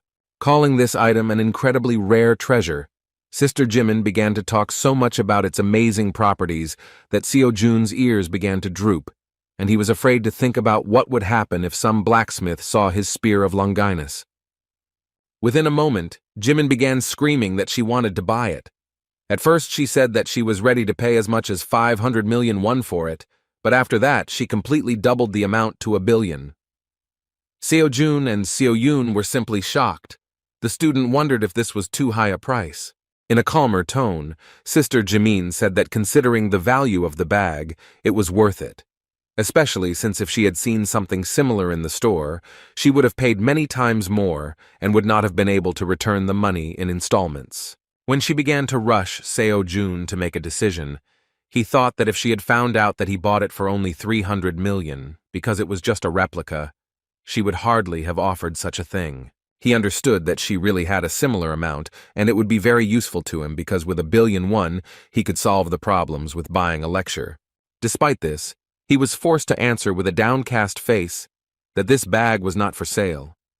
So Yun was surprised, because just recently he had said that he desperately needed money. After hearing her proposal rejected, Sister Jimin couldn't stand still and wanted to know the reason. She couldn't believe that even 1 billion won was not enough, but she was willing to listen to his counter-offer. Sighing heavily, Seo Jun knew that he had no choice but to let her try to use this item to see what the problem was. As soon as he picked up the pouch, He felt that her energy did not match his master's, so he began to release a defensive technique that hit her with a powerful electrical charge. Jimin's sister couldn't understand what happened, so Seo-jun calmly explained to her that no one else could use this item except him. Since no one else could even touch his things, resale was out of the question. When he purchased Kibisis, the Academy system informed him that reselling this product to a non-Academy student was strictly prohibited, as it was developed by previous students for the next generation. Even though Jimin gave up on trying to get the pouch, she was still fascinated by the mere fact that Kibisis has 5 different types of magic spells, including a protective one. She began to obsessively wonder where he managed to buy this item. She was willing to pay as much as 10 billion for information about where such items could be found. But as expected, the obvious lie from Seo-jun's mouth made it clear to her that an honest answer was out of the question. Taking into account his situation, she said that then he should help her in one matter. Since she could not use Kibisis, she asked him to help by participating in her venture. She promised that there would be nothing difficult about it, and besides, it would be for money. Naturally, we were not talking about 1 billion, but Seo-jun was not against any amount. He was surprised that even when Jimin found out that she would not be able to buy his item or use it, she decided to resort to a very cunning method, hoping for help. She understood perfectly well that if someone else just wanted to touch the bag, protective magic would work. However, it will be a different matter if the owner of the bag himself helps with this matter. There was little time to make a decision, but Jimin glared at him so much that he couldn't refuse her. Seo-jun didn't mind helping if she paid him decently. The joyful sister jumped up, anticipating an incredible exploration. He immediately said that sometimes he is very busy, so it is better to notify him in advance about when to start. Jimin replied that it would be a little later, and she would inform the date and time in advance, and then they would go to the laboratory together. After that, she finally remembered the reason for her visit. Seo-jun immediately assumed that she was interested in the penultimate conquest of the dungeon. Jimin was ready to listen to a detailed account of what happened that day. Over a cup of coffee, she learned that Nerkura somehow ended up in the dungeon, but the magic cast there could not detect him. It seemed strange to her that the academy student was able to defeat her, but Seo-jun, without looking away, said that he was just lucky. Jimin could not accept this answer because we are talking about a 6-star monster, and even a high-class professional, when fighting him, was raked and carried away quite a few times. Still, any person would have suspected something was wrong, because even a professional could not defeat him. He was unstable only to the magic he used. So Seo-jun understood that it would be scary to imagine what the outcome would have been without Merlin's training. Remembering Merlin, he wondered if it could be that the theory discussed in the lecture could be applied in their world and in this particular situation. Jimin was already looking at him with suspicion, but Seo-jun, not wanting to talk about the battle with the monster, asked if he could express one theory that was firmly lodged in his head. Jimin was surprised, but was still ready to listen to the strange young man. In response, he mentioned that everyone knows that magic and aura are directly dependent on mana. He wanted to touch on the topic of how mana is used and how it relates to their world.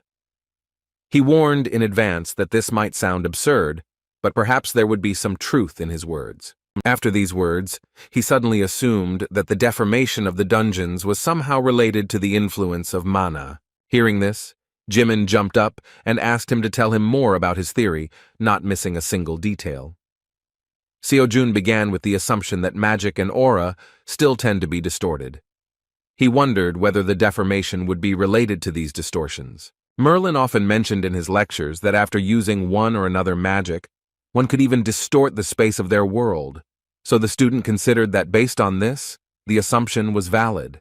Applying the knowledge gained in the lecture, he still suggested that the deformation of the dungeons could be caused specifically by someone's will, and all because the deformation is not a natural phenomenon, which could mean that it could only be the result of outside interference.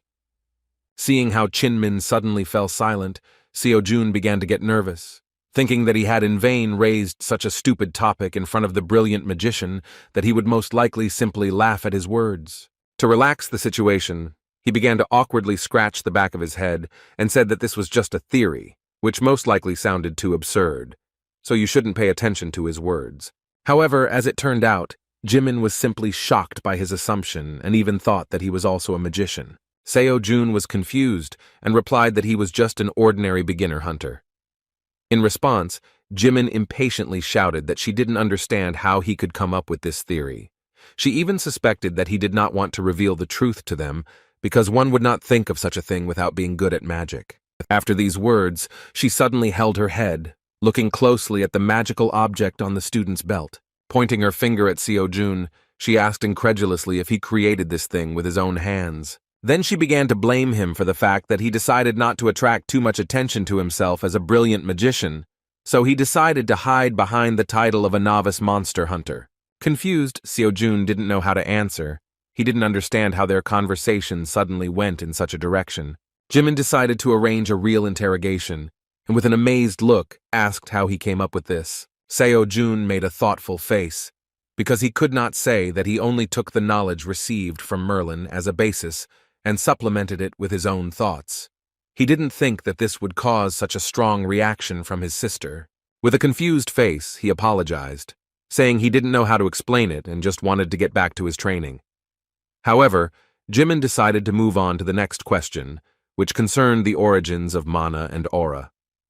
Seo-jun didn't expect anything different because the lecture said that their knowledge was beyond the ordinary. Be that as it may, he is an ordinary student who dreams of becoming a professional hunter, who has no knowledge of magical sciences at all. This superficial knowledge should have been enough to avert suspicion, but in such an environment, it seemed to him that he was behaving like a teacher. However, at the same moment, a brilliant idea came into his head regarding the fact that if knowledge is considered a commodity, then one can charge a fee for teaching people. Jimin's brainstorming continued, and she glared at him, expecting interesting answers, but Seo-jun remained silent as a fish. He thought that even though he promised to lend kibisis, knowledge could be traded. He considered some of the knowledge to be wisdom, which he acquired through his own efforts, as opposed to equipment from the store. Based on this, it was logical that he himself decides how to apply it. True, to teach others, he lacked the talent for his own interpretation of understandings. Besides, he wasn't sure what he would find who would be willing to learn from someone as suspicious as him. Sighing heavily, Jimin nevertheless relaxed the situation by saying that she saw that Seo-jun was not at all familiar with the concepts of magical teachings. The guy felt relieved because he felt insecure due to the fact that his progress in the magic course was only 18%. Taking off from her seat, Jimin nevertheless stated that she never expected to hear such incredible opinions from him, which he talked about at the beginning. She couldn't wait to study his theory in detail. So Yun, returning with a snack, didn't understand where Jimin was going. She began to say goodbye, saying that she had done everything she had planned. As a result, only the two of them lost the Pokemon buns. When they were alone, Seo-jun said admiringly that Sister Jimin is an unusual person, which is different from the image dictated in the media. So Yun agreed. She noticed that she was even beginning to doubt that Jimin was really the next devil of the magical world.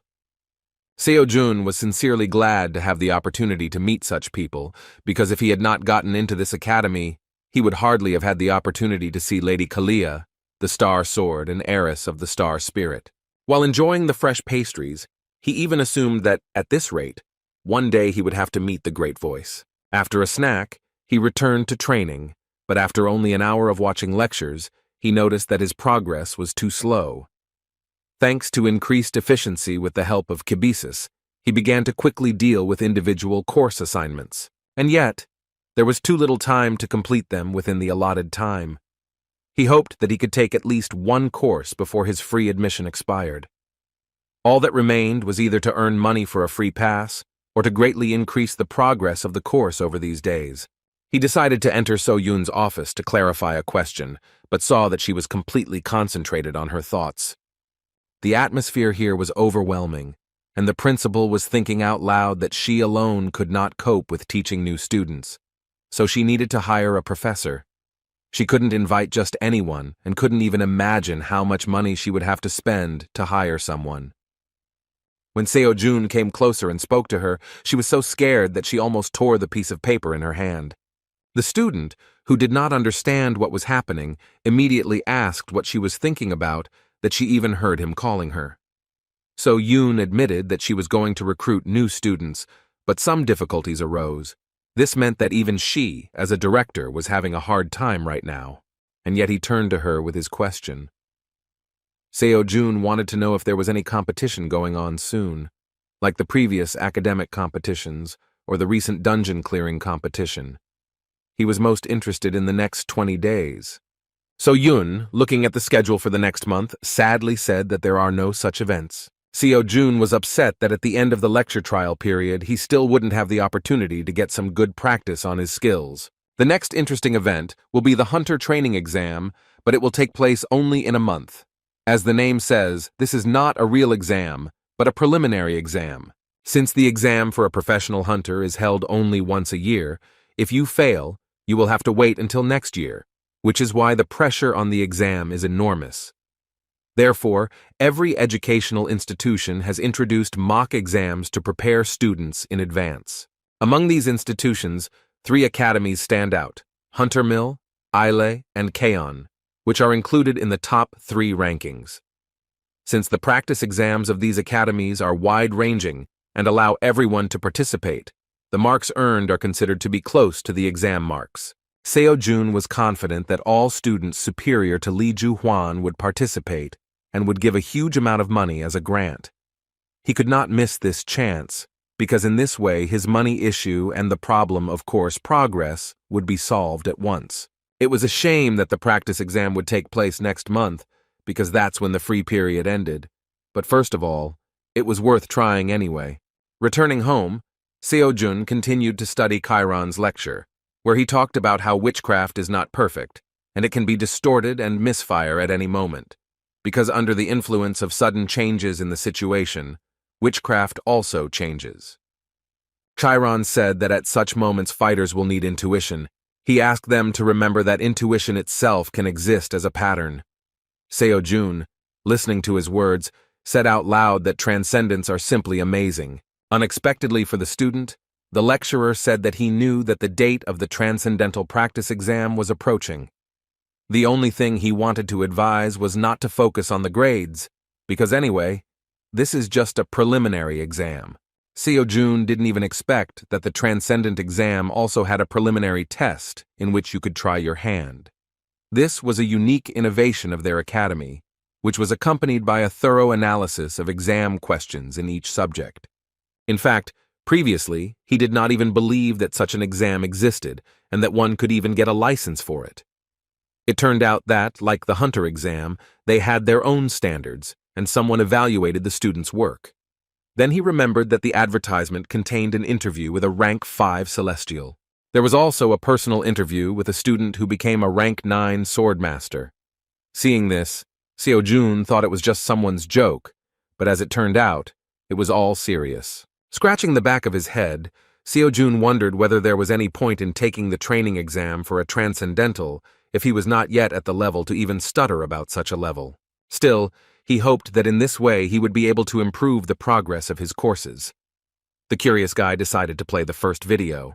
Within a moment, Xiang Yu, with a cheerful expression on his face, offered to sign up for the training exam because now he can freely control enormous power. However, after such praise, he asked not to take his words seriously, calling the students just trash. Then he cheerfully said that he could repeat his words 100 times, but no one would understand him, so you should just sign up to experience firsthand what an insignificant level they are at. Seo-jun was surprised for the second time, because he thought that all the lectures were old recordings. Chiron and Xiang Yu both mentioned the exam in the video, although they could not know in advance when it would come to this point. To test his theory, he attended lecture courses by Shakyamuni and the magician Merlin. Like the previous lecturers, they also talked about the upcoming exam. Putting down the phone, Seo-jun, leaning on the bed, sighed heavily, saying that there were more than enough oddities at the Academy of Transcendence. This kind of attention in lectures made him wonder if this practice exam was really that important. To find out more, Seo-jun decided to see the reaction of the Academy community. The situation turned out to be similar, and as expected, everyone advised to raise your level first. However, among the monotonous messages, there was a guy with the nickname Ruler of the Forest who advised even beginners to try the practice exam, without focusing on grades, because this will help them significantly increase the progress of the courses. This student's opinion gave him the idea to take the risk of participating. Luckily, the first try was completely free. Although he was sorry to waste a free chance, he still decided to take such a risk, thinking that he would still be able to earn money. But the lectures were worth studying before the end of the trial period. Having chosen the skill of the 9th rank sword as his theme, he received his first task regarding combat power. The first question asked to find the correct answer to a task consisting of 15 stages. Within a moment, he received a message that the first stage had begun to form. Seo-jun was confused because he didn't even know how the exam would be conducted and that it would actually happen in the same place. It was said that he would have 15 stages in total. Considering the level of transcendence, he expected that even at the first stage it was worth waiting for a monster of at least 6 stars.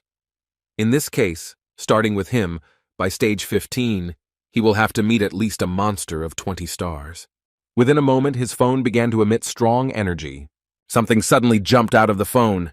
It was the monster of the first stage. Seo-jun was determined and looked towards the landing monster, seeing that it was not yet fully formed. While the monster was getting bigger and bigger, Seo-jun couldn't begin the first stage of the training exam. He was simply shocked when he realized that the monster continued to grow, even though it had already far exceeded the size of 6th-level monsters. Within a moment, he saw him in full growth. It was a dragon with terrifyingly powerful magic, making it look like only a small and weak man. The destruction dragon Fafnir wasted no time later and began to gather incredible magical energy before striking. Seo-jun didn't even have time to move before this terrifying force headed towards him. As expected, he instantly failed the first stage and only had 29 minutes and 58 seconds to use his free pass. He was crushed with such incredible speed that he grabbed his head and began rolling on the ground, screaming that this was simply madness. This was only the first stage, but he already had to fight a dragon monster whose combat power was simply at an incredible level. Seo-jun was simply in despair. He screamed and beat his fists on the floor, thinking that at stage 15 he would have to fight God. So he had a logical question regarding whether the Transcendence would emerge victorious in the battle with the gods. At that moment he remembered that his lecturers were already demigods. Taking a deep breath and exhaling, he decided to think about how to get out of this situation. Initially, he thought that the building would collapse just from the appearance of such a monster, but it remained intact. This meant that the exam did not affect anything other than itself. At least he was glad that after the first time he still had 10 chances to complete the stages. Although he was afraid that even after these 10 attempts nothing would change, he was still going to see if he could make any progress in such a crazy fight. When he went outside, he spent 4 more attempts, but each of them ended in the same failure, and he could not last even 5 seconds in the battle with Fafnir. He once again blew it dry and again began to roll on the floor, clutching his head, not understanding how to even fight such a monster. Sitting down on a bench, he drooped into himself, thinking that he was still far from being a hunter, and he was trying to take the transcendental exam. Still, he needed to do something to improve the progress of the course. He was losing before he could even move, so he saw no point in continuing. It was already too late to refuse or change my assignment to something else. Suddenly, he heard a message from Transcendence Academy. Looking at the phone, he saw an offer to listen to an explanatory lecture on a relevant issue. If he agrees, points will be deducted from his grade. Seeing such a proposal, Seo-jun immediately grabbed the phone, thinking that they would tell him how to defeat this beast. He had 3 lectures to choose from: the Great Sage, Siegfried, and the Divine Blue Dragon. What he was counting on most was the lecture of the Great Sage equal to heaven. He hoped that his lecture would somehow help him with this battle. Turning on the lecture, he heard that Sun Wukong knew that the task of the first stage of the training exam was the battle with the Dragon of Destruction Fafnir. With a kind smile on his face, he said that in fact this is a task of attentiveness, due to which it causes some difficulties. But if you look deeper, everything will turn out to be much simpler than it seems at first glance. He expected that many students might be stunned by his first installation in the form of a breathing technique, but as it turned out, this is as much the beginning of Fafnir as the end, because there is simply nothing else at his disposal. Seo-jun hadn't seen him for a long time, so he listened carefully to every word to find at least some clue. In the end, The Great Master boiled it all down to the fact that you just have to avoid the breath of this monster, and the matter is in your pocket. After that, he suggested looking at how this is done in practice. His first advice was to not try to cut the breath. He did not say that this was impossible, but he believed that this was simply not necessary, so he should just avoid it. Having dodged the attack, he calmly said that by expelling his breath, Fafnir would not be able to use it again for some time. With a sly, bestial smile, he suggested that at this moment Fafnir was no more dangerous than an ordinary lizard. Naturally, in this case, he suggested simply beating her like an ordinary monster. With these words, he struck with incredible power, which is the first form of his spear technique called meteorite fall. Naturally, Fafnir instantly disappeared under such pressure, and the old man said that in fact everything was quite simple. Such a demonstration was not at all what Seo-jun expected. Calling this an easy stage, the lecturer said that the task was aimed only at testing the ability to understand the situation. Seo-jun couldn't believe that this was actually an expository lecture. He plunged into severe despair and literally lost his own identity from the realization that he was unfamiliar with the concept of clarification used by transcendental-level masters. The second lecture was no less useless, since the divine blue dragon simply stopped Fafnir's attack with lightning breath. Naturally, Seo-jun was not a dragon and had no idea what to do with this information. At that moment, he felt completely disappointed in the lectures and thought that this was the end. There was only one lecture left, but he no longer believed that he would find answers to his questions. Having spent his precious free coupons, he thought it would be a shame to back down right now. The last was Siegfried, a hero who possesses the famous sword Balmung and is the strongest dragon slayer. The dragon that helped him gain such a title was none other than the dragon of destruction named Fafnir. The title of the lecture mentioned the characteristics of this dragon, which was not strange, because Siegfried really is the most knowledgeable about this. Seo-jun hoped that he was the compiler of the first stage, because in this case he would have at least some chance of a decent explanation. Siegfried began his lecture by saying that the key to defeating Fafnir depends on whether you can dodge his breath or not. He said that a student just needs to be able to dodge the flames to achieve the goal. As soon as Seo-jun heard these words, he immediately lost hope and decided to stop the lecture. However, he immediately changed his mind when Siegfried said that he was probably watching this lecture, because for him, dodging the dragon's breath was not so easy. As it turned out, he was the only one who could understand the features of Fafnir and show the second way to achieve the goal.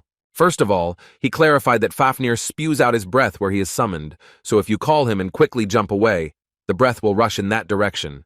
It was pure trickery, but knowing this, inexperienced students might have a chance to evade the breath. Still, Siegfried took into account that there would be students who would find it difficult to cope with the speed of the dragon. Therefore, he said that for such students, he has an additional method. As it turned out, for this it was necessary to prepare a gold bar. Siegfried admitted that Fafnir became the dragon of destruction precisely because of the gold, which blurred his vision. In fact, it does not have to be a solid gold bar, because something similar could do. After calling Fafnir, he offered to throw gold right under his nose. In this case, the brat will not immediately use his breath because he will be afraid that the gold may melt and mix with dust. When asked whether this was a violation of the rules, he replied that it makes no difference whether the student uses a trick or his own skills, because the main thing is to find the right solution and way out of the situation. That was all he could say about this stage. The information turned out to be quite valuable, and he even said that if anyone is interested in how to defeat other dragons, then it is worth attending his lectures on fencing that defeats dragons. Sighing heavily, Seo-jun resigned himself to the fact that he had to spend money on the bar. Now he had some knowledge of how to fight against this dragon, so with some hope he began the first stage again. As expected, the dragon immediately began to prepare its fiery breath towards the student. At the same moment, Seo-jun threw a gold bar towards the dragon. The dragon was already a moment away from turning everything around into dust. However, as Siegfried said, as soon as he saw the shine of the gold bar, he immediately stopped, for fear of losing it due to the high temperature of the fiery breath. Within a moment, he turned into an obedient pet, whose gaze was aimed at the ingot flying past him. Seo-jun was already extremely happy that he was able to escape the dragon's breath. However, he had to hurry, because as soon as Fafnir received the ingot, he learned that it was not completely gold, but only covered with gilding. Realizing the student's cunning, he rushed towards him with a furious look. He still couldn't use his breath, but his huge claws were enough to tear the confused poor fellow to pieces. Finding himself under a huge wave of destruction, Seo-jun shouted that the great sage was a scoundrel, because he said that after his breath, Fafnir turns into a useless lizard. After making an incredible fuss, Seo-jun was still able to hold out for just over a minute, which was already something incredible. He only had 4 tries left. He still didn't understand how to defeat this monster, but he was already pleased with the message that he was able to get a little progress in Kiran's course. There was little time left, so he decided to use his attempts to the end. The second time, he managed to avoid breathing even without the fire ingot. Despite this, a powerful blow from the dragon's tail caused him to lose his balance. It was extremely difficult to dodge, not to mention the opportunity to strike. The speed of the dragon's tail greatly exceeded the speed at which Seo-jun moved around it. A moment before the collision, he, realizing that it was too late to dodge, decided to avoid the blow in a cunning way. Once again, a gold bar was used, which distracted the attention of the greedy dragon. Thanks to this, Seo-jun gained seconds of peace by dodging the blow. However, this trick did not work for long because within a moment the dragon rushed to attack again, this time even with a furious cry. Seo-jun understood that his rage was because he was angry again because the bar was gold-plated. A moment before Fafnir struck, Seo-jun reached into his pocket again. This time the cunning guy threw up as many as 5 bars. The dragon, seeing this shine in the air, again turned into an obedient pet. While he was trying to catch the same gold-plated bars, Seo-jun was already above. Pouring a large amount of mana into his spear and enhancing his body with aura, he aimed at the dragon's back. With the hope of piercing this monster, Seo-jun charged using the spear skills that Xiang Yu had taught him. With a happy face, he shouted that the attack worked. It did work, but only a little, so the dragon remained practically unharmed. Within a moment, Seo-jun felt a cold breeze coming from the dragon's nostrils and discovered a flea on his back. Another attempt did not bring the desired result. Each time, Seo-jun felt pain from the blows, but they did not have much effect on his real body. And yet, there was a positive aspect to this attempt, because the progress of Kiran and Xiang Yu's course increased significantly. This was to be expected, because this time he managed to combine their teachings in order to deliver a powerful blow. Looking at the progress of the lectures, Seo-jun realized that if this continues, then by the end of the free trial he will complete at least 1 course, and if he tries, even 2. Finally, a smile appeared on his face with hope that he was doing this for a reason. After using up his remaining 3 attempts, he returned to the academy to continue studying the lecture. Seeing him, Seo-jun asked why he hasn't been going on dungeon raids lately. Seo-jun was surprised by his answer, because he said that he did not have time for this, because he decided to focus on individual training. To avoid another awkward conversation, Seo-jun replied that in that case she would simply go back to sorting through the paperwork in her office. Seo-jun, feeling awkward, agreed with her proposal, realizing that it was strange for him to talk about lack of time, because his workouts looked like he's staring at his smartphone all day long. As a result, he received only 4 points out of 100 for combat strength, which was expected, because Fafnir turned out to be too strong. Failing the training exam with such a terrible grade in the first discipline was a little offensive for Seo-jun, but he didn't expect anything more. The problem was that the course progress was slower than he expected. Real combat was the only way to quickly gain an understanding of the courses, because putting the skills into practice shows excellent progress. 3 days later, it was time for the second discipline, which was basic endurance. Seo-jun had no idea what format the exam would take this time. As the task took shape, a red sphere suddenly appeared in his hand, emitting powerful magic. Taking a look at the magical step, he assumed that it would grant wishes, and yet he did not have time for this, because a warm breeze miraculously began to lift his hair. Looking around, he realized that this breeze turned out to be the breath of the evil dragon Kanchori. The task was to escape from the dragon, preventing him from getting Yeju, the pearl he was holding in his hands. It was useless to fight him since he is immune to damage from any attack. Running away from such a terrifying enemy for 1 hour seemed simply an unrealistic task, even though this was only the first stage of this discipline. Although Seo-jun failed the stage, he managed to bring Chiron's course and Xiang Yu's course closer to the 90% progress mark. After another 3 days, It was time for the third discipline, which was about adaptability. His 5 senses were blocked, while the task was to destroy the Sphinx, or survive. Seo-jun didn't understand what was happening at all, so he simply stared at the majestic Sphinx with incomprehension. He thought he was going to play a word-guessing game with him, so all 10 attempts were wasted in a few minutes. The fourth discipline was testing mana-related abilities. The first stage involved curbing Pulgasami's appetite within the allotted time. Seo-jun was forced to feed this elephant-shaped monster with his mana, but his city was simply immeasurable. After a few minutes, the student had exhausted his small supply. With a scream and tears in his eyes, he ran away from the monster in horror. The fifth discipline turned out to be where he showed himself quite well. In the first stage of the mental strength test, he had to hold out for 30 minutes while listening to the siren's song. Surprisingly, this test, which should have driven him crazy, turned out to be quite pleasant for him thanks to Shakyamuni's wagging ataraxia. Having completed the first level for the first time, he hurriedly moved to the second with a joyful face, expecting that he would easily overcome all 15 stages. As expected, he failed to last the allotted time while listening to the requiem from the world of the dead. Despite this, he was able to make minor progress in the Buddha course, the percentage of understanding of which reached 15%. As a result, Chiron's course and Xiangyu's course exceeded the 95% mark, and Seo-jun was already close to their complete mastery. He was glad, knowing that if he continued like this, he would be able to complete them completely during the next 2 disciplines. There were 2 disciplines left to choose from, but he did not know what would be in them. In those first 10 answers when he chose the 9th rank, nothing was mentioned about the disciplines to choose from. Seo-jun thought about what he should simply be allowed to choose on the day of the exam. After 3 days, he still had not received the message to continue the practice exam and began to get nervous.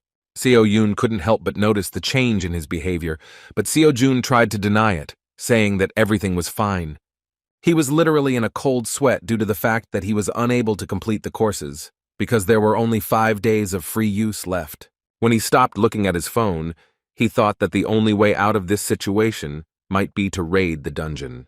It was better than just sitting and waiting for something unknown. However, at that moment, his phone began to release some magic. As soon as he looked at the phone, a mentor suddenly appeared in front of him and said with a joyful look that he had been waiting for their meeting. The mentor showed up on time because he had quite a lot of questions. Trying to relax the situation with his sweet smile, he realized that he was a little late, because the last time they saw each other was at the very beginning of the free course. When Seo-jun came to his senses a little, he, not noticing Seo-jun behind him, shouted dissatisfiedly to the mentor about what he had been doing all this time, that he only showed up at the end of the course.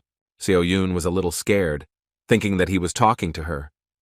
Hearing her voice, Seo-jun hid the phone behind his back and tried to awkwardly justify himself, saying that due to fatigue he was starting to talk some kind of nonsense. After these words, the strange guy simply ran out of the academy onto the street to continue the conversation with his mentor. Once away from the people, Seo-jun began the interrogation by asking what had made the mentor so late since their last meeting. When the mentor said that he thought the student could cope just fine without him, Seo-jun nervously replied that these were just excuses. Seeing the student's dissatisfied face, the mentor, feeling that he was still to blame, said that he would continue to be honest. He admitted that he was going to check his profile and come back right away, but after looking at it, he was very upset. Seo-jun did not understand what he was talking about and asked him not to hesitate and explain what he meant. As it turned out, the reason for this was his level. At that moment, the mentor wanted to give at least some advice, but realized that this would not help his level much, so he decided that it was best to let the student focus on the 2 recommended courses. The fact is that the period of free use is short, and consultations become useful only when the student acquires a specific level of knowledge. Seo-jun didn't know how to answer, because the mentor really sounded convincing, and there was no point in being angry with him. Still, he apologized for disappearing without warning. Next, the mentor decided to check whether he had missed lectures and whether there was at least some progress in his studies. Expecting nothing from the student, the mentor could not believe his eyes and thought that some kind of mistake had occurred. His intense gaze made Seo-jun a little worried. When asked if there were any questions, the excited mentor answered hesitantly that it was nothing special, but he didn't understand why the system showed as many as 4 courses being studied and what generally happened to their progress. Seo-jun only confirmed that this is current information and that he actually teaches all 4 courses. The mentor could not believe his ears and hastily began to verify the information, thinking that perhaps there had been an error in karma. Hearing that the information on the screen was correct, he put on a shocked expression, showing the unexpectedness of this situation.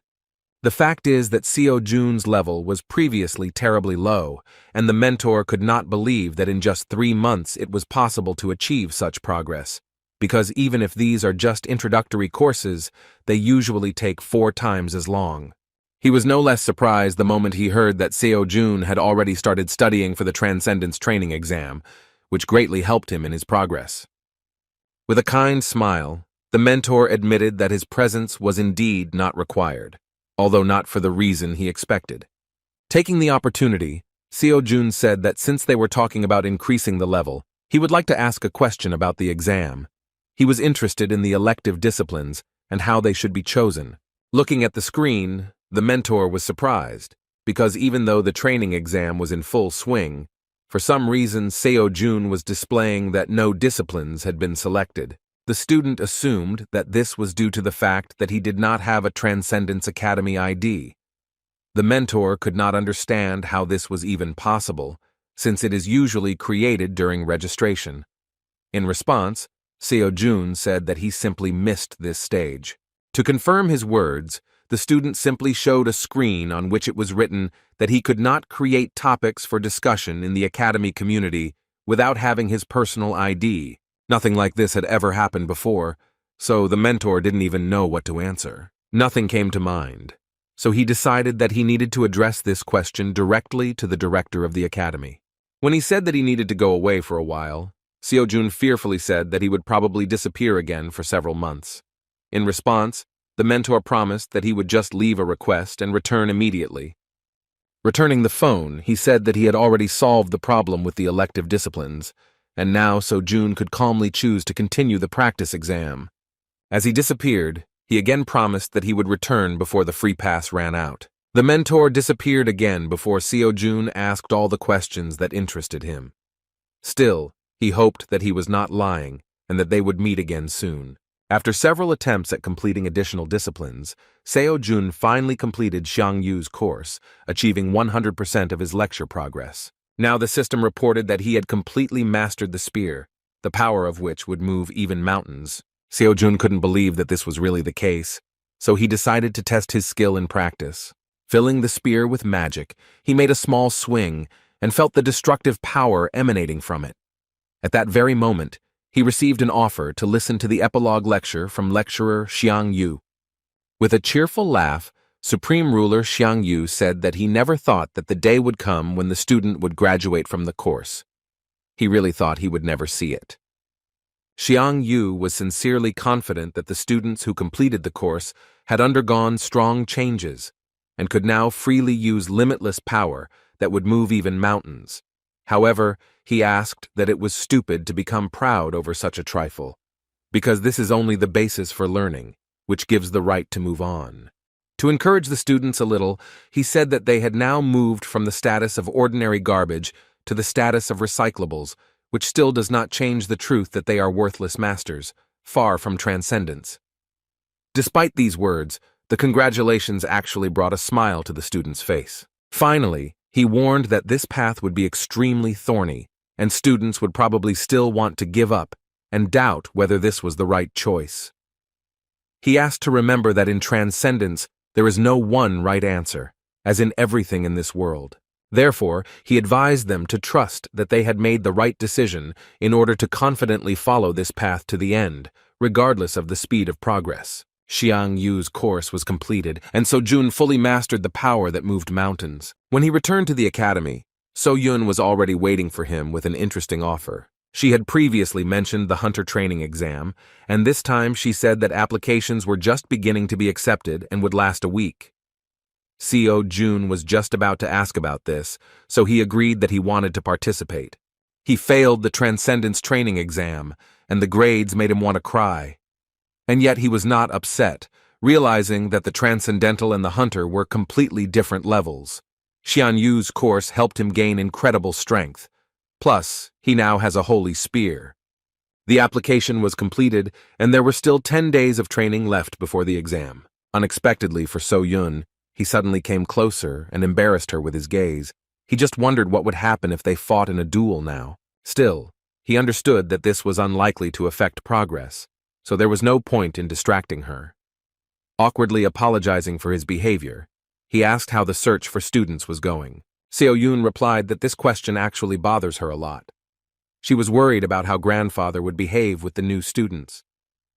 So-Jun was an exception, but she doubted that things would continue to be as successful. So-Jun understood her, because he had no doubt that when a new student appeared, the Holy Sword would definitely come to the academy to beat him, asking for what purpose the stranger decided to get close to his granddaughter.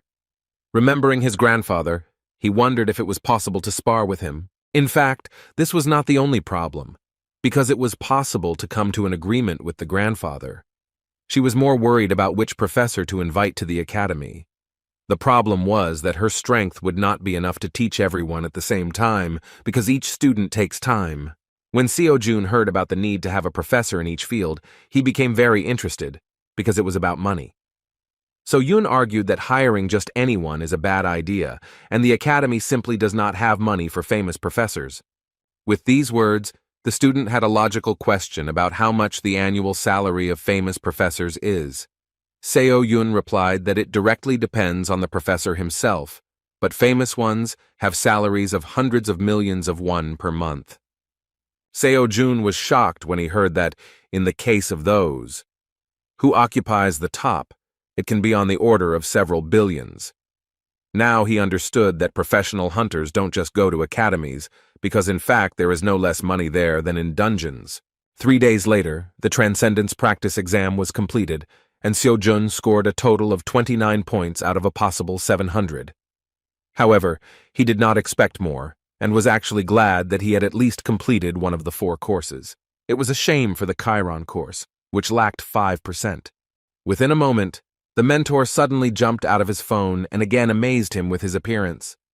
However, this time So-Jun did not show that he was surprised, but rather showed displeasure. He recalled that the mentor himself said that he would return before the end of the free pass, so he assumed that he would appear when he completed at least one course.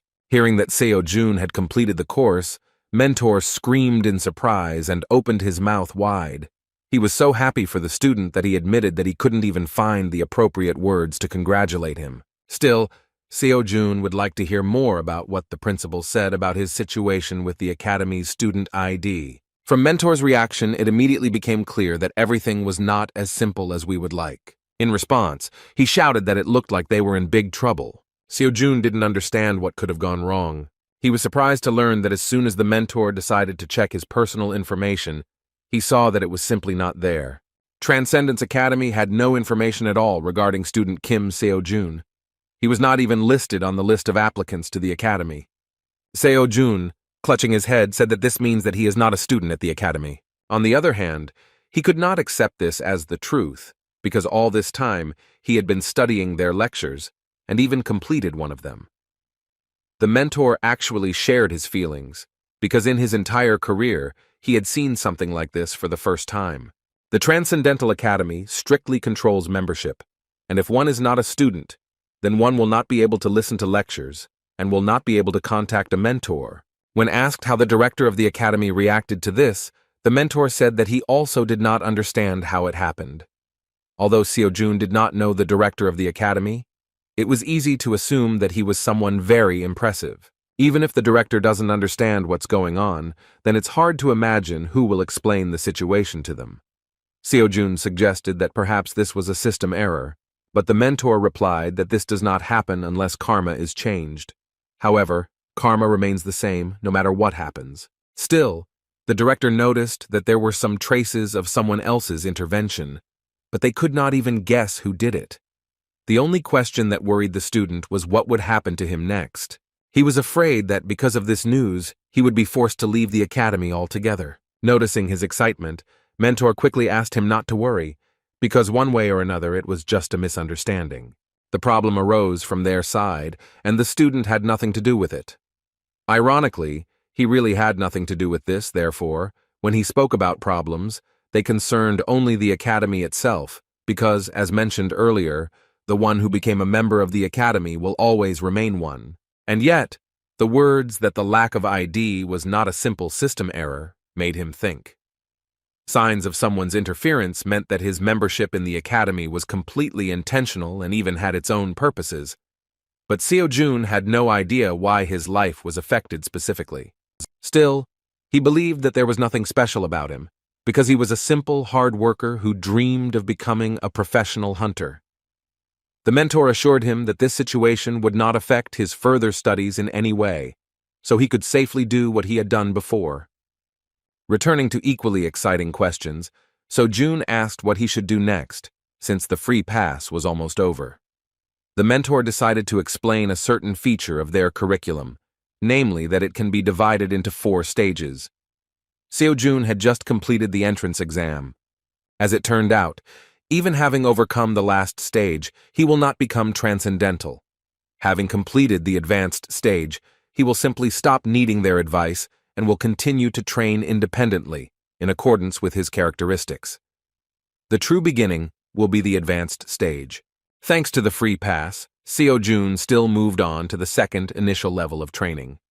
He didn't mind continuing to use the spear as his main weapon, but first he needed to purchase a new free pass. The mentor advised him to immediately take individual courses. Most of all, he advised him to pay attention to the lectures of Hercules and Zhang Sanfeng, which would teach him incredible physical strength and walking in the air. As it turned out, the techniques of concentrating mana and wielding a spear were not taught here, because they are included in the intermediate level program, but Seo-jun could still study them. The mentor recommended that you first master the basics, so that later you would not have any difficulties with more advanced lectures. Seo-jun agreed with his proposal, as he was sure that he had a reason to insist on it. As it turned out, the cost of the free pass was very impressive, and Seo-jun couldn't even count the number of zeros of this amount the first time. The mentor just laughed and clarified that this is why he must diligently accumulate karma. Hearing about karma, Seo-jun was a little confused and still asked what it was. The mentor explained that for the academy, this is a reason, but for the students, it is a consequence that can be influenced. In short, it was their commitment to each other. Seo-jun did not understand what the academy was gaining as a result of this commitment. The mentor replied that their only role was to help students become transcendental. When Seo-jun asked why the academy was pursuing this goal, the mentor remained silent at first. After a short pause, he said that at this moment this was the maximum he could allow him to interfere with. Accordingly, this was the maximum that he could tell him. And yet, he asked Seo-jun not to give up, because when he reaches great heights, then he himself will understand what his words meant. Diluting the tense situation, he cheerfully said that until then he would actively support him and help him in any way he could. Seo-jun wanted to ask another question that was troubling him, something that had been bothering him all this time. He asked if they had other students besides him. The mentor noted that this is not difficult to understand just by looking at their academy community. After these words, he assumed that Seo-jun was actually asking if they were in the same dimension as him. After thinking a little, Mentor said that the answer to this question would be ambiguous, and yet he clarified that among all the dimensions using their academy, the place with the largest number of transcendent students is 4 people. Returning to the Hunter Academies, it is worth mentioning that in Korea there are 3 largest organizations. These are Isle, Gaon, and Huntermill. Each academy differs in specialization, and based on this, people usually say the following. If you want to learn magic, go to Isle Academy, and if you want to learn how to use weapons, then go to Gaon. As for Huntermill, they welcomed everyone, even those who didn't know anything. The absence of any features also means the absence of disadvantages. Since Huntermill is one of the top 3 academies in Korea, we can fully assume what they are like. So, the day has finally arrived for the professional hunter training exam from Huntermill Academy. Seo-jun and Seo-yun arrived early to avoid the long line, but even so, it was very crowded. The student immediately noticed the differences between this event and the previous ones in which he took part.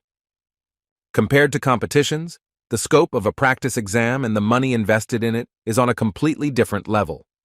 Moreover, the participant with the best grades will receive a scholarship of 1 billion won.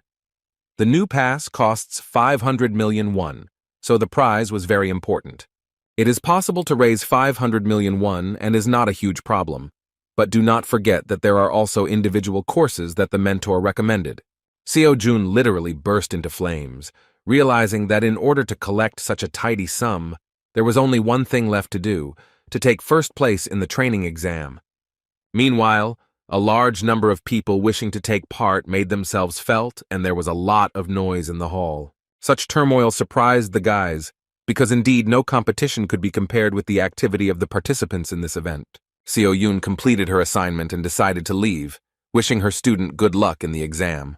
As Seo-jun walked further towards the waiting rooms, he suddenly stopped when he heard the sounds of a verbal altercation. Things were heading towards a fight, and all because of the blonde guy who passed by the line. As it turned out, that impudent guy was Kim Gang-chol, a student from Hunter Mill Academy. The exam inspectors asked the disgruntled guy to be calm, because in any case, everyone would have time to take part.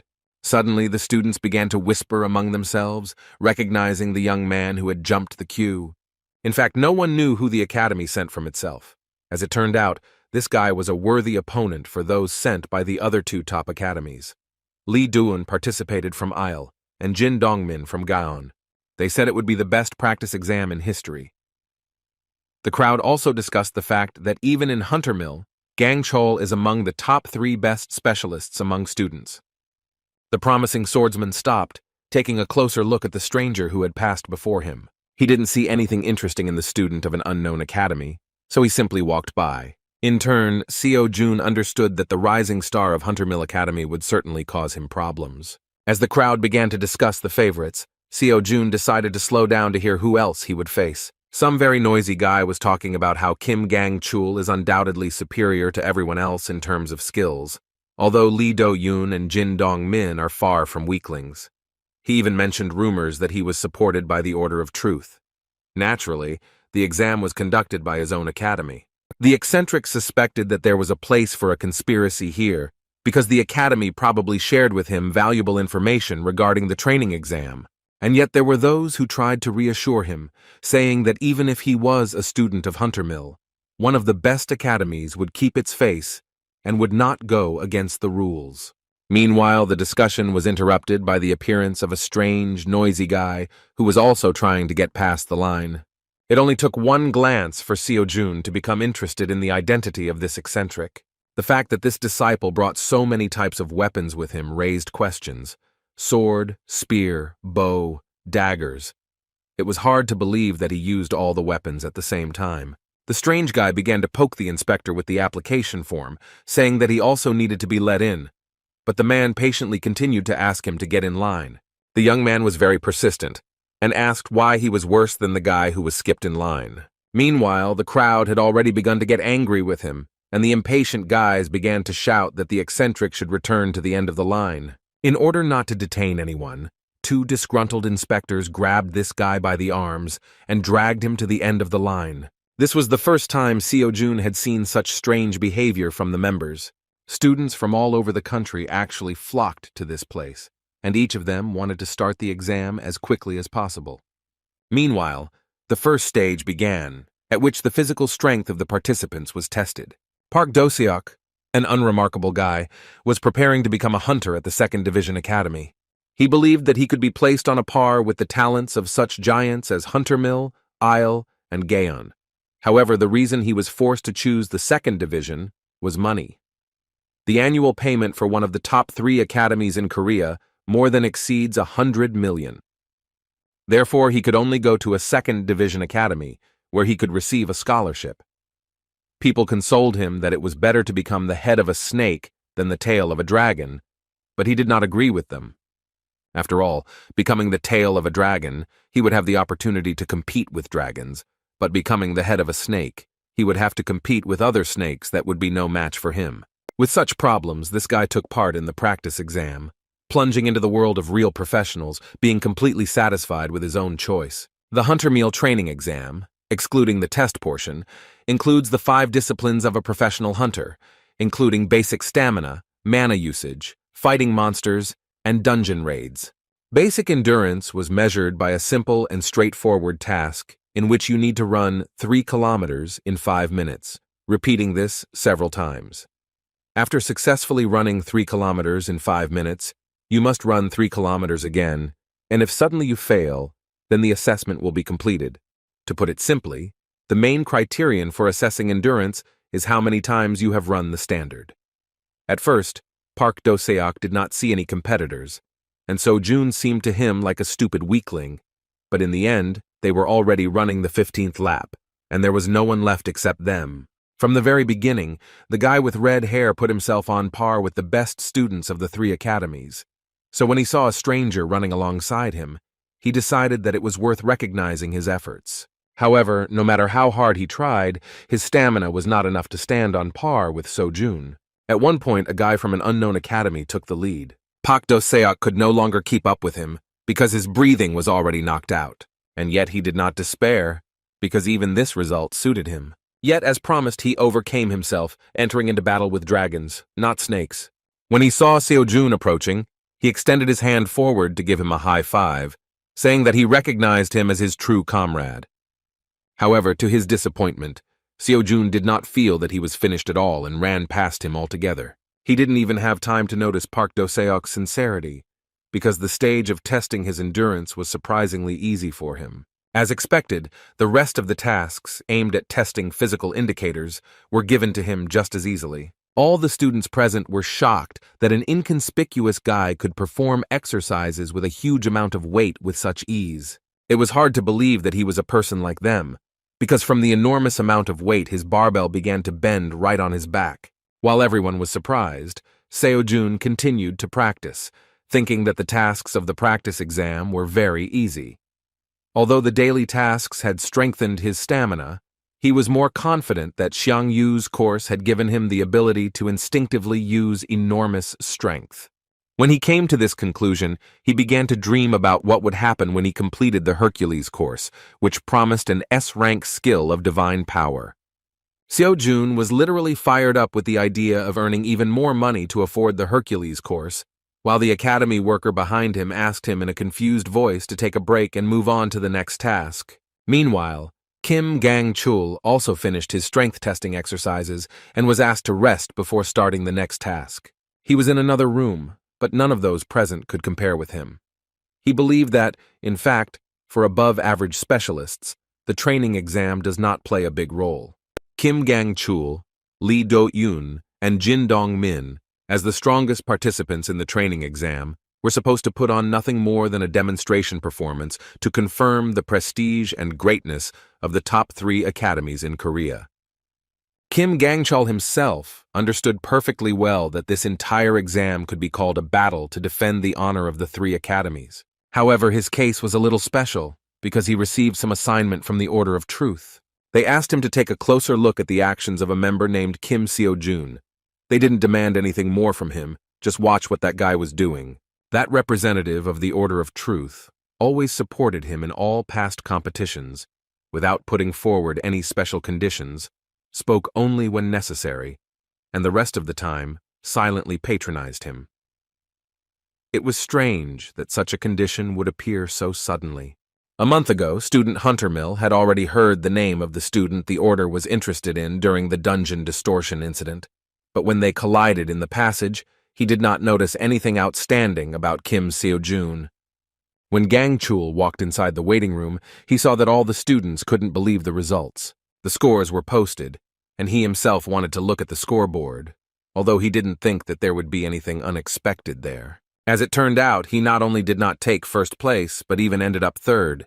He couldn't believe how it happened that there were 2 whole people in front of him. Kim Sojun and Lee Min-yul were ahead by as much as 11 points. Gang-chul could not understand how this happened, because he did not know by name a single specialist who could defeat him. Sighing heavily, he calmed himself with the thought that there are simply students who succeed in only one thing.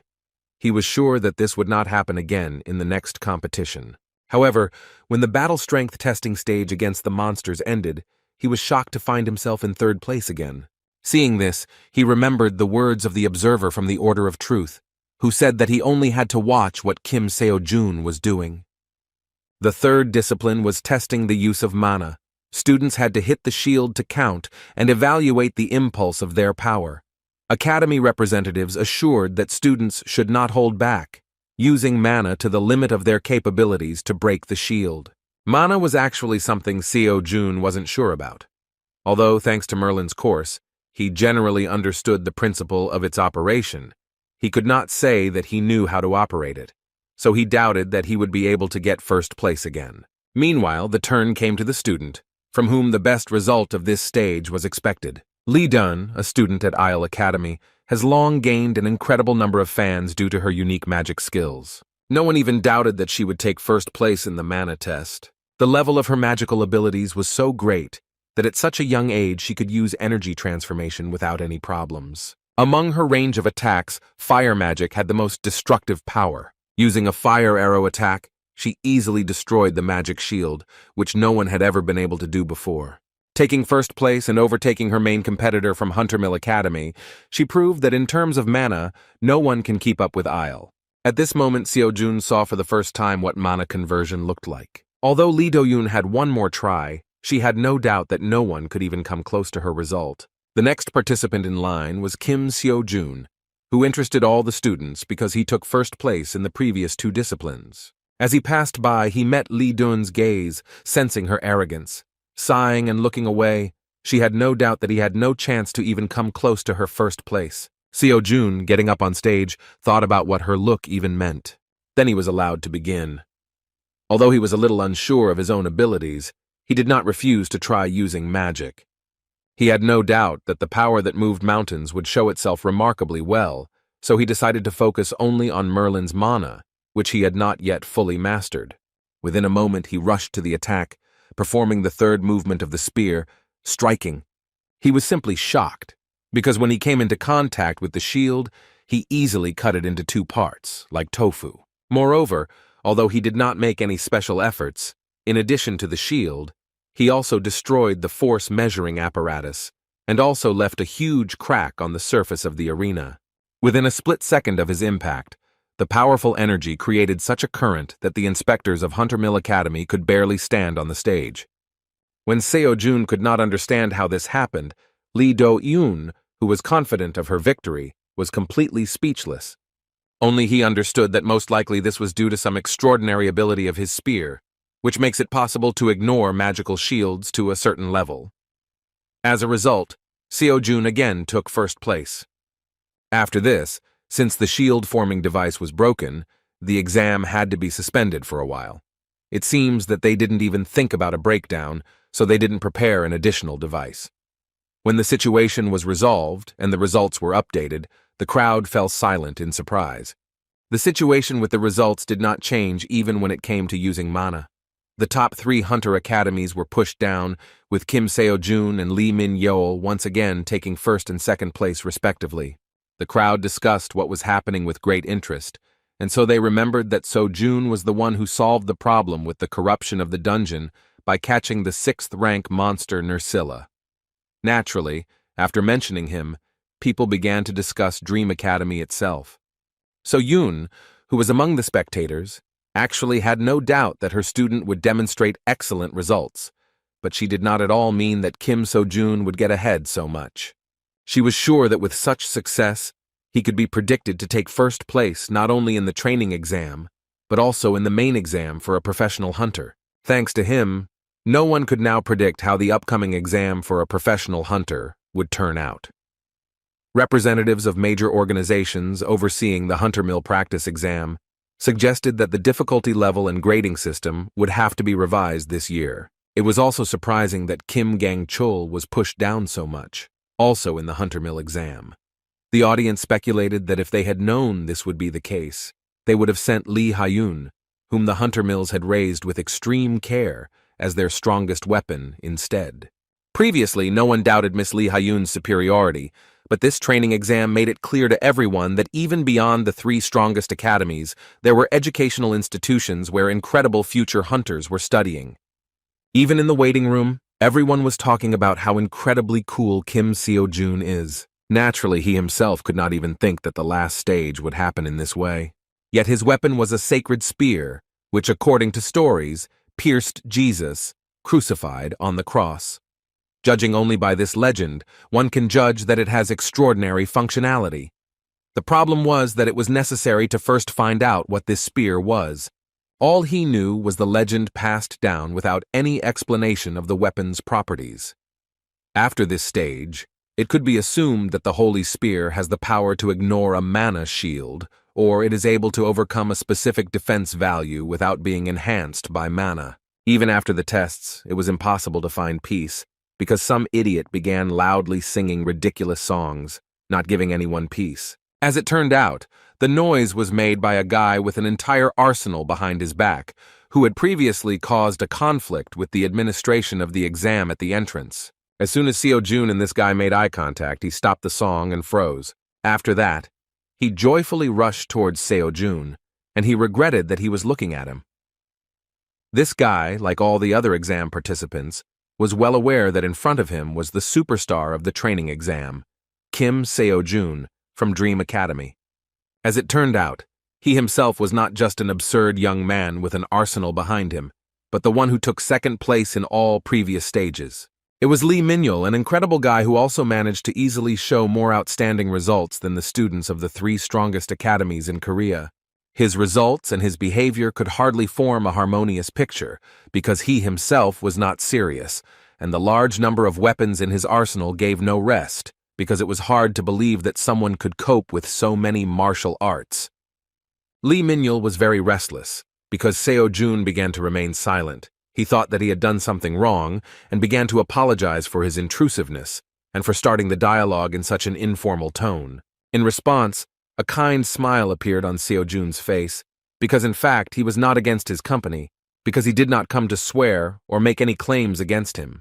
A few minutes after they met, the raid on the dungeon began.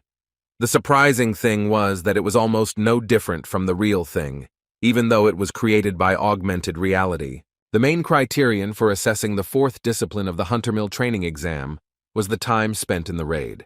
The monsters that had to be destroyed were the 10 Nursils. Seo-jun was surprised by this coincidence, but still overcame the test with ease. What was unusual was that even though the augmented reality monsters were 2 stars weaker than the real ones, it was still a pretty tough difficulty level. This time, everything was different.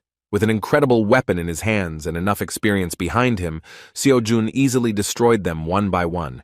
He felt great that he was now on a different level, both in terms of intuition and awareness of what was happening on the battlefield, and in terms of strength and endurance. Just 3 months ago, he was nothing of himself. He worked every day to survive, being an ordinary person who fought for life. However, after becoming a student at the Transcendence Academy and meeting So-yun, he felt his life begin to change. Completing this stage as quickly as possible turned out to be a rather grueling task, but this only confirmed that his path to transcendence was still long and thorny. And yet, after overcoming yet another challenge and taking first place in dungeon raids, he even began to think that a future in which he would become the world's best hunter might even be entirely feasible. Having once again taken first place, Seo-jun, while in the waiting room, again became the victim of many envious glances. Representatives of the 3 strongest academies in Korea looked at him with incredible anger because he became the one who took all their glory for himself. Jin Dongmin and Lee Do-yoon took 5th and 4th place respectively, although they should have been in the top 3 if not for the appearance of Seo-jun and Lee Min-yul. Academy student Dream couldn't help but notice the hostility on their part. This was not strange for him, because now he was guaranteed first place unless he was disqualified or personally refused to vote. Naturally, all the contenders for victory lost their desire to participate in the competition because Seo-jun was significantly ahead. The only unexpected reaction was the behavior of Lee Min-yul, the strange guy who came in 2nd place. He spoke with cheerful emotions about how he could win this time. Unlike the others, Kim Gang-chul was strangely quiet, although at first he seemed quite confident. Like most of the previous stages, he finished the dungeon raid in 3rd place.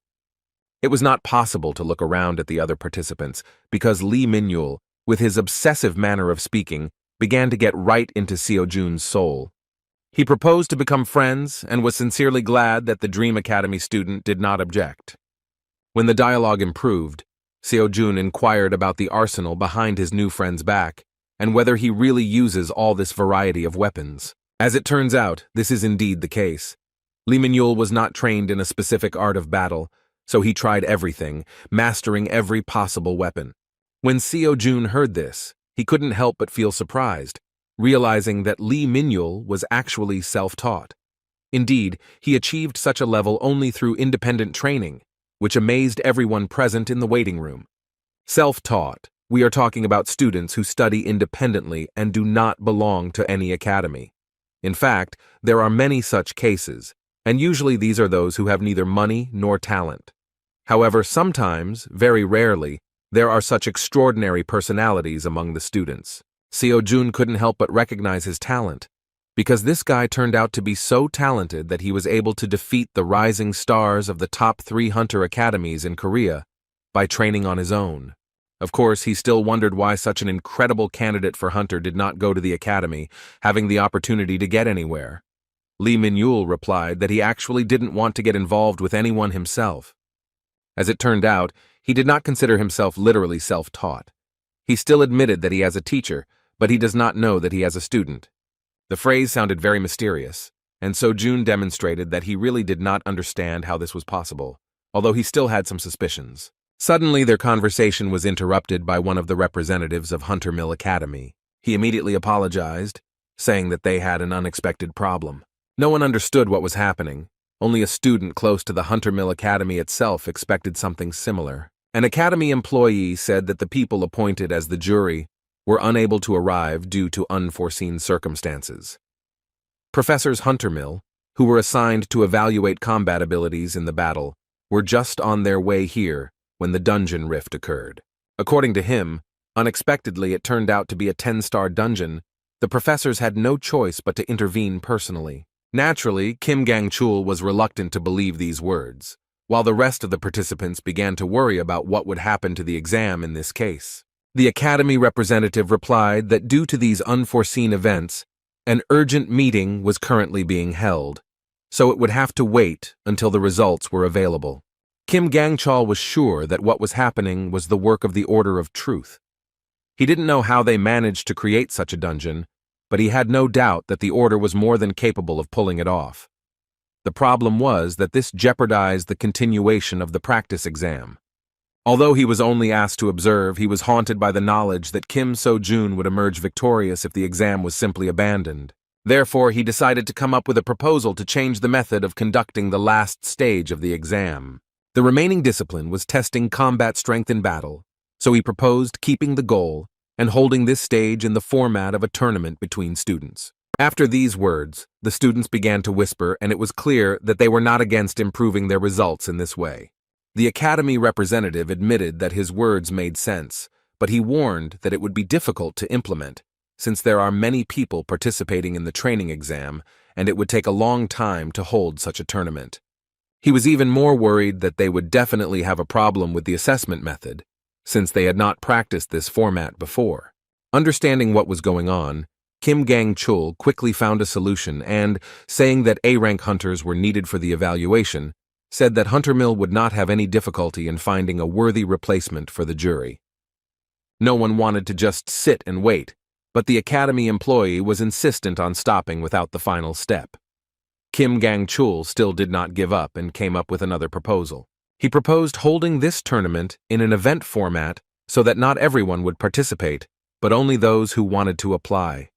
This significantly reduced the time it took to complete it, because those who have already tested their strength enough will most likely not bother themselves with the final. In addition, the student mentioned that at this time the exam is broadcast throughout the country, and among the waiting spectators there are people from the association and government officials. He believed that it would make the organizers look bad if they interrupted the exam over such a small matter. The academy employee could not but agree with his words and thought about the question, realizing that if everything ends without a finale, then a crack will appear in the reputation of Hunter Mill, which is among the top 3 academies. There had already been talk of the exam being delayed, and Gang-chul understood that even though Kim Seo-jun was the real reason, From the perspective of others, it would look like Huntermill's lack of preparation. The self-confident student decided that since this happened, it was worth switching the viewer's attention and providing them with new content. He believed that now he would have the opportunity to defeat Kim So-jun, because in this case, all his recent achievements would go to him. Even if Seo-jun had won the exam, what would have been more important was how the representatives of the top 3 academies confirmed their status as the strongest in practice. That is why Lee Do-yoon and Jin Dong-min immediately supported this idea, understanding the intentions of the Huntermill Academy representative. As it turned out, even those who were already guaranteed second place were not against this format of the final stage. Lee Min-yul was looking forward to the tournament among the best, so he happily asked what Seo-jun would do. Many eyes were directed towards the first place of the tournament. It was worth considering here, because even without participating in the tournament, he had already secured a monetary reward for himself. Taking this opportunity, Kim So-jun, confident of his advantage, decided to ask for an additional reward for the victory. However, the tournament was confirmed, and the public was delighted when they learned that the top 15 students would participate, which meant they would see 3 students from Korea's top academies in action. Of course, they were also happy that even Kim So-jun and Lee Min-yoon, who trampled all the other participants, would appear on stage. The entire internet was buzzing because of their incredible results, which left even the students of the strongest academies behind. The tournament began with confident victories of representatives of major academies. Their skills were truly amazing, so the top 3 did not have any chance of winning. The number of participants decreased quite quickly, and interesting battles were already approaching. The 3 guys felt very confident and were looking forward to victory over Kim So-jun. However, the guy they competed so hard with was not thinking about them at all, as he had the $1 billion reward on his mind. Victory in the exam was already his, but together with winning the event match, he will receive as much as $2 billion. The smile on his face did not disappear because of the thought of money, because even after purchasing a free academy pass, he would still have an impressive amount left. The courses recommended by the mentor cost $2 and $2.5 billion, so he will be able to start one of them earlier than expected. In fact, he was not at all worried about that evil and envious trio from the strongest academies. He did not even think that there was any possibility that he would lose to them. And yet this tournament still had a worthy opponent, which would not be easy to deal with. Of course, he was thinking about Lee Min-yul. The audience and even the match commentators were crazy about his unusual fighting style. He changed his weapons during the battle, using his entire arsenal, putting enormous pressure on his opponent. Sometimes hunters use additional weapons, but usually it does not exceed the number of 3, because most focus on one main weapon, because it is difficult to ideally master even one. But Lee Min-yul had at least 8 guns on his back, and it was hard to believe that he could use all of them. His unusual fighting style embarrassed everyone who encountered him. The sudden use of a bow during a battle caused enemies to go on the defensive, doubting what this guy's main weapon was. A fairly good swordsman, whom Lee Min-yul encountered in the first battle, was not going to give in, and having repelled the next arrows, he shortened the distance in order to fight the battle himself. However, he was greatly mistaken when he thought that this strange guy with an arsenal on his back was a bow user. He wielded 2 swords no less skillfully, with which he easily stopped his opponent's attack. Moreover, he threw the poor guy aside without much difficulty, even though he was initially on defense. Watching the battle, Seo-jun only confirmed his suspicions that the battle with him would not be easy. This is not Kim Gang-chul or the rest of the 3, from whom you know what to expect. This guy is not limited by form and template. This is free space in which there is room to roam.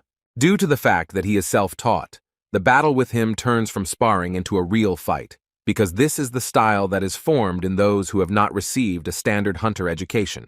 Seo-jun, although not so free from patterns, could see that their styles were definitely somewhat similar. Because of this, he might wonder if Lee Min-yul, like him, was a disciple of the Transcendence Academy. When the mentor said that among the dimensions using their academy, there were 4 people in the place with the largest number of Transcendence disciples, he did not claim that it was Earth, but he did not deny it either.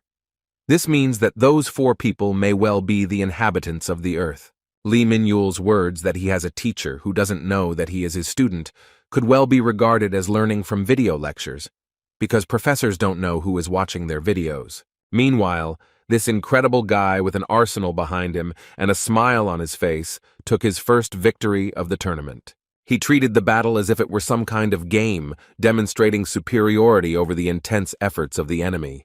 Seo-jun had enough reasons to doubt, but since there was a possibility that this guy was also a Transcendence disciple, it was worth checking. Meanwhile, the host of the additional event summed up the recent battle as an invigorating and crushing fight, after which he moved on to announce the next fight. Looking at the list, he paused for a moment, saying that everyone had been waiting for this moment for a long time. The next participant was a talent recognized by the Devil's disciple herself. The world of magic was anticipating that she would be the one to usher in a new era.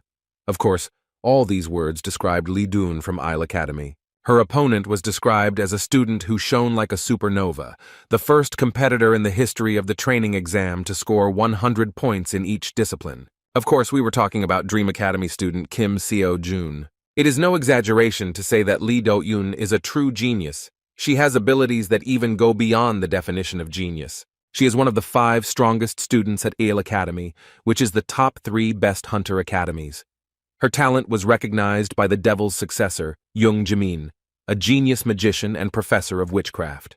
There was nothing impossible in Lee Do-yoon's life up to this point, so she was anticipating her victory, thinking that the Hunter Mill training exam was simply drowning the magicians, which is why she dropped in the rankings.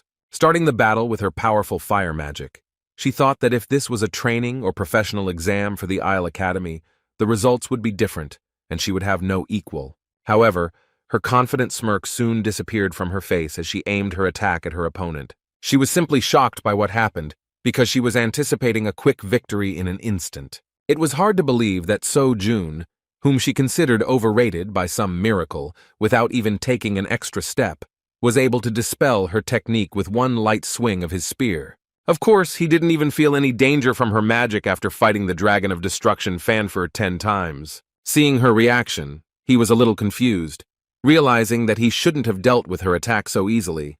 With her whole body trembling and her eyes wide open, Lee Do-yoon shouted that this was simply impossible. As it turned out, in her understanding, it was impossible to simply cut the magic. Studying with the best magicians, she learned that magic can be destroyed in 2 ways. This is done with the help of overwhelming mana, but if he has stepped over the law itself, embodied by the magician. Another option was to study the ideal law of the corresponding magician and destroy his attack with a reverse spell. However, looking at this guy, she thought that he was not even a magician and was not capable of understanding magic, and even if he understood, he would not be able to cast a reverse spell in such a short moment. Naturally, Seo-jun dealt with her attack with the help of a spear, because he was interested in its properties. He acted like he didn't understand what was going on, while a stunned Lee Do-yoon tried to figure out how he did it. Realizing that the spear still had some special effect that he could not accurately determine, Seo-jun decided that it was worth buying an additional weapon with 1.5 billion in order to conduct a comparative experiment. Within a moment, Lee Do-yoon distracted him from his reasoning by sending her most formidable arsenal of magical weapons, consisting of fire arrows, at him. She poured most of her mana into this attack with incredible fury so as not to give her opponent any chance to counter. However, even in this situation, Seo-jun did not feel much danger and reacted to the magic with a calm and cool mind. Again, without even moving, he spun his spear and began to parry each of the attacks with ease. Lee Do-yoon, filled with anger, directed subsequent attacks at him even more furiously, hoping that at least some of them would hit the target. No matter how much she screamed, Seo-jun did not experience any difficulties at all and calmly cut through all the magic arrows. Mana was running low, and the powerful fire form of magic that Lee Do-yoon was famous for did not bring any results at all. Shocked by what was happening, she let go of her magic cane and fell to her knees. She was completely overcome with fear and despair because of how terrible Seo-jun was in her eyes. She understood that there was no way she could defeat such an opponent. As he approached, he pointed his staff at her. With a kind smile on his face, he asked if this was his first victory in the tournament. Confused that she could not break through his defense, Lee Do-yoon shouted that he was a real monster. Next up was an equally interesting duel between Lee Min-yul and Jin Dong-min. Unexpectedly for everyone, at first the battle was on equal terms. The fight was fierce, and Lee Min-yul even agreed to play by his opponent's rules, using a heavy weapon in the form of a huge axe. The self-confident Dongmin believed that the advantage was on his side, and he would soon be able to break the enemy. However, from Lee Min-yul's smile, it was easy to understand that in fact he was just playing around, trying to assess the level of his opponent. Within a moment, he reached for his leg, making his opponent nervous. As it turned out, he wanted to change the distance of their battle, and by throwing his dagger, he was able to throw the enemy further away. Dong Min was seriously angry, because he barely had time to react to this unexpected attack. However, at the moment when he thought about when his opponent managed to take out the dagger, Lee Min-yul had already managed to close the distance and was right above him. With a cheerful laugh, he struck with his sharp claws. His opponent barely had time to cope with such incredible speed, and in defense shouted that Lee Min-yul was using dirty tricks. He could not predict his actions and felt uncomfortable, because all this time he had to be on defense. Dong Min hoped that soon his opponent would exhaust his supply of variety of attacks, and he would have the opportunity to find a gap in his defense without fear of missing a blow, because if the match continued in the same spirit, the advantage would be on the opponent's side. However, he did not have time to cope with how quickly his opponent changed his fighting style, distance, and weapons. Under constant pressure, he relaxed his guard for a moment because he thought he had gotten enough distance, but Lee Min-yul quickly closed the distance and dealt him a heavy blow to the stomach. The representative of the Gaon Academy dropped his weapon a moment later and, grimacing in pain, knelt down. The judge thought that this was the end, so he declared Lee Min-yul the winner. Dong Min's self-confidence was shattered, and he began to scream in dismay that his opponent was fighting against the rules. He did not understand who would even fight in this way, so he said that he was not going to admit it, calling the fight invalid. Hearing his cry, the opinions of the spectators were divided, but no one could deny that in a real battle there is only a winner and a loser. Young Doman was ready to explode and continued to shout that it was all because of his opponent's cowardly tricks. Seo-jun, being in the waiting room, watched the broadcast with some pity, realizing that no matter how hard that guy tried, he would still have blown it. Based on what he had seen, he was sure that even if Lee Min-yul had not changed weapons during the battle, the outcome would not have changed. After seeing the defeat of two representatives of the strongest academies, Kim Gang-chul finally understood why the Order of Truth pushed the organization to change the final event. They were not only watching Kim So-jun, the Order also had its eye on Lee Min-yul. That's why they asked Gang-chul to stay back and just watch. The true goal of the Order of Truth was to bring these two monsters together in a duel. The event match would have ended successfully without his intervention, but now he began to suspect that Lee Min-yul might be a member of the Order, because he believed that no matter how talented a person was, a self-taught person would not be able to suppress the tops of all academies. The event match was coming to an end. The host said that the next match would become legendary. The first to enter the arena was the owner of strength as strong as steel. Kim Gang-chul could not stand aside, even though he was asked to do so.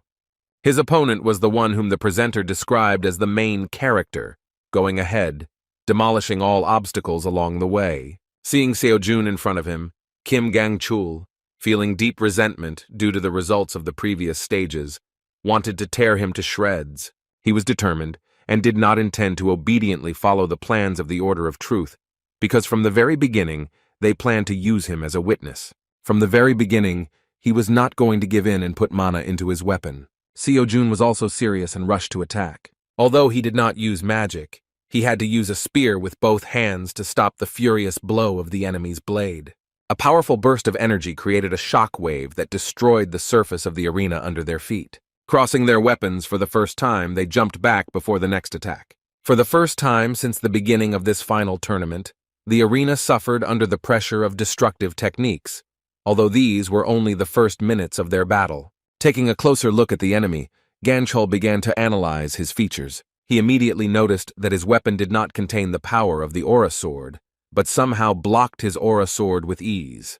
Taking a closer look, he felt that his opponent's spear was not just blocking, but not allowing this force to pass through at all, as if ignoring it. Even from the outside, all of Kim Se-jun's battles looked unusual to him. Now Gang-chul was sure that the reason for such a high score in the training exam was due to the fact that this guy possessed a special and very powerful weapon. Furiously rushing to the attack, he decided that if he avoided this spear, then the difference in abilities would practically be erased and he would easily defeat a newcomer from an unknown academy. With great effort, he tried to put pressure on Seo-jun, but he could not see that he was still getting acquainted with his strength. Kim Gang-chul continued to press, not giving his opponent a moment's rest.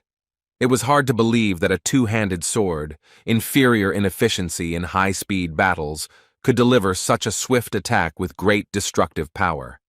Even though Seo-jun was able to block this attack without using any mana, he still recognized his talent, and that this guy was superior to all the participants he had fought with. Kim Gang-chul didn't give him time to think. With his next blow with incredible destructive power, he hoped to gain victory, however. This time Seo-jun managed to block and hold back. Seeing the rage and high-level skills on the opponent's side, Seo-jun recognized his strength, realizing that he was not called one of Hunter Mill's 3 most capable students for nothing. Then Seo-jun jumped to a safe distance and thought that in such a battle, he needed to show more respect for this enemy. At this moment, he was ready to give his best for the first time during the exam. Within a moment, magic began to surround him, the thirst for blood mixed with the aura. The sudden change caused a shiver and surprise from Gang-chul, who believed that his opponent had been fighting at the peak of his powers for a long time. However, it was only now that Seo-jun became serious enough. In an instant, he closed the distance and struck with his spear with incredible speed. Gang-chul, strengthening his blade with mana, barely had time to block this attack and had difficulty in holding his opponent. With a powerful swing of his sword, he nevertheless threw the enemy aside, and Seo-jun, who was not used to such battles, could barely stay on his feet. Despite this, he was completely concentrated. On the other hand, his opponent felt insecure. He couldn't believe that Seo-jun had been hiding his true potential all this time. Until recently, his aura was like a serene wave, but when it became saturated with real heat, Kim Gang-chul realized why the Order of Truth was showing special interest in his personality. Just a moment after Seo-jun rushed into the attack, Kim Gang-chul, who had once been pressing without a second of breath, began to slowly give in.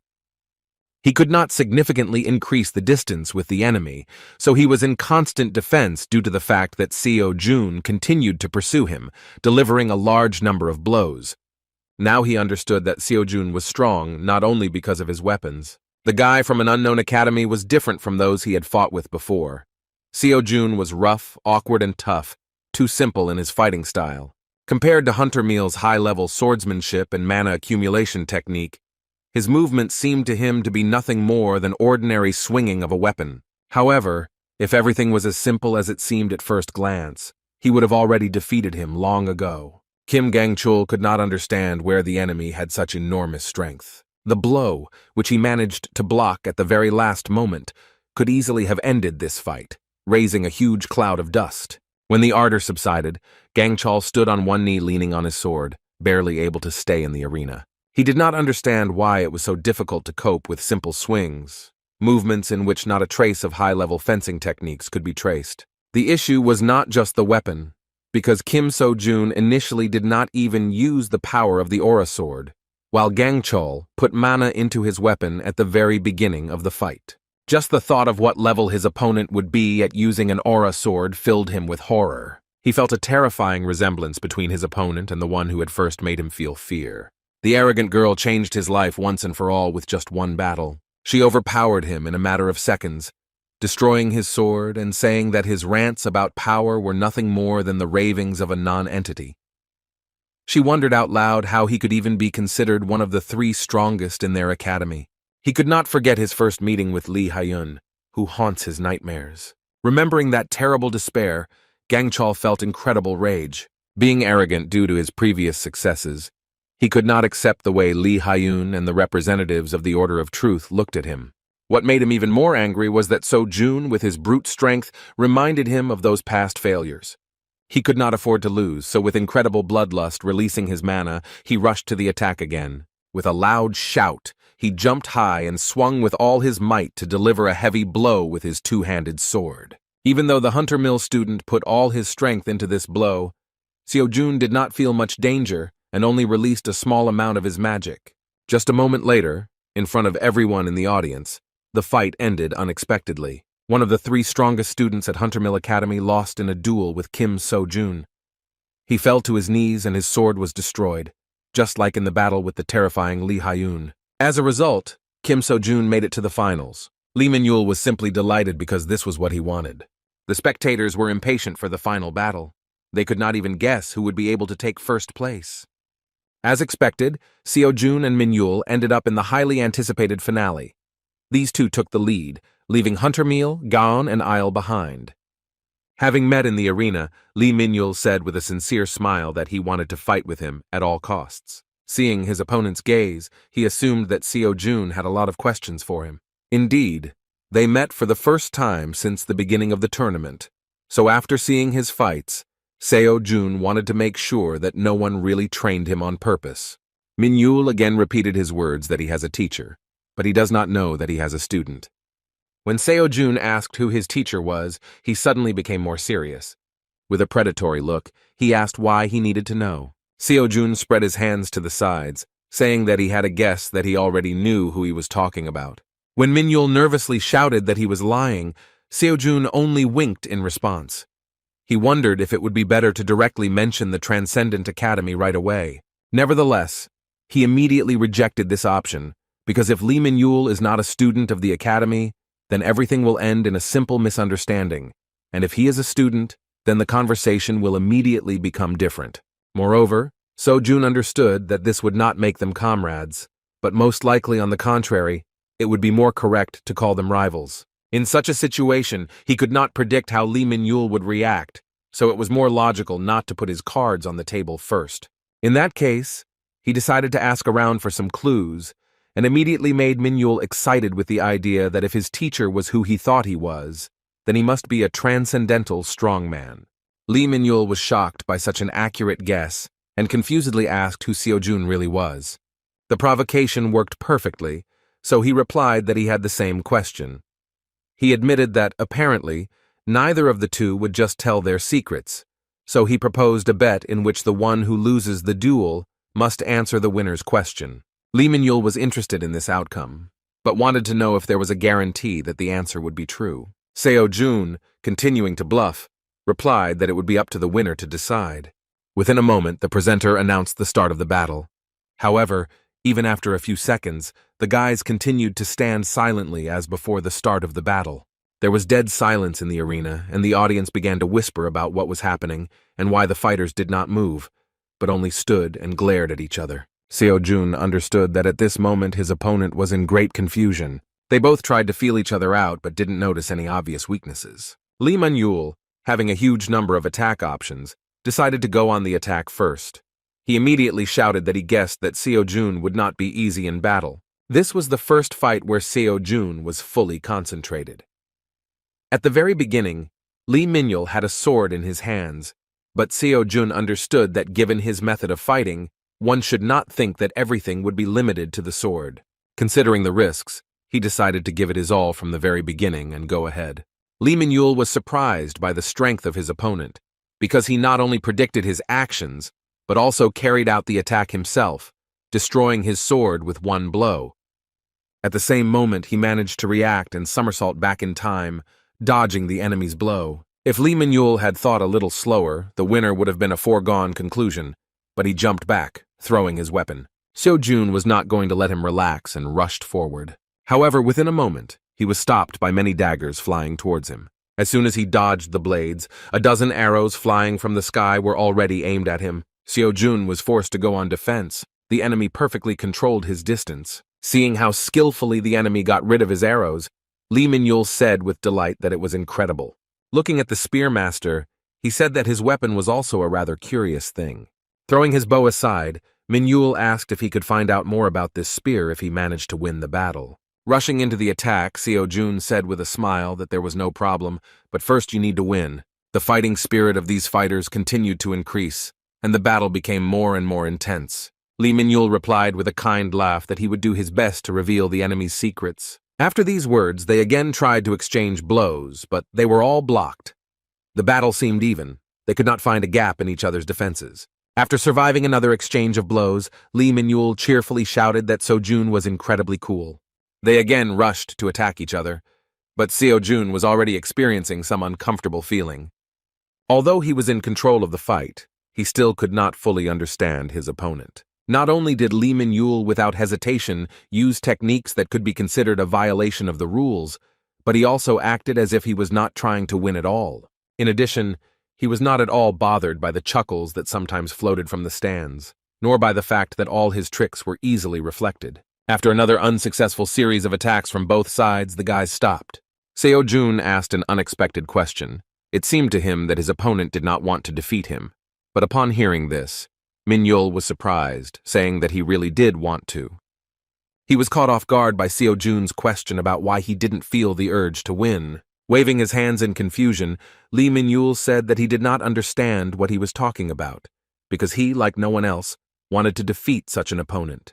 Everything fell into place when he said that he fights this way because he won't be upset if he loses.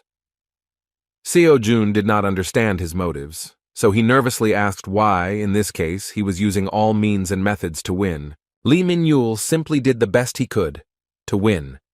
He really gave it his all, and when asked how others would react to his methods, he curtly replied that he didn't care. Pointing his finger at himself, he said with a sincere smile that his importance would not decrease because others scold him. These words clarified the situation, and Seo-jun rethought everything that happened earlier. The amazing attitude towards the situation on the part of the enemy amazed him so much that it made him smile. After that, he suddenly pulled his hand towards his pocket, and Min-yul wondered what kind of cunning trick his opponent was going to use. However, Seo-jun decided to take out his old spear, hiding the sacred weapon, and then said that he hoped that Min-yul would not view his actions as if he was looking down on him. This fight gave him the opportunity to rethink some of the Buddha's teachings. Then he mentioned the struggle for existence, how the strong devour the weak. Even the laws of nature force you to drop out if you do not have the necessary strength. Because of such a life, we are all forced to constantly adjust ourselves to a competing level in order to keep up with others. Lee Min-yul's words made him remember this lecture by Shakyamuni. Now the words about freeing the mind from these thoughts sounded different. The Buddha wondered if the student had ever left his thoughts behind, looking at the world from a different angle. Then he told a story that happened during his difficult service in a dimension called Earth. The story happened at a time when Shakyamuni still bore the human name Siddhartha Gautama, when he had not yet received the title of Buddha and served as a simple monk. One day Shakyamuni saw children having a running race. Like all children, they looked extremely carefree and were enjoying what they were doing. For some unknown reason, they started the competition over and over again. And all the time the same child took last place. But for some reason, the smile never left the child's face. Shakyamuni was interested in this. He approached the boy with a question. He asked why he was running, to which the child sincerely and joyfully replied that he liked it. It was still difficult for him to run, but he was not upset, because it would not take long for me to go to a walk. However, what was surprising was the way he answered the question of what would happen if others overtook him during his rest. Hearing this, the child said displeasedly that his finish was different from the finish of others, so no one could overtake him. At first, Buddha thought that he had misunderstood him, so he decided to ask what about the finish line, which was visible ahead, where all the children were running. In response, the child said that he was not sure, but for others this was really the end. For him, it was just a passing point. After these words, the guy ran away again with the same kind smile on his face. According to Shakyamuni, this boy continued to run last. But many years later, the news reached the monk that he had achieved the best result in the largest running competition in the country. At that time, this monk thought that life was a tower built with difficulty. I thought that by accumulating efforts, grain by grain, you build your own life for yourself. Therefore, this monk went through hard service again and again, trying with all his might to build an ideal life. However, after silently listening to this child, the monk suddenly thought that in fact it was not necessary for this tower life to be ideal. It was hard for him to understand why he himself had never thought about this in his life. Long ago, a little boy gave Buddhism the insight that our society is filled with competition. If you don't get better day by day, you will be eliminated, and if you fall behind, you will disappear altogether. This is natural selection. The strong devour the weak. Seo-jun understood this like others who started their journey from the very bottom. That's why he worked hard every day. Thanks to this, he was confident that in his rapid progress, he was not inferior to others. However, the further he went, the more anxious he became, and he began to realize that he was fixated on the Academy of Transcendence. He was only overwhelmed by the pressure that he had to try even harder to keep up with others. Everything he did was to survive the competition. Lee Min-yul became a real example for him. He reminded him of that boy from the story of the monk. Thanks to him, Seo-jun, although vaguely, was still able to understand the meaning of that lecture by Shakyamuni. Like the monk, he also wondered why he had not thought about this before. The moment when Seo-jun hid his sacred weapon greatly excited his opponent. He didn't think they were looking down on him, but he still didn't understand his motives. Lee Min-yul even said that he was sure that with that spear in his hands, Seo-jun would definitely have won. Definitely, with the holy spear, he could easily win, after all. All he had to do was stop Lee Min-yul's actions. In fact, his desire to win had not changed. He also knew that winning with equipment was also a skill. However, in this sparring, his desire to take out the old spear was caused by his opponent's words that his importance would not decrease because others scold him. In response, he gave a counter-speech, smilingly declaring that his importance would not rise if others praised him. He no longer desired the recognition of others, because he now understood that he determined his own worth.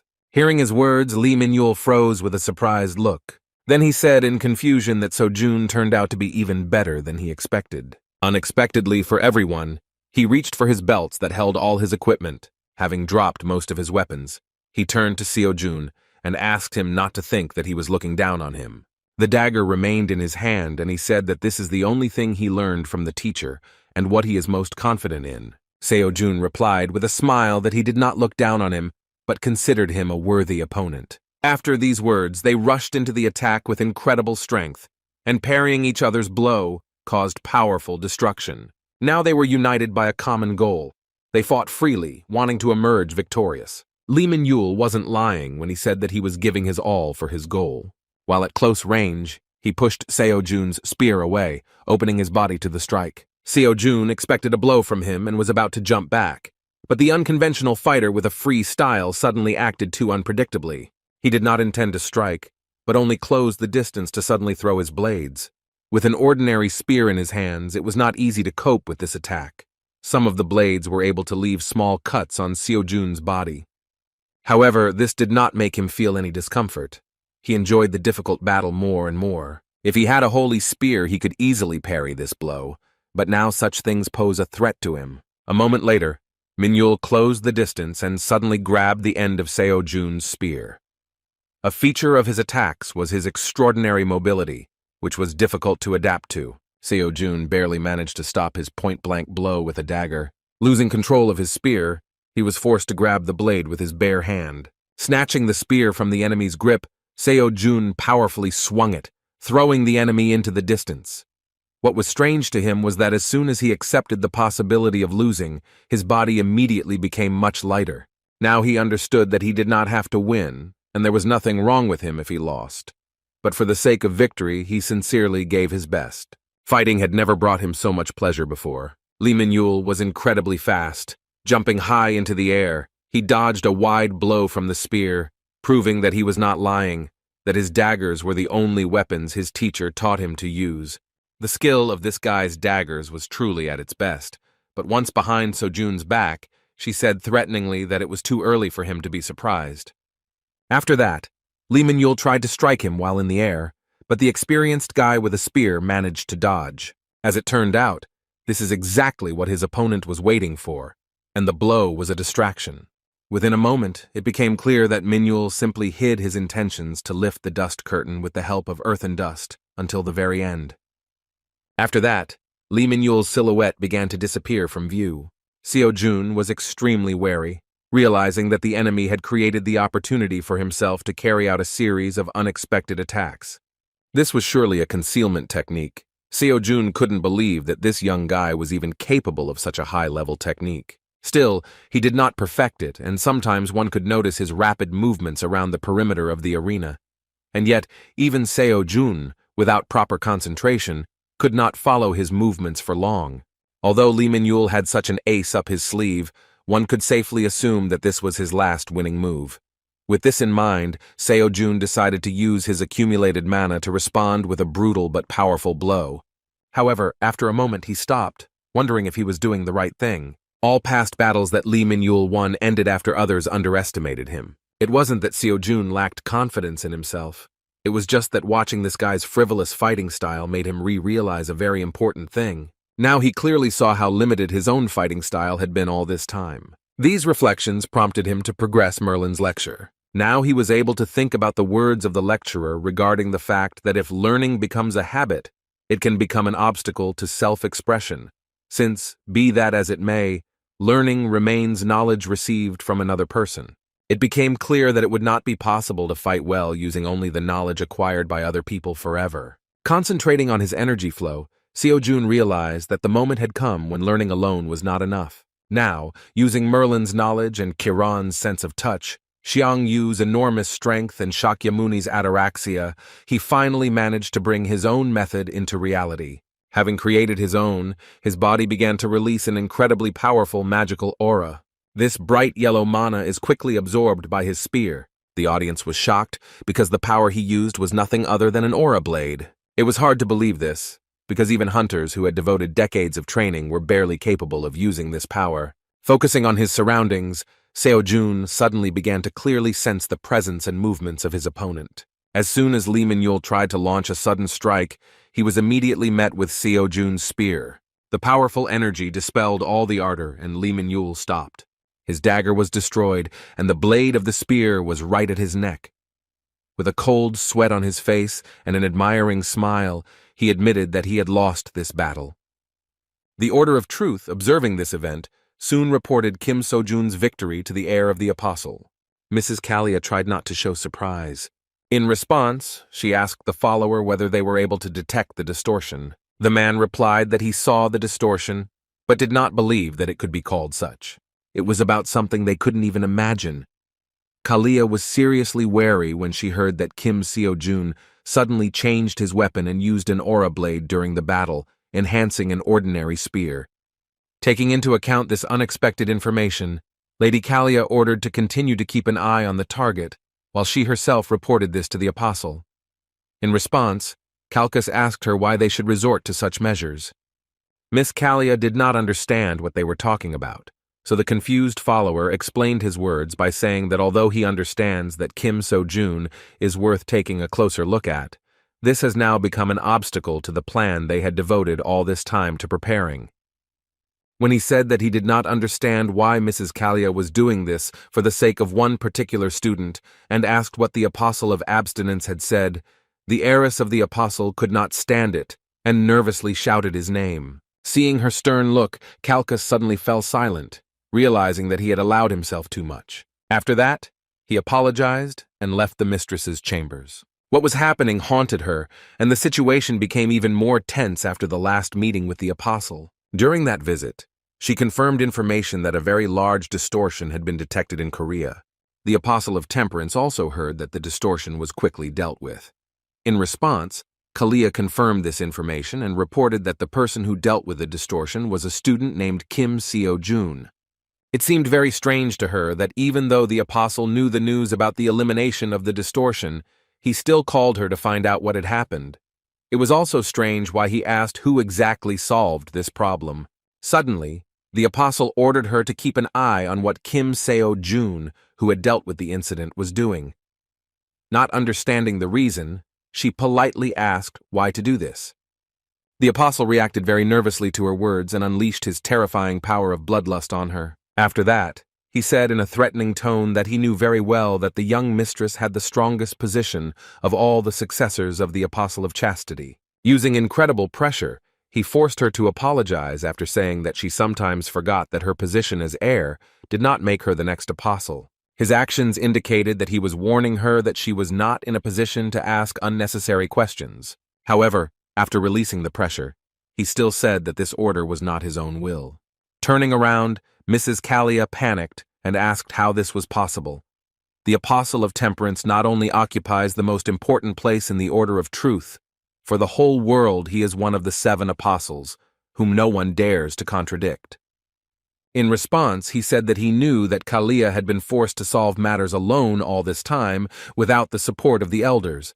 He asked that it be considered a kind of favor, given her title as successor. All he asked now was to report on everything related to Kim Seo-jun. Kalia thought for a long time about how it was possible that the Apostle of Temperance, one of the most influential people in the world, was used as a messenger to convey the order. In the whole world, there are only a few people capable of this. However, there was obviously a man standing at the head of the entire order of truth, whom few people saw alive. Of course, we are talking about the Great Voice. The training exam was over, and people began to return home. They were all amazed by the results and how good Kim Seo-jun turned out to be. Seeing the incredible strength of the students, the public became increasingly interested in purchasing spectator seats for the professional hunter exam in advance. Seo-jun had not yet left the building, because he had to resolve some organizational issues, including receiving the reward. When So-yun saw him, she nervously asked how it happened that her student was turning more and more into some kind of monster. When Seo-jun replied that it was a bit harsh, Seo-yun impatiently replied that her words were absolutely consistent with his progress, because anyone who looked at his results would think the same thing.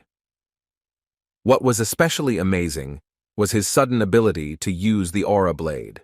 When she asked the student where he even learned this complex technique, he absurdly replied that he was just lucky. These words caused a nervous outburst on the part of So-yun. She began to boil, saying that the student was again trying to make an excuse. Sighing heavily, she decided to again miss another strange moment, and simply asked if the student was going to go home. Seo-jun replied that he would indeed go straight home this evening, but he had one thing to finish before doing so. He said that he needed to meet someone. Immediately after these words, a noise arose behind So-yun because of the awkward situation surrounding Seo-jun's new comrade. Many representatives of academies aggressively attacked the promising guy who took second place in the tournament. Lee Min-yul was self-taught, and this attracted organizations because in this case, they had a chance to get him, but he ran away from them saying that he did not care about them. Still, it was to be expected that he would be glued to him immediately after the end of the training exam. Even though he lost in the finals, he attracted enough attention. And considering that he is self-taught and does not belong to any academy, all educational institutions were already drooling over him. Lee Min-yul was completely surrounded, and Seo-jun began to doubt that with such a huge line, they would be able to talk calmly. However, as soon as the fast travel master saw Seo-jun, he immediately stood behind him and shouted that he was going to go to Dream Academy. Everyone present was simply shocked, especially Seo-jun and Seo-yun, who heard this news for the first time. The representatives of the academies that tried to recruit him still had questions, so the guys had to run away from them. Thanks to their skills as hunters, they managed to break away from the pursuit, and Min-yul began to laugh awkwardly, realizing that he had caused trouble for the others. Seo-jun actually attacked him with a nervous question about what he was thinking when he said something like that. As it turned out, he was simply forced to say something like that because they were not lagging behind. In his defense, he said that this was not an unfounded statement. Hearing this, Kim Seo-jun was surprised because his friend had previously said that he was not going to the academy. He replied that he also didn't say that he wasn't going to the same academy as Seo-jun. These words confused the situation a little. Seo-jun didn't understand how to react to this at all. He could not express his opinion about his desire to join the academy. Besides, he himself was only a student. However, he also could not refuse, because then So-yun would not accept him, and it would turn out as if he was pressing on her like Grandpa's star sword. To keep this conversation simple, Seo-jun suggested we return to this topic a little later. He further recalled that there was a promise between them. With a smile on his face, Min-yul replied that he remembered it. It was time to clear up the earlier questions, so Seo-jun immediately asked who the person Min-yul called teacher was. Lee Min-yul expected this question, but at first he paused as if it was too difficult for him to reveal such a secret. However, after a moment he absurdly replied that he himself did not know who his teacher was. This sincere but stupid answer put the guys in an awkward position, and they began to look at him as if he were an idiot. Seo-jun immediately got angry, so he began to walk towards him with a threatening look and even a thirst for blood, saying that now was not the time for such stupid jokes. When he said that in this case he himself would force Min-yul to speak, he began to shout that this was not a lie at all. The dissatisfied winner of the argument could not believe his words, and reminded him that he himself had recently said that he had learned from his teacher only the use of a dagger. Moreover, he also claimed that his teacher was a strong man beyond imagination, which meant that he was still familiar with him. In response, Lee Min-yul asked to understand him correctly, after which he said that he was observing the teacher because he did not teach him personally. It was hard to believe, and words still did not answer the questions. Lee Min-yul is truly self-taught. Having incredible talent and wealth and money, he still chose this path because he did not want to get involved with anyone. According to him, he trained in the mountains alone. No one taught him. But he still liked that he did not have to adapt to the tedious academy program. And then one day, as usual, he was going to practice. But suddenly he felt someone's presence. Looking around, he saw a man in dark clothes and gray hair lying on the ground. Fearing for his condition, he immediately rushed to his aid, but he did not respond. This was his first meeting with the person he calls a teacher. The old man was seriously wounded and could not be left in the mountains. Throwing him onto his back, Lee Min-yul asked him to hold on until he took him to the hospital. However, in response, in a weakened tone, he replied that they could not go down. Min-yul was very worried about his condition. He thought that he was just delusional, so he worriedly repeated that if they didn't get to the hospital, he would die. When the old man said this phrase again, the guy realized that he had no other choice.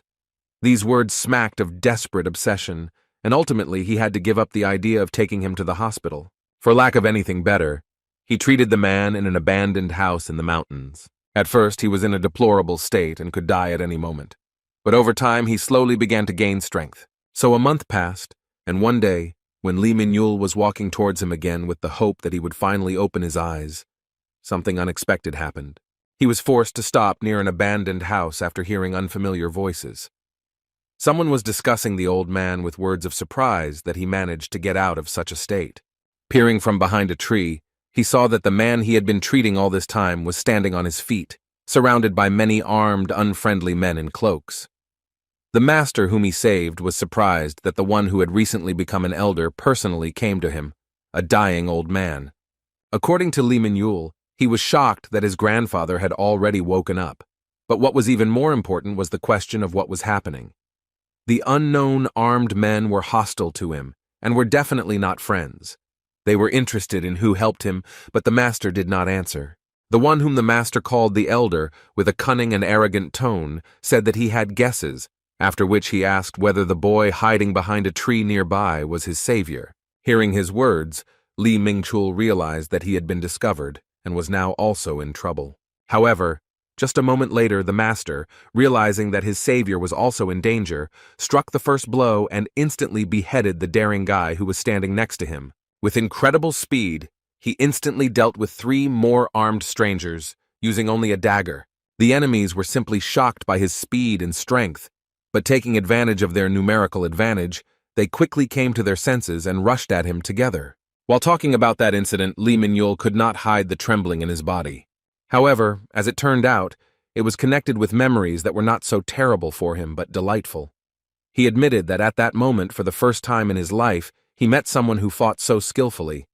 The wounded elder was the only one who could survive.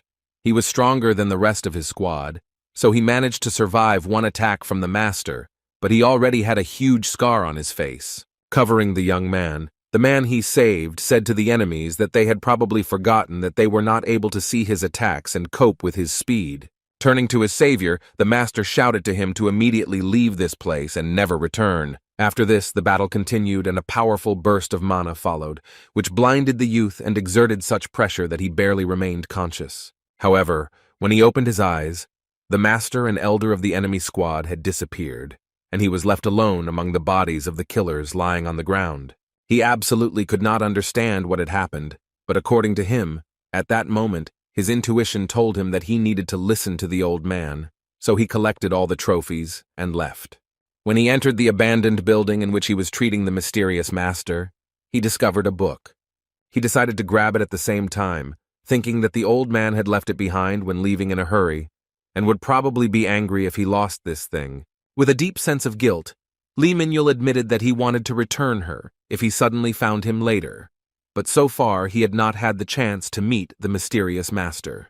With his hands folded in front of him, Seo-jun remembered his words that the old man was his teacher, and then asked why he called a teacher someone who had not taught him anything. In response, Min-yul clarified that in fact that book turned out to be a secret teaching.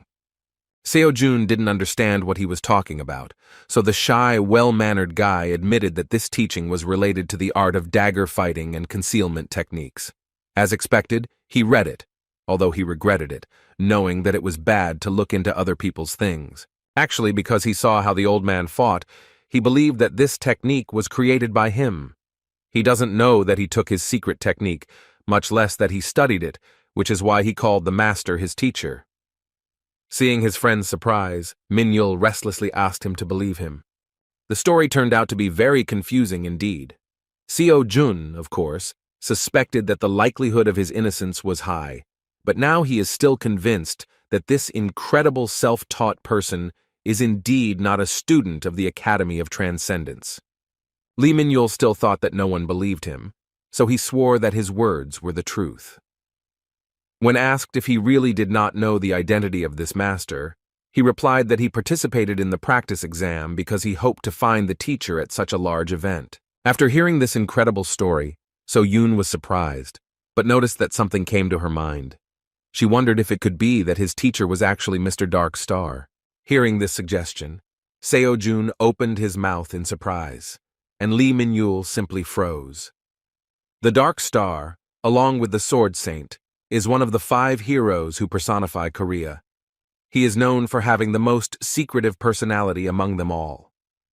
He is called a mastermind of secret assassinations, and due to his excellent disguise skills, nothing is known about him except his name.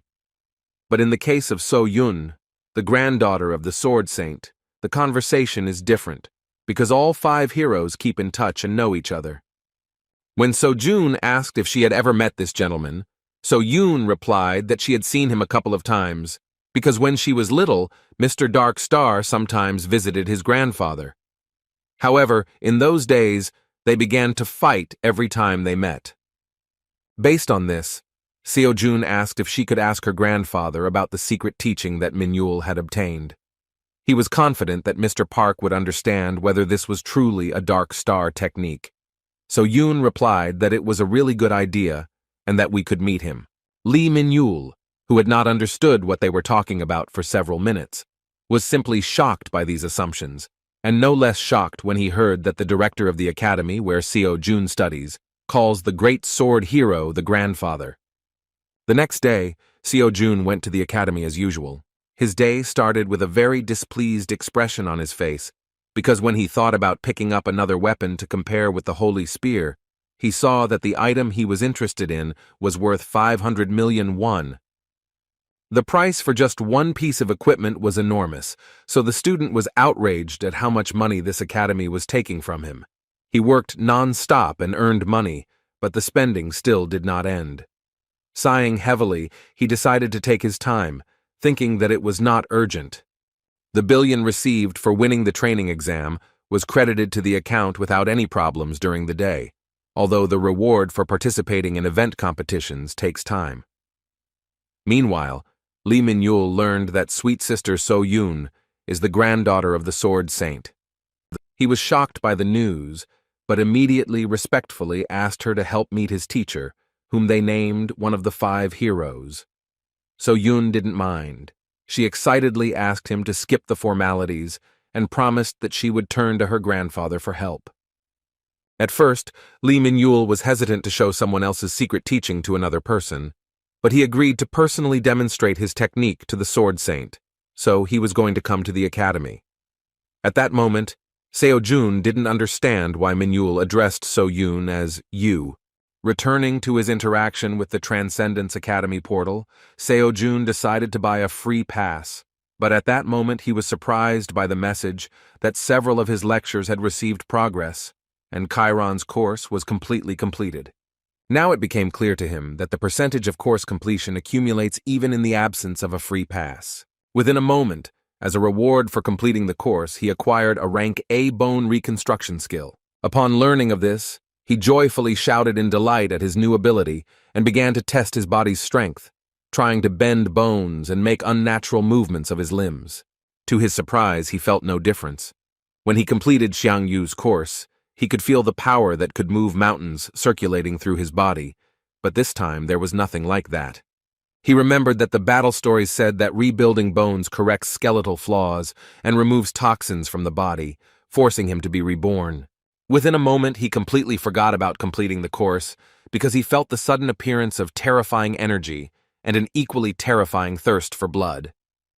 Looking around, he saw nothing, but was sure that he was not alone here. The guy thought in horror about what was happening, because he clearly felt a chill suddenly run down his back. He felt as if someone had put a sword blade to his throat. Within a moment, he heard the mysterious voice of a stranger, which surprised him at how the guy reacted to his appearance. He wondered how the student managed to sense his presence. He understood that the guy with the spear did not see him, but most likely just felt him. Seeing the tension on Seo Jun's part, the mysterious stranger said that there was no need to take him hostilely, because he was not here to kill him. When Seo Jun asked who he was, the stranger said that the disciple of the granddaughter of the Sword Saint was surprisingly too strong an opponent for the boy. Seo Jun realized which boy he was talking about, and then wondered if the stranger was Mr. Nightstar. After these words, an old man appeared in front of him, who was one of the 5 great heroes, as well as Li Minyul's teacher. Before him was indeed someone he knew to be a genius in secret murder and a master of concealment techniques. The old man with a scar on his left eye and a snake-like gaze admitted that Seo Jun was quite smart, after which he admitted that no matter how much he thought, he could not be amazed at how he even recognized his presence. Seo Jun once again surprised a professional hunter, being just a student. As usual, he didn't know how to justify himself, although this time he himself had no idea how it happened. He only guessed that this might be related to the skill of rebuilding bones that he received from Chiron's course. Based on this assumption, he could also think about whether this is an additional characteristic of this skill and extrasensory perception, and perhaps even something else that he does not yet know about. Returning to the conversation, he suggested that the visit of the great master was connected with his student. In part, this was true, and Seo Jun said thoughtfully that he knew that the master had left him his teachings on purpose. Sighing heavily, the Dark Star said that it would be better if his ridiculous student talked less, but after that he found out that he didn't know Minyul at all. Seo Jun said that he had no idea about his identity or that he left the book on purpose. Coming back to the matter, Seo Jun mentioned that Minyul is already on his way to the academy. However, the old man did not intend to meet him and was not very happy that he did not have much time. When Seo Jun asked what he was talking about when he said he had little time, the old man replied that if he wanted to meet the student, he would have done it a long time ago. Now they cannot intersect, and that is why the master initially came to Seo Jun for this reason. He said that there was no time, so it was worth getting straight to the point. Then he asked an unexpected question regarding how Seo Jun is connected with the Order of Truth. The student was surprised by the question, but without hesitation said that he denied any connection with them, even though he had to meet with Kalia once. Hearing about the successor of the Apostle of Chastity, the old man said thoughtfully that he now understood what was going on. He explained that in fact all this time he has been acting especially secretly, since he is monitoring what the Order of Truth is doing. When Seo Jun asked why he was doing this, the old man said with a serious look that he did not trust them. Most people in the world know the Order of Truth as the heroes of humanity, and the organization that stopped the great disaster, but the master knew that this was not all. After that, he suddenly mentioned a tragedy from the past, asking if Seo Jun knew about the giant berserker monster that was slain by the Order of Truth. Then he shared a shocking statement that only a few people know about. In fact, the berserker was not defeated, despite the claims of the Order of Truth. Seo Jun didn't understand how this could be true. It is known that the berserker is a powerful monster, which can be called the second great disaster. It is said that at that time he was struck down by the Great Voice and the 7 apostles. thereby marking the end of the great calamity. The master of stealth and assassination techniques explained that then the berserker was impossible to defeat. He also said that it was at least strange that there was no corpse left from the defeated monster, because there is not a single material regarding this. Even with the chaos that was happening at that time, it is too unnatural.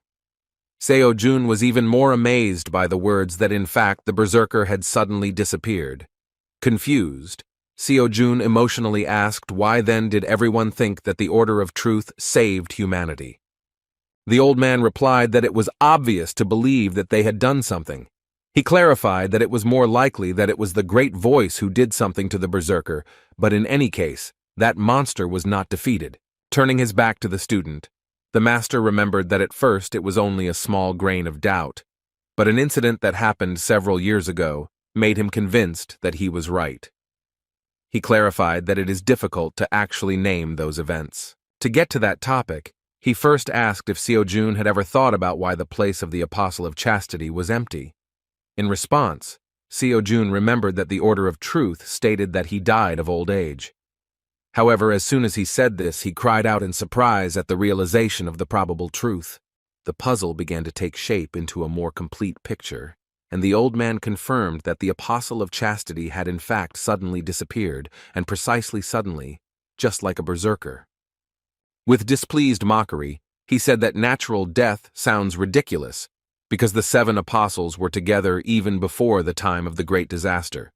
It was foolish to believe that the Apostle of Chastity was the only one who died of old age. This statement on the part of the Order of Truth was meaningless. The information from the hero became more and more amazing. He thought that the two were somehow connected, and so he began to monitor the Order and learn 2 things. Firstly, the Order of Truth planned to kill him for this, and secondly, the rift of the 10-star dungeon is a trick of the Order, and the reason for it is Seo-jun himself. Naturally, the guy did not understand what he had to do with them. The old man himself did not know the exact reason, but he was sure that the Order was closely monitoring the personality of the young man. When Seo-jun asked why Mr. Darkstar was telling him such secrets, he said with a serious look that he had come to him with a personal request. He wanted Seo-jun, whom he had only known for a few minutes, to take care of the boy for him. It was about Li Ming-yul, and the assassin admitted that if he could, he would look after him himself. But this is impossible while he is being persecuted by the Order of Truth. They have their own unique way of tracking objects, and this turned out to be quite scary news. The old man wasn't sure, but it seemed like the Order could see the consequences of their target's actions, so they called it visioning. He too came under their surveillance and leaves his mark on everyone he approaches. Seo-jun didn't understand why he had to act as a mediator, since information about the vision of the Order of Truth probably also meant that he himself was subject to this ability. Unexpectedly for him, the master replied that he was an exception. The apprentice is already the object of observation of the Order, however. Like the master, they cannot see him.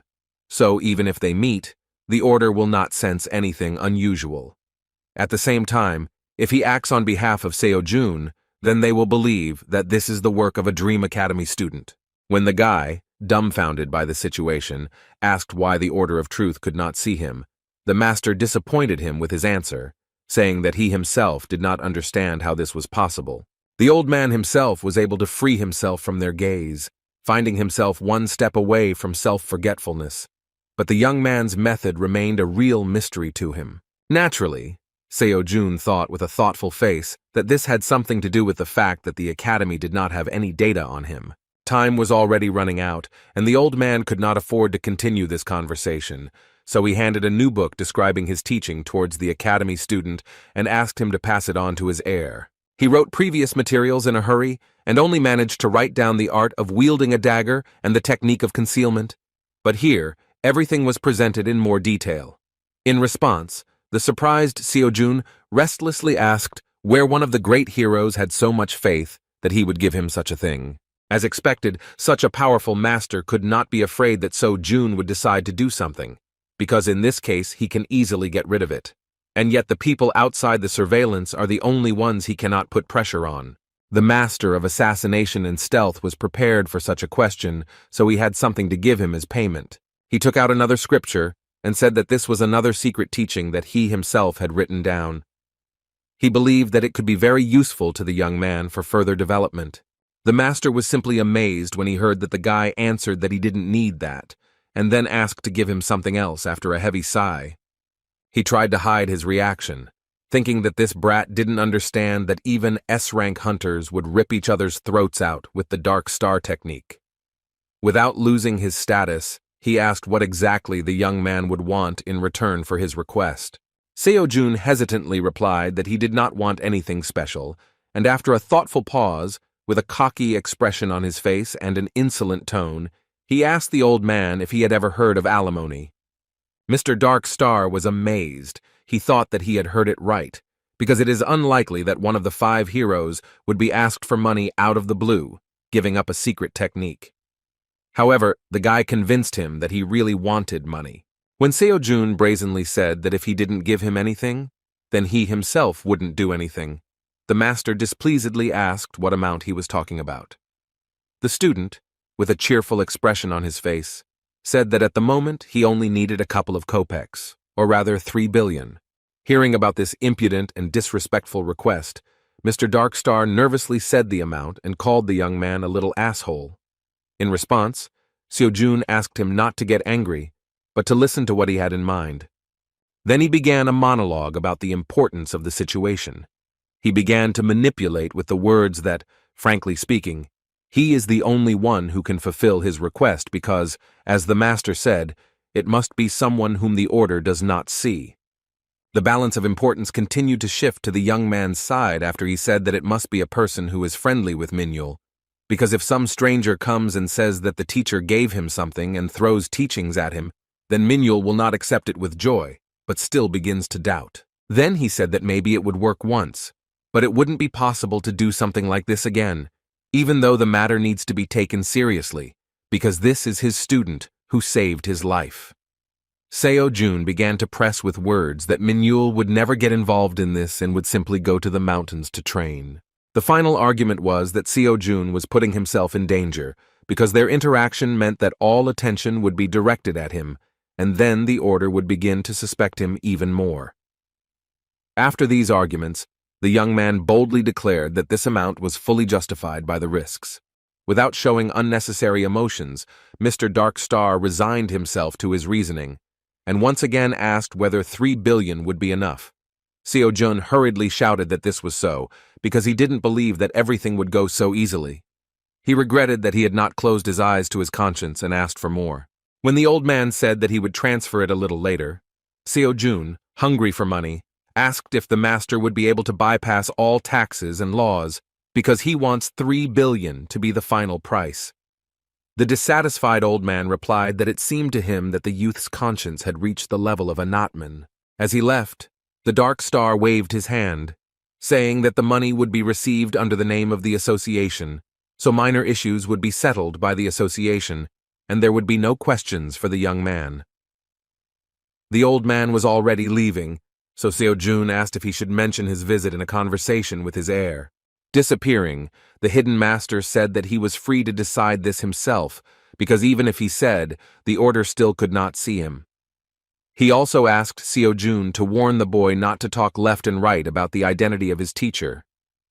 While Seo-jun was extremely serious due to his thoughts about the surveillance by the suspicious Order of Truth, Lee Minhyul rushed inside the training hall and said with sincere joy that he was already there.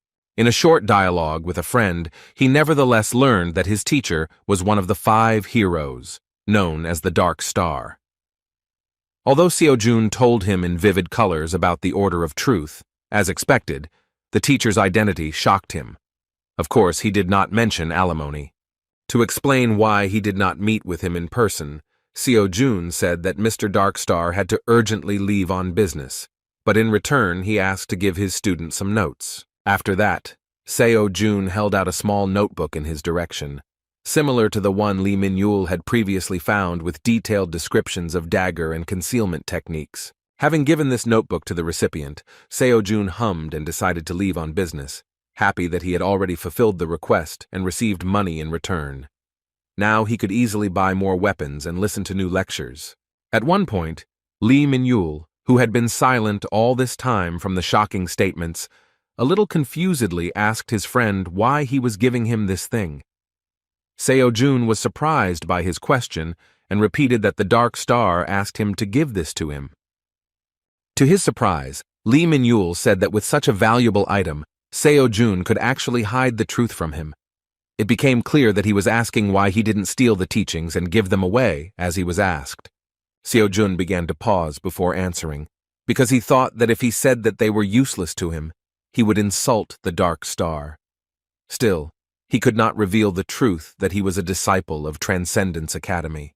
Putting on an important face, he demonstrated feigned sincerity and said that this would be wrong. Lee Min-yul was shocked by these words, and after a short silence, he firmly said that he had made a decision. Seo-jun didn't understand what he was talking about, so he asked to clarify what he meant by this. In response, Min-yul, with a sparkle in his eyes and admiration in his tone, shouted that he had now firmly decided that he would attend Dream Academy with his best friend. He stated that he would start that day because he was touched by how nice a guy Seo-jun was. The glow of boundless trust began to blind the academy student, and he himself began to think anxiously that there was some misunderstanding that he could not explain. When they met with So-yun, Lee Min-yul leaned on his friend's shoulder and said that from that day on he would study at the Dream Academy. In fact, Madam Director was not against the fact that she was simply presented with a fact. She didn't mind, and even admitted that she would be happy about it. So-jun, trying to free himself from the embrace of his obsessive friend, only confirmed his guesses that So-yun would also not resist his action. In fact, at first it seemed stupid to him that he would actually be able to extract any benefit from this whole situation. However, it has now become clear that Min-yul will train himself according to the secret teachings that the Dark Star will provide him with. So Seo-jun will not frantically search for this troublesome guy every time the Dark Star gives him an assignment. He was very much cheered up by the mere realization that, on the contrary, if he carried him everywhere with him, then the Dark Star would have more reasons to give him a large sum. Looking at this troubled boy from the other side, he himself began to joyfully hug him and support the idea of him joining the academy, realizing that this was a real goose laying golden eggs. While Seo-jun rejoiced at his genius and the prospect of taking all the money of one of the 5 heroes for himself, So-yun thoughtfully said that now that they had a second student, they would be able to participate in team competitions. Seo-jun had not heard about this before, so the director explained that among educational institutions, there are all sorts of events where several students from the same academy participate, and of course, if a group participates, then the prize is much larger. Hearing that he could earn even more money this way, Seo-jun felt incredible joy. His face began to shine at the thought that this way he could cover some of his needs. Now he looked at the troubled boy completely differently, because he really had become the goose laying the golden eggs. 3 days later, Seo-jun had already begun studying the lecture of one of the most extraordinary lecturers, which most of all reminded him of some kind of avid jock. At first, during the lecture, the student had difficulty understanding why he needed to look at what this man did in his free time. As it turned out, at the beginning of his lecture, this man with incredible muscles and a strange t-shirt with a picture of the sun continued training and asked the student to be patient and wait until he finished the approach. The fact is that 3 days after Min-yul entered Dream Academy, he was able to receive a prize for winning the match of 1 billion won and 3 billion so-called alimony from the Dark Star for raising his obsessive student. Although he only had to lift his finger twice for the huge sum of 4.5 billion to evaporate instantly, he gained access to the incredible lectures of Hercules himself, who is a student of Chiron and the strongest hero of Greco-Roman mythology. The muscular hero stated from the very beginning that for the transcendence of a fighting group, the physical body is the most important and integral factor, because strength, agility, reflexes, and other indicators are a complex system of interweaving. What he was going to teach in his lecture was strength. With a wild look, he said that he was sure that some of the students who had listened to this point most likely thought that strength would only add weight to them. With a loud, stern, manly laugh, he said that this was an obvious fallacy, an unprecedented stupidity, a mere trifle. Showing off his biceps, he shocked So-jun with his incredible strength and size, as well as the words that in fact, strength, agility, and reflexes are what stem precisely from muscle strength and the development of their interaction with the nervous system. As soon as the great hero of Greco-Roman mythology tensed just a little, his muscles swelled twice as much, and he sat down a little and said that he would now show something interesting. Within a moment, he began to demonstrate incredible speed, which the Academy's transcendental camera could hardly capture. With an admiring glance, he said that he was capable of speed, fast as light, thanks only to his pumped-up leg muscles. With an incredibly fast lunge, he destroyed a huge boulder with his bare hand, saying that thanks to his art, he had destructive muscle power at his disposal that could bring down the skies themselves.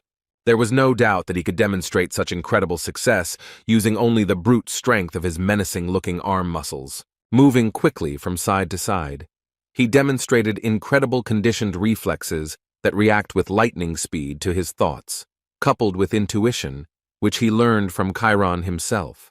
Demonstrating an incredible number of push-ups in one breath, he said that the endurance that knows no fatigue was given to him thanks to the magnificent muscles covering his entire body.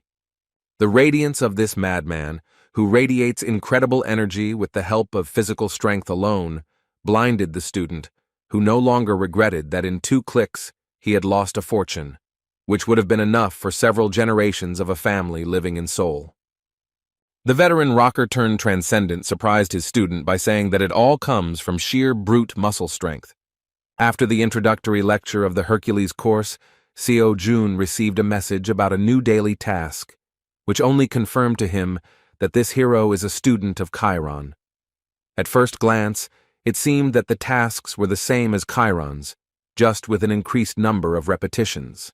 But as it turned out, everything was not so simple, because the fine print indicated that all this should be done with a weight of at least 1 ton.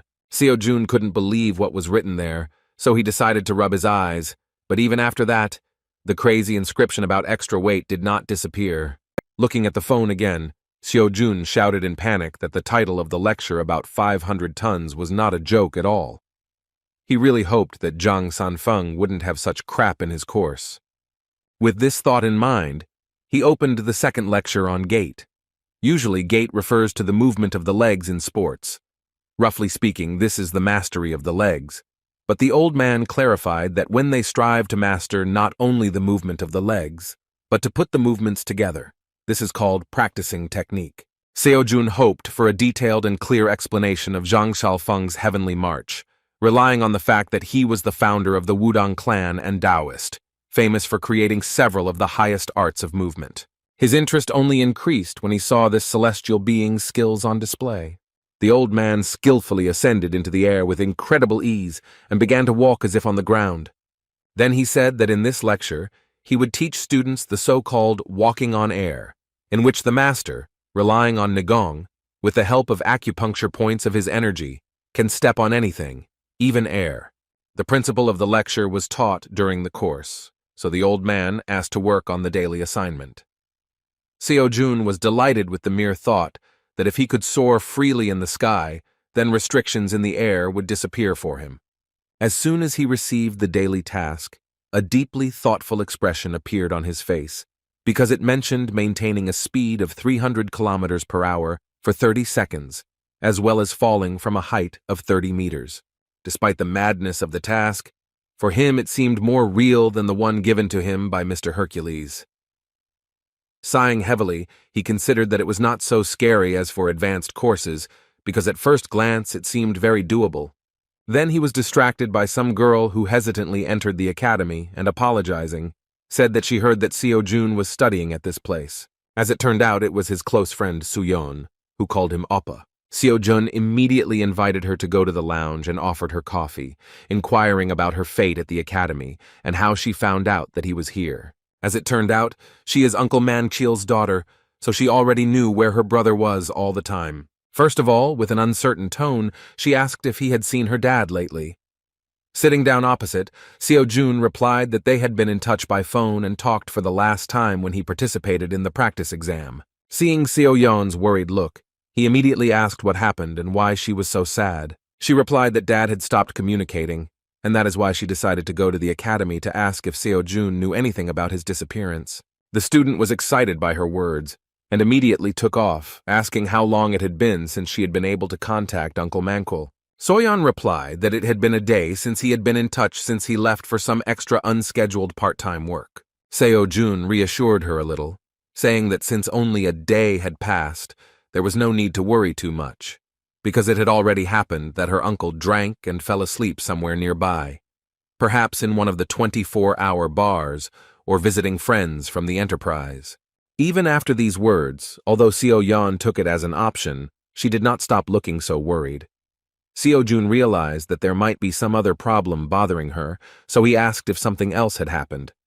As it turned out, she was worried about a conflict with her father after she said that she wanted to become a professional hunter. Seo-jun was simply shocked by her words, and remembering that she was not awakened, asked if she was going to do it artificially. The Dream Academy student was even more stunned by the news that she had actually awakened about a month ago.